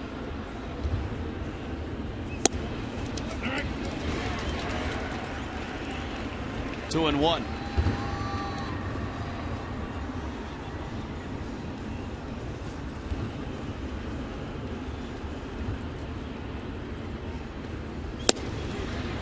That's 2-2.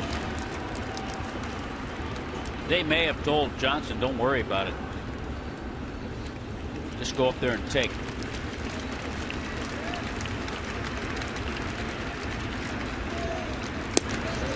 Got him. Oakland gets a run. Miami needs one back. Bottom of the 14th. 7-6 Athletics.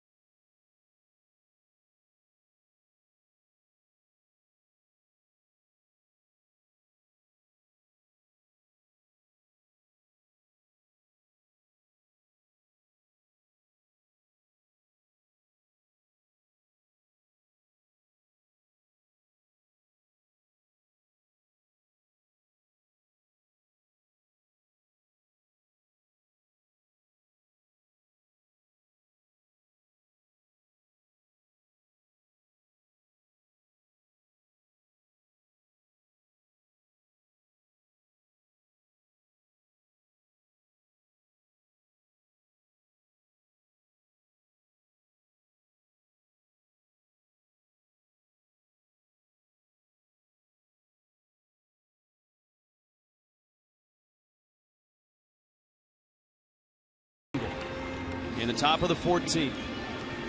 So in the bottom of the 14th, Miami once again has to come back. Now they did it in the 9th inning against the untouchable Sean Doolittle. Giancarlo Stanton doubled. That was a one-out rocket double down the left field line. And then Casey McGee, as he has done all year, it's in that RBI mode, RBI number 48, driving in Stanton. And we show you that because these guys are coming up right now against Jim Johnson. Stanton to start things. And for Johnson, he is stretched out now into his 3rd inning. He throws a strike to Stanton. Francis, the lefty, is loose in the bullpen. Jones due up 3rd.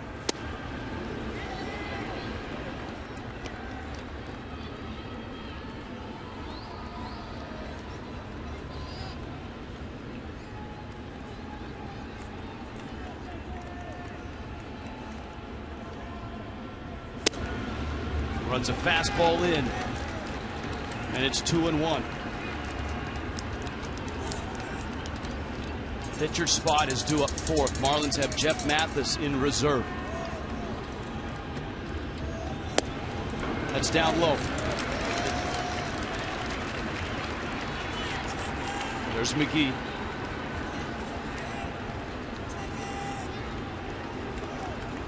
McGee, the first hitter that Johnson faced. Stanton, broken bat, a little looper, and with speed around first.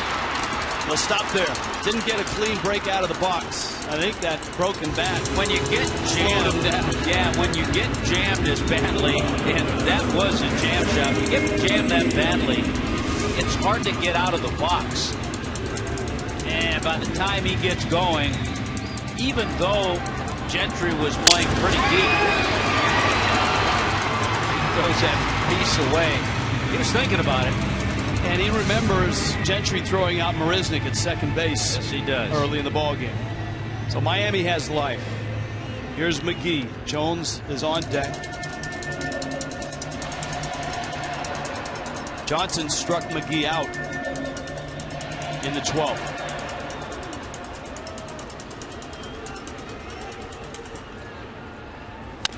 McGee a chopper towards second. Callaspo out there. Safe there. 1 out. Here comes Garrett Jones. Will Bob Melvin make the move and go to the lefty? Looks like he's coming out of the dugout.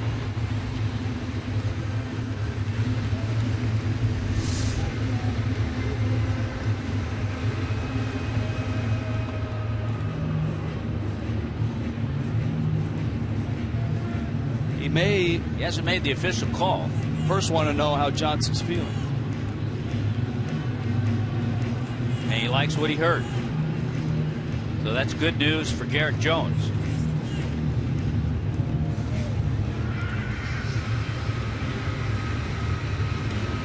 Jones and then Mathis.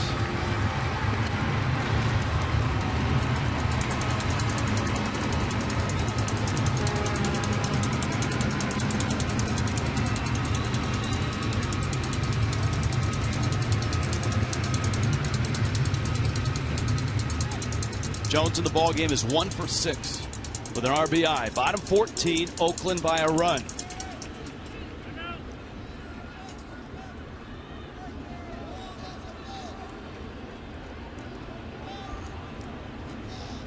Outfield very, very deep. Infield shifted around. And a strike.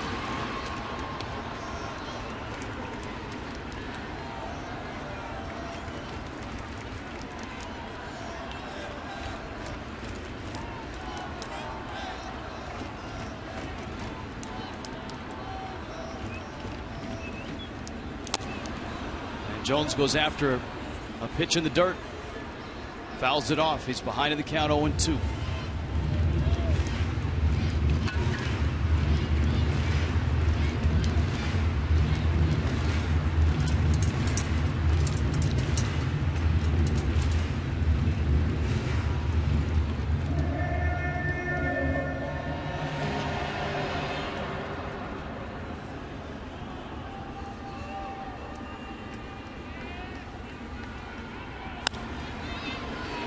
towards the seats and out of play. He came at him with the fastball.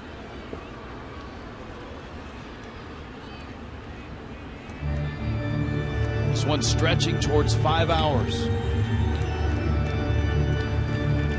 Marlins' second 14-inning game in the last 3 nights. Been a lot of baseball, a lot of pitches thrown, some highs and some lows.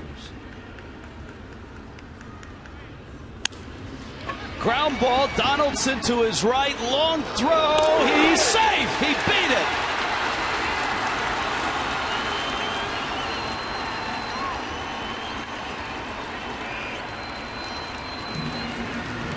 Garrett Jones against the shift. Boy, Donaldson makes a great play. I didn't think he was going to have a shot at all. But Garrett Jones gets his second hit of the game, and this one a big infield base hit to move Casey McGee to scoring position.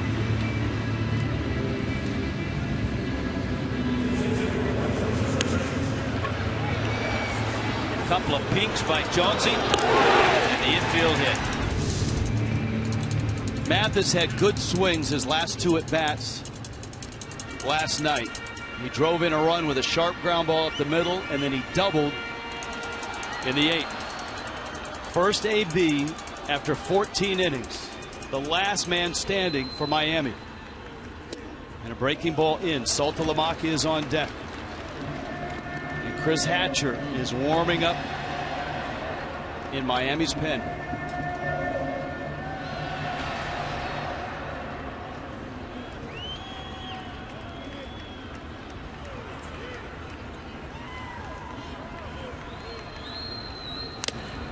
Good swing there, too, by Mathis.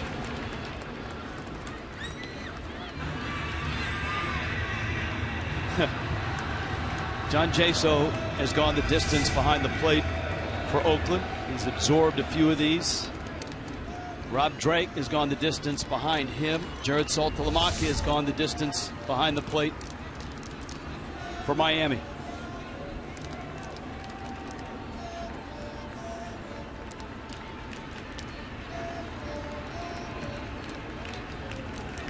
In the dirt, it skips away, it bounces back, throw to third, he's in there.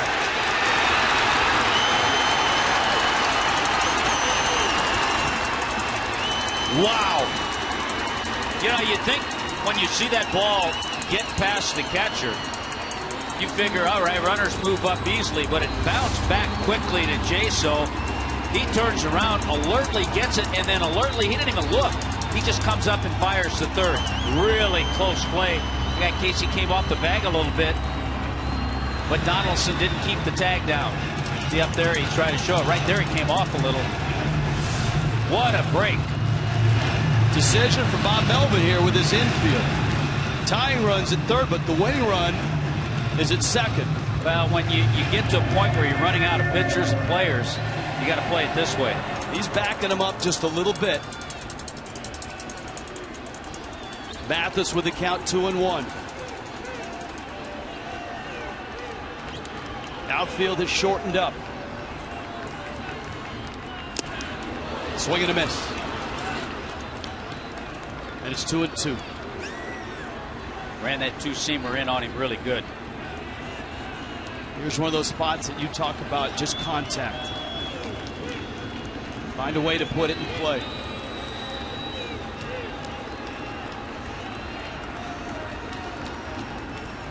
Johnson ready.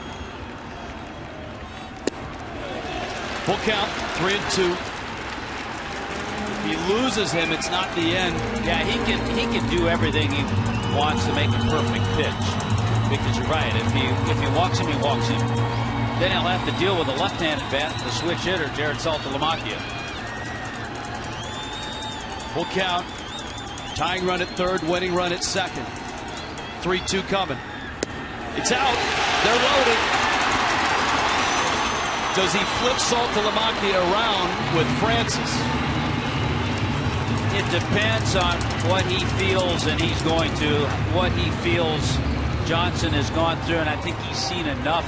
He's seen the pitches, the last couple of hitters. extending Jim Johnson into a third inning. And he's going to switch Salty around to the right side. Last time we saw that, he homered off Hamels in Philly. Bags loaded in the 14th. Oakland up a run.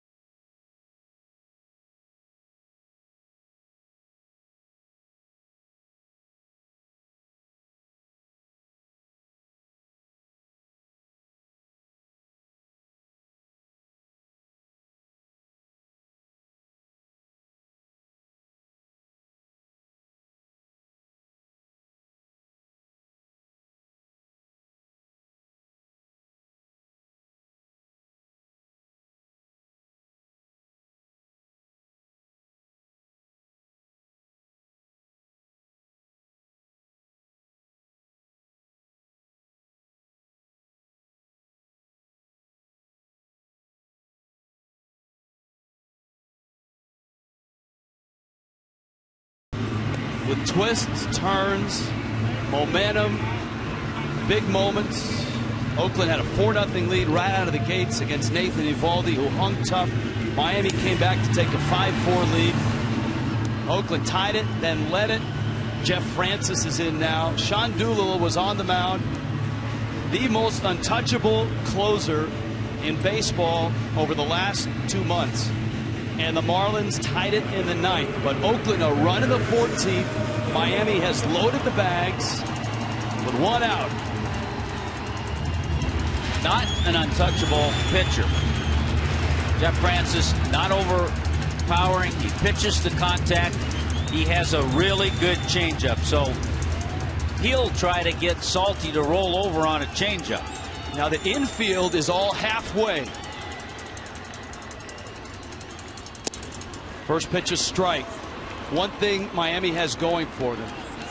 Jeff Mathis is not being held at first. He has a huge lead and he can run. As a former football player, he will make it tough on anybody trying to turn a double play.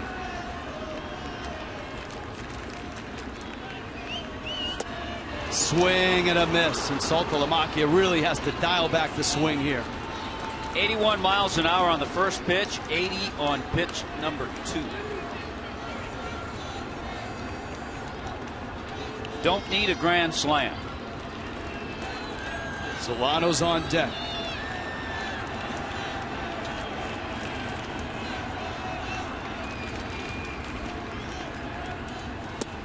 Check swing. Well, he's seen the breaking ball. He's seen the changeup.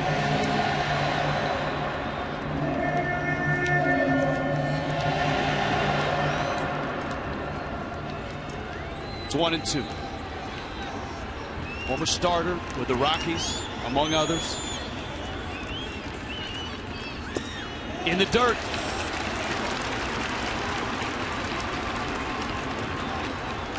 Will Francis relent and throw a fastball? If he does, his fastball's mid to upper 80s, not overpowering. If he goes to his bread and butter pitch, it'll be the changeup. 2-2. Got him! Threw a fastball right down the middle. He went with it. He hadn't shown it, and he gets him.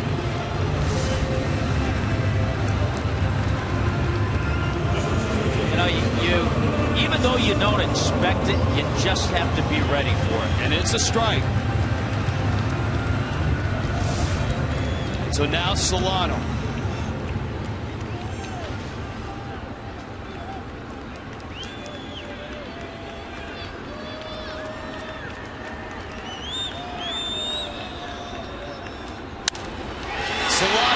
center field.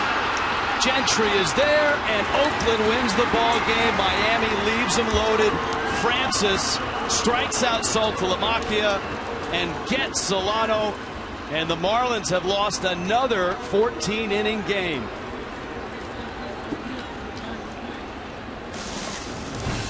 7-6 the final.